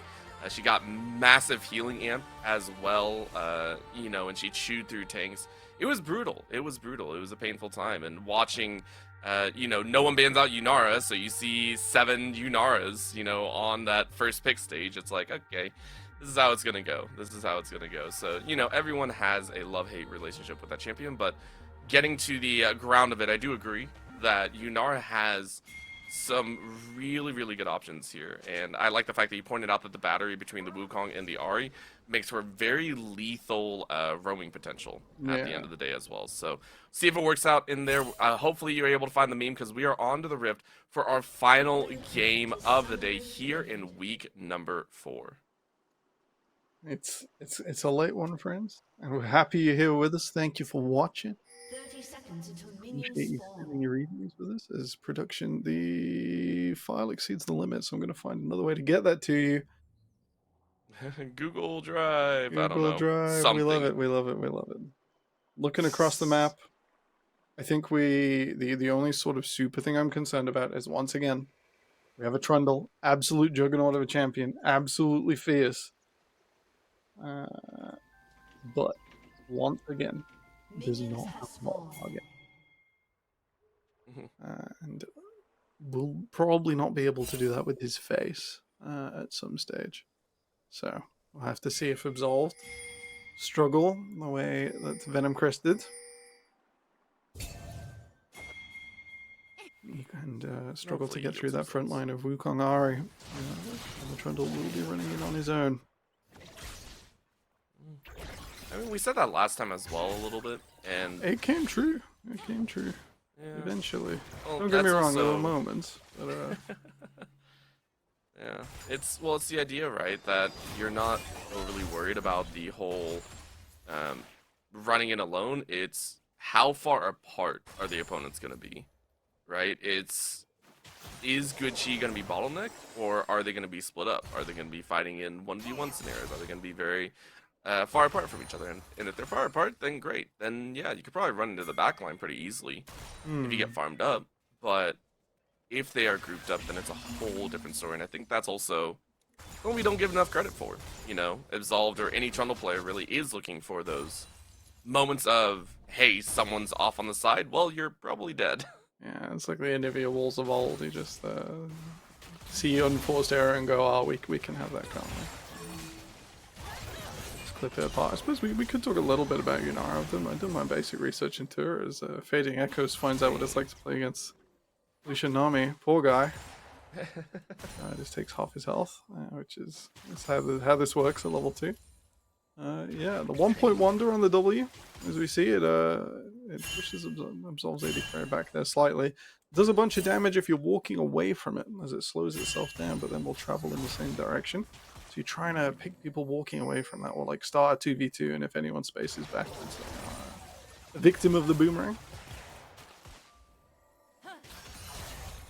It's only going to bounce even harder. Just like, I hate life. Thanks. Yeah, sidestepping it pretty crucial to winning the 2 versus 2. Or forcing it into the minion wave where it will get stuck on creeps. It's been slower moving through something. Kind of goes both ways. Gives you like incredible setup onto a single target moving away, but also can get lost. Loopy, nice moves to silence. Hate it overall. Like, I remember when those abilities actually like needed to have skill behind it. I say as a Vanguard player. It's a very it's a very cute thing to aim, but it is the 1.1 that you start with. Is Dakin looking to relive his Fiddlesticks days and is 2 towers behind, probably where he needs to be. Oh my gosh! Pull off a safe but pretty punishing recall. They'll lose away for that. Yeah, well, not just that, you're losing just time overall, right? Given a lot of presence for Dakin. You mentioned earlier with that ward going down. Heavy vision understanding, meaning Qualzy is not going to have that freedom to roam about and choose where your target is going to be. So you will be spotted and you will be tracked at the end of the day. Alright. A lot of big moves in this early game. Lane swap coming out. Gucci moving up towards the grubs, which are still way off from spawning. It means they'll get a wave up against this Scion and they will slow Lucian and Nami's presence in the 2 versus 2. Hopefully Loopy doesn't pay too bad, because the Cho'Gath doesn't want to fall far behind the Scion here. Can be made too from external factors, which then gets a little bit of a struggle should it come to pass. It's kind of surprising as well, but choosing not to join in on the lane swap territory is one as well. I believe over in some of the NA leagues, we're seeing a lot of teams like actively choose to follow. Most cases, this is after the dragon has already been taken or anything of the sort. They usually chase for the grubs, but the fact that Absolved had just said, hey, you know, we saw the lane swap, we're not going to be too worried about it. We're just going to keep doing what we do and play accordingly, which is been quite interesting to see overall. Emil and Reef, though, fighting in the mid lane, and Teamford comes on in. There is no extra mana to play with, though. So it does mean the Spirit Rush will go ahead and keep Reef at bay. Yeah, pushes Karash back. Darkin is just whacking the dragon right now. He's just having some alone time in the bottom river. Just getting that one picked up for the team in time to recall. Move up to the grubs, and plenty of time to contest. I'm gonna have to steal that line. Whacking the dragon. There's definitely I'm very tired. This is not good language. This is not good language at all. But hey, we're here, and that's the way it's gonna be. If you're gonna club something, I'm gonna say it. That was pretty impressive right there. I will give you that one. Said in such a monotone voice that I didn't even like. It didn't even click for me until about a second later. That was beautiful.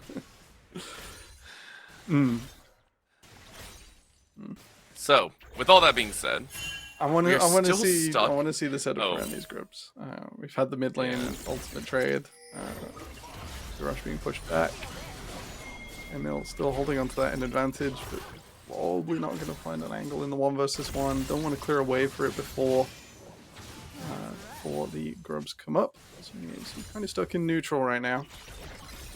Lane swap coming undone, reversing right now as Loopy heads back up to the top side. Hasn't fallen too far behind, as it turns out Dognappy suffered massively, and in fact wants to reverse that and keep the 2 versus 1 going.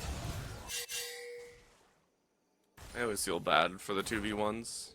I feel pretty bad for Loopy right now. He's up here. Yeah. You know, looking to chomp down on some grubs, looking to get a stack. You know, a midnight stack, if you will. And unfortunately, his AD carries just like left him. So the contest, yeah, not very likely to happen. His jungler's pathed away as well. It was poor top laner, man. Oh. I like this cooldown though. As you force the flash out, it will be way back as Emil is just like, okay, that sucks. Keep in mind, Emil has also been the one that has been consistently out of mana. The other side of things. Ward has gone down, also spotted out Dakin, so Loopy's gonna lay down one more. And in comes Fading Echoes. Echoes recognizing that, hey, topside is about to get messy, and it is. It's one of those moments that you watch League, and to some it's very boring. And others, though, it's all about that checking of each other, always trying to be in the mix, and it's stopping a fight before it even starts. Of course, the fight over the grubs, you need to Absolve's favor. Loopy is here, can get a very nice pop-up if possible. This one's stolen away. That's also going to be the ult coming out, as Dakin is going to chew through one first blood going over to the side of Absolve, but Wreath is in the back line along with Qualsy, but I don't think they have enough damage. Over the wall, Qualsy goes, but it's going to be Bronze to try and finish him off, and they do. Chomp down works, though, as Loopy gets one chase, and it will be Dakin to fall just as well. So overall, good Chi come away with the feat of Warfare. They get the Warfare. I think the Wukong Ahri frontline well and truly online, both level 6, and even though the Magnet Storm was missing from the engage, Gucci controlled that fight in the front to back. While they do lose Qualsy, they won't be sad about it at all. No teleport from the Scion, so that was the 4v4 fixed. And although the first grub has gone down, I think that much gold into an instant Malignant Spy for Kurush. So going to go down an absolute treat. Qualsy coming back to claim their prize as the duo lane of Chrisberg and Beanlord have gone back down to bot and won't be able to help their jungler contest this. Right now, this is movement, pacing, everyone trying to get in position. Qualsy very happy about this one, but take a look bot side. We're seeing Bronze already down there trying to chip away at that tower. Mara joining in on the top side and seeing everyone kind of get right back to their starting position. The next play will be happening soon. I only assume that this is going to get way worse once we hit, 15, 16 minutes when everyone decides to actually interact with each other. Yeah, there's a lot of sort of running away from each other. I think Dognappy, big beneficiary here from that dragon play. He has caught up, I think there's 2 or 3 waves. No longer like approaching 50 CS down. The bleeding has been stemmed. Will be more of a presence, at least in those fights with a bit more gold. Dragon coming up in 40 seconds, so this is last recalls. Kurush right on time there. Oh, maybe gonna delay. Just invite a little delay. Cancel teleport back if he wants to. Probably a bit of a bigger ask.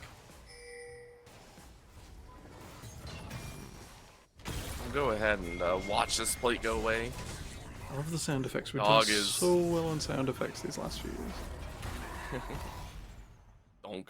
It is the polish, the hot steel. It's if top laners have to eat like dried crackers all the time, at least the sound effects are pretty cool. I like how we say that, and yet they're also the ones that generally get a decent amount of gold early if they're farming away, hitting the towers like that. They're like, if we get plates at least, that is the one lane that you're like, this is great. Like you're usually not disturbed. Unless you're in solo queue and everyone hates your guts. No, that's about it. But right now we are seeing this fight over the dragon, which Absolve are trying to aim for. They even draw out of the pit, but for right now, it's everyone keeping kind of stable here. Yeah, there's a little bit of an interesting interaction there where I think she's ward went unchecked. The Magnet Storm comes through. The Magnet Storm is quickly used quite well as Good Chi yet again find the collapse of the ages in this tower dive. Should be more than available. Wreath goes out. Did they look for a mill? They absolutely can if they so wish, but they already lost their jungler, so no reason to stick around. Yeah, pings onto the top lane, not wanting to give this tower over. That should probably be Kurash's TP up. There he goes. I think he's going to save the plate. But yeah, at least we'll... Oh? I like it. Aggro. I like it. Interesting. Yeah, you just try and get a little extra damage down and make sure a dog doesn't get to stick around as neatly, right? Like you're not able to freely stick around after taking what 3 tower shots there. It does maybe cede priority onto the dragon though, so we'll have to see. Maybe Qualsy coming back down and Mara getting a bit stronger will make a difference there. But currently, absolved, control of the lower river. We spoke of their issues potentially getting through the front line. Venom Crest did not get the Cloud Dragon, didn't appear at all last game. I think Cloud Soul here might make that difference, might help them close that gap, so we'll have to see. Will it be? It's Infernal, never mind. Trundle not eating great tonight. I don't know. I think Trundle's gonna eat pretty dang well with an Infernal Soul backing it. Like, if he closes range, I think we've seen excellent management. It's the good cheese phrase that the Ari Wukong has not let Trundle move so far this game. that's fair. Yeah, those assists coming from the few scraps of damage the Duckin has been able to get in, plus the pillar. It's only going to continue, I think. Again, good chi. You mentioned before that this is a squad that, and even the Des was talking about it. It feels like they're either on one side of the seesaw or the other, and it's very hard to tell which side they're on in the game itself, right? Like the start is great for them. The start feels good. They're up 1k, they're starting to push out, and again, their scalers are scaling. You know, Yunara starting to get some items built into you. And yes, you're down 2 dragons, but you can start fighting for those dragons here in a little bit as well. You can start looking at extra grubs, because you have to, or not grubs, you can look at the Herald, right? Like, these are all things that you can absolutely look at. It's how well they're going to utilize it. It's a difficult situation to find themselves in, right? Because top's lead is mostly evaporated due to the lane swaps. Mid's lead is, like, significant. But this sort of relies on your opponent moving to you. The range, the sort of counterpunch for Trundle not being super long ranged is that there isn't really any long range CC in this game. There is Flash from Geibel or Echoes' Rel. There is Demon Lord's ultimate, but that's about it. Well, Laser comes out, and Wreath is like, I don't like it here anymore. You know, I was winning out early, doing okay for their own, and Mill's like, I can answer back, don't worry. He's half health, we'll have to see. Qualsy was called upon to revenge that or attend the play. Not going to make it, but with Herald coming down, 20 seconds. Wanda. Rush, no teleport. Is he going to get back in time, or is he just going to try and eke this player and be behind his team when Absol don't expect it? Oh, what a nice jump in. Even getting a laser in as Mara tries to join in. Bronze is now down. Now the rest of the team from Mazald are going to try and make some magic happen if they can, but Qualsy just saying quality of life is up for me. Another chomp through. As in the backline, Dakin also gets found. He's going to eat for a decent while more, but another crash down from Fading Echoes resounds heavily as Emil flashes out to safety. It's a 3-for-1 overall. In favor of Good Chi, yes, they lost the tower, but still gold coming into their pockets. I think they've got to be so happy with that. Qualsy pretty much finished off the bot lane on his own, and if your jungler can match Lucian Nami at 15 minutes, who have had a gold lead in their lane, then you've got to be so happy with it. That is the biggest spike these champions will see. And it's been well and truly cut off by, surprise, surprise, Kurash being behind lines, wreathed in red, his health bar blinking. But not at all struggling, not a target at all, taking nearly 0 damage in that fight. Just being the utility they need. With the Cull coming through as well. There's 1,500 gold lead for Good Chi is going to flip over 2,000 plus any tower damage they can get down. They're going to be so happy with the way this mid game has gone. It might continue onwards as well. Bronze, though, able to throw down a little extra gold into their own pocket. Loopy is going to try and interfere, but honestly, I think he can bleed through. What you're not enjoying watching is Qualsy dancing on top of Emil. Emil not able to get the Chaos Storm in favor, but look at the damage pumping out. Qualsy bit off a bit more than he could chew, and Emil says, what you talking about? I am. The damage now at 4-1-1, silently becoming the absolute death machine you like to see from a mid laner. Overconfidence, the only explanation I can think of as the Wukong chopped down to size. Avoid the Herald over. I'm still pretty cold on Herald this split orbital. I don't know if you got super big feelings, but despite like how cool the driving feels, unless you get like that coast to coast, that big rotation off of it, I'm sort of lukewarm on this as being like it could have been spent farming camps. Yeah. Again, it comes down to how you use it. I think it's a very good breakthrough pattern if you are looking at trying to get some of the towers. So for me, I actually really like Shelly. Good teams know how to utilize it. Now, is it worth it? Oh, I always feel it depends because I guess I would prefer it being taken after a team fight, right? If it's a secondary prize, it's always worth it, which is fair to say of just about any objective. But I do like it. I think it is worth to go for it as more of just a general denial against the opponent. Yeah, there's always that factor as well. I'm not allowing your opponents to pull off something wicked. There's teleport down, and that's Chrisberg's Lucian coming in hot. He will be vulnerable. Well, maybe not as vulnerable as he thought. The rest of the team is there. Magnustorm grabbing 2, but the Rel is not as tanky as you think you are. Quality recognizing that you have to step away, and Fading Echoes is going to run to safety. Look at the damage. Not much coming out of Good Chi after that one. The entirety of Absol is actually doing quite well. Lil Chomp on the backside, but Dawkins still lives, so it's a bait at the end of the day, whether you like to say it or not. And now Morrow is in the worst position. Absol destroys 2, and Good Chi now looking at a lost dragon. It's a brutal loss. I think much like I did, Good Chi got excited off of that charm, and while Kurosh can waste a little bit of time here, you're right, that is health bars. Not being 0, baiting Good Chi into a overextended position. And unfortunately, the Yunara is not quite at mow down your opponent's stage yet. She is a little bit more like Hogmore and the AD carries of old. And Ashe too, I guess, than AD carries that we're currently most excited about in meta. So we do have to sort of temper our expectations. Despite being 1,500 gold down, she does need her 3 items. She needs the big team fight to play through, rather than trying to make an impact too early on. Well, at this point, we have started to look at this 20-minute mark, and Absol has so far hit every checkpoint that they wish. I know we didn't look at them that much. We were looking at Good Chi, finding those team fight wins and all, but Absol are sitting on Soul Point right now. Very happy about this next dragon take if they so wish in about 4.5 minutes. You're saying we're still willing to fight. Honestly, that punch is huge, and Mill, of course, 4, 1, and 3, ready to throw down whenever they so wish. And I believe that's Merc Treads, the upgraded Merc Treads in their pocket as well, so they are ready to get out of just about any CC thrown their way. Yeah, little shields, please. Just please don't let Ari 100 to 0 that's the most me. broken boots, by the way. That is by far the most. You get a free, like, the free Kinnick Rukern, basically. Yeah. That is huge in my opinion. So it's not bad. I'd urge you to read the text on the Swiftness and the Ionian boots as well. They are certainly overtuned. Swiftness is a little champion dependent, because sometimes you can trick your move speed and your adaptive force, and then that stacks with that bonus a little bit more.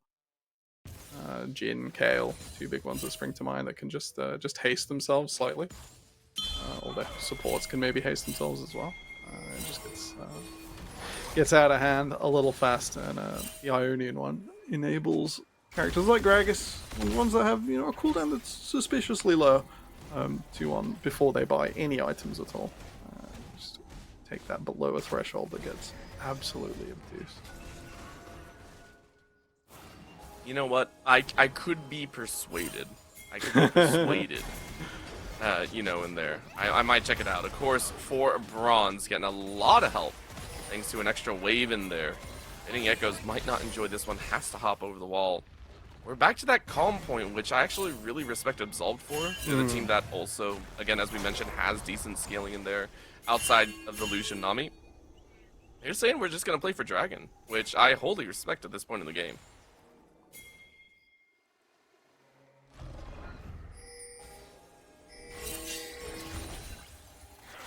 Just a moment of calm. It's late in the evening, and we can go podcast mode if you want. It's not night tracks, which is something that's cool on the BBC if you've ever heard of Radio 3, because the excitement's about to happen. So despite not getting the opportunity to talk about my calming late night radio, it's like we're going into now. Not a lot's gonna happen. The dragon, miles and miles away, so this hold a little bit unusual, orbital. We're just watching minion waves sway backwards and forwards. Like the ocean, moon above it, late in the evening.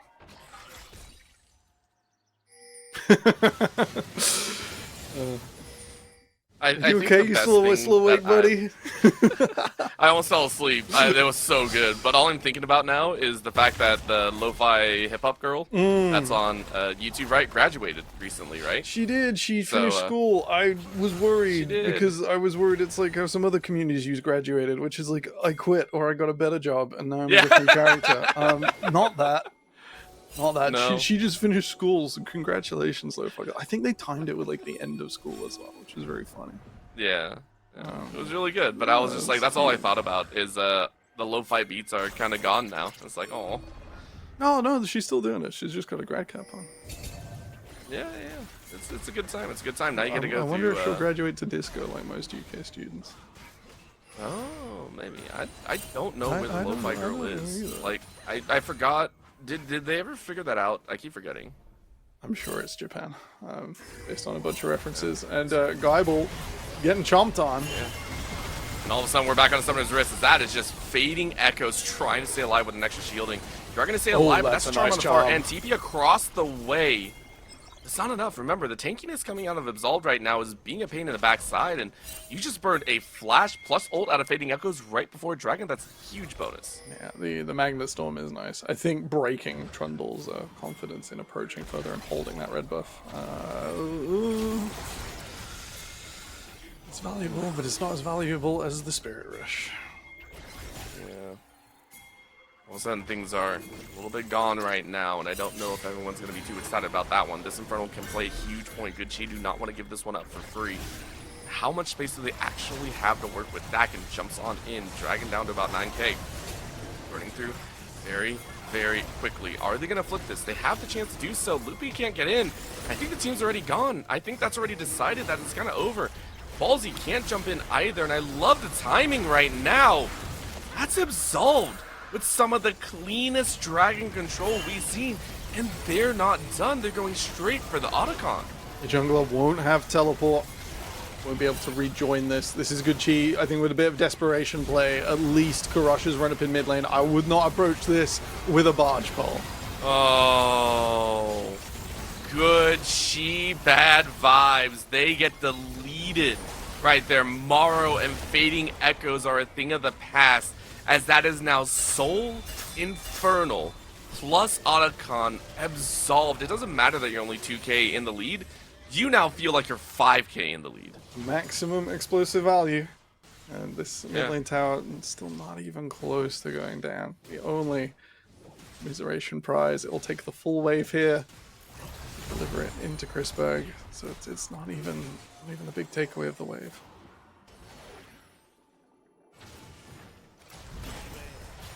Just hurts. Yeah, it's tragic. I mean, like we've been watching this game unfold, and we talked about Good Chi winning the early game, and it just feels like things they got caught up in your radio voice. That's what happened to Pearl. They got caught up in your radio voice. They were just listening in, and they go, "Oh crap, we're actually playing League of Legends. We actually had to be proactive. We had to be looking at some of these global objectives."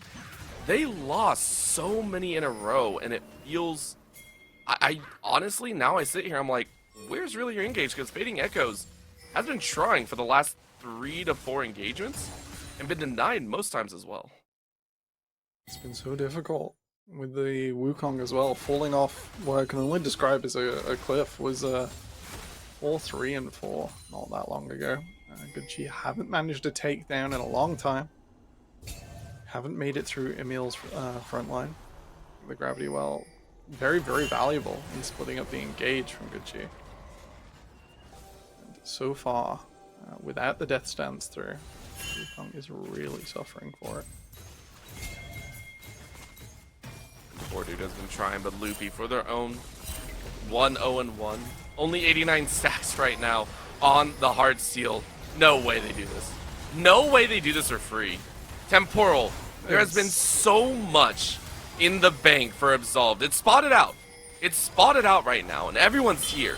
But Docket is already halfway through this Baron. It's getting chewed to oblivion. It's down to 6k. Where's Wukong? Wukong is going in. Quality's gonna look this way. He doesn't get it. That is everything that they could possibly want. And now Good Chi are in full desperation as they try and jump on in for a desperate fight. But no, they're just gonna lose their lives. Down goes Quality. Down goes Echoes. Down goes Loopy. And Mara will fall. Absolve says, we release you of your sins of not playing this game. As at 27.5 minutes, Absolve say, we got everything. What you got? All right, I was 2 minutes late on the prediction. Good Chi not going to be surviving that absolute horror of a Baron take. A real shame. They've had some real high moments in this game, but not going to be. These two teams will go to 4-4 apiece now, tied up with only one game day left of the regular season. A real struggle. Absolved. They're gonna, maybe not be able to finish it. Well, that. Not by their own volition, though. That is Dog just getting a little bit jumpy on there. But, I mean, like, this is as close to the end as you can possibly get. Yeah, Dokken falling, honestly, I'm not worried about it. Yeah, you still have it's a slow reset. So much in the bank for Absolved right now. The only thing that can flip, I'm sitting there going, if you get this Elder, maybe you get a chance. But, like, what fight has Good Chi won? Not recently. None of them recently, unfortunately. Yeah, it's been a proper struggle.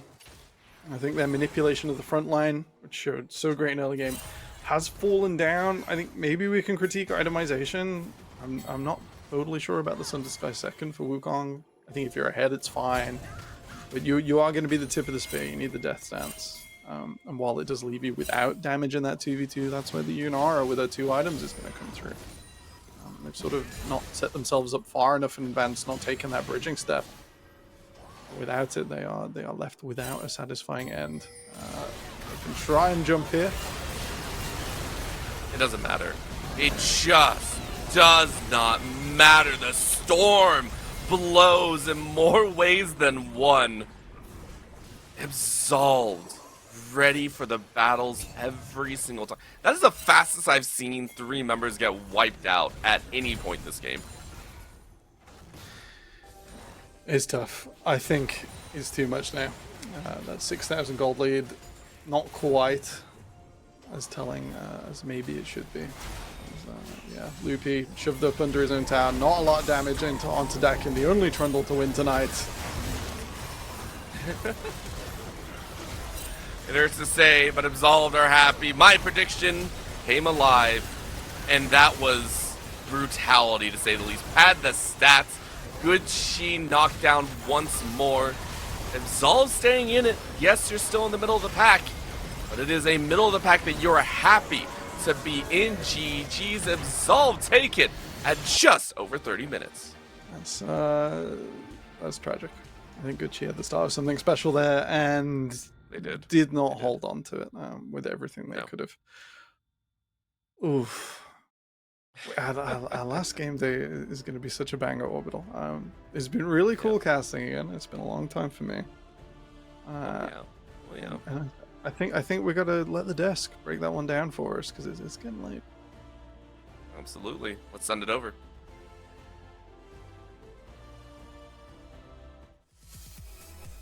Hello and welcome back, and what a way to end the day. What did I say from the get-go? It's the UKL. Anything can happen, and Good Chi and Absolve have proven that. Ollie, like, just take the mic. It's your time to shine. You got the prediction right, and I know it's your favorite team in the league. With love, Rob out, Oliver Day in. That's all I can say. That is all I can say. Absolve. It's peak. What it's actually a performance. Peak. Emil, my heart is pounding. I'm shocked. It was beautiful. It was absolutely beautiful. Look at the damage. Just look at the threat coming from this guy. It was fantastic. Yeah, like I think that the Victor played insane, right? Obviously, if we just go to the last fight, right, like the Chaos Storm over the top with Muta on that Lucian, like Avi, they were just able to do so much damage in combination. I was a little bit disappointed in the Yunara, to be honest, and I don't know if it's a Marrow thing, I don't know if it's a Yunara thing. It just, I don't know, it just feels like it lackluster. Listen, I know we're saying like there are a lot of options you can make. You can take an on-hit, you can take a crit, you can take an AP, but it felt like Marrow was kind of in that middle ground where you're not quite sure what you want, because we saw building from Bork into Runan's Hurricane, which, you're doing a lot of on-hit damage, but you're missing so much burst. Where's your damage coming from? Like, if you can get into an extended fight and keep hitting autos, great, but you have so little damage to actually break through the front lines, so you're not getting anywhere near as much value as you want here. I feel like this win has just tied up the table more. Yeah. I mean, it's a whole mess now. We are getting playoff, like pre-playoff fights for sure, because like I don't really know how it's gonna work. I'm gonna leave it to someone else to break that all down. But like this win has now obviously put Gucci in the same standing that we have with Absolved, as we're getting some standings right now. I think these might be the... Oh no, maybe they are the updated ones. No, those are... I think they're the updated ones. No, I think they're the ones that we had last week, unless everything has stayed the same, which it No, you're right, actually, they are the updated ones, because there are 1, 2, 3, 4 teams, no, 5 teams, sorry, tied for third. Woo! Oh my 5 goodness. teams on a 4-4 record, tied for third. Absolved, Brod, Bulldog, Chai, and Rise. I'm used to calling it Chai from Chichester University. My bad, gang. Ollie, your team could do it. Honestly, they could be in the insane. top 3. I'm speechless. Like, he's popping my heart off. is You can pounding. see him. He's Like, I'll be on Twitter after ecstatic. this. I want him to do it. I really want him to do it. I love the UKL, honestly. This is such a good image of UKL. Well, we still have more games, right? There's still games to play, so it's not done yet, right? It's been a nice one, though. Thank you very much, Avi. Thank you very much, Ollie, for being on my desk. Shout out to all of the production staff. Shout out to all of the casters and the host from before me and the desk before that. But with that being said, let's have a look at next week's predictions. As we do look to next week, nothing has changed because it's still #RobOut.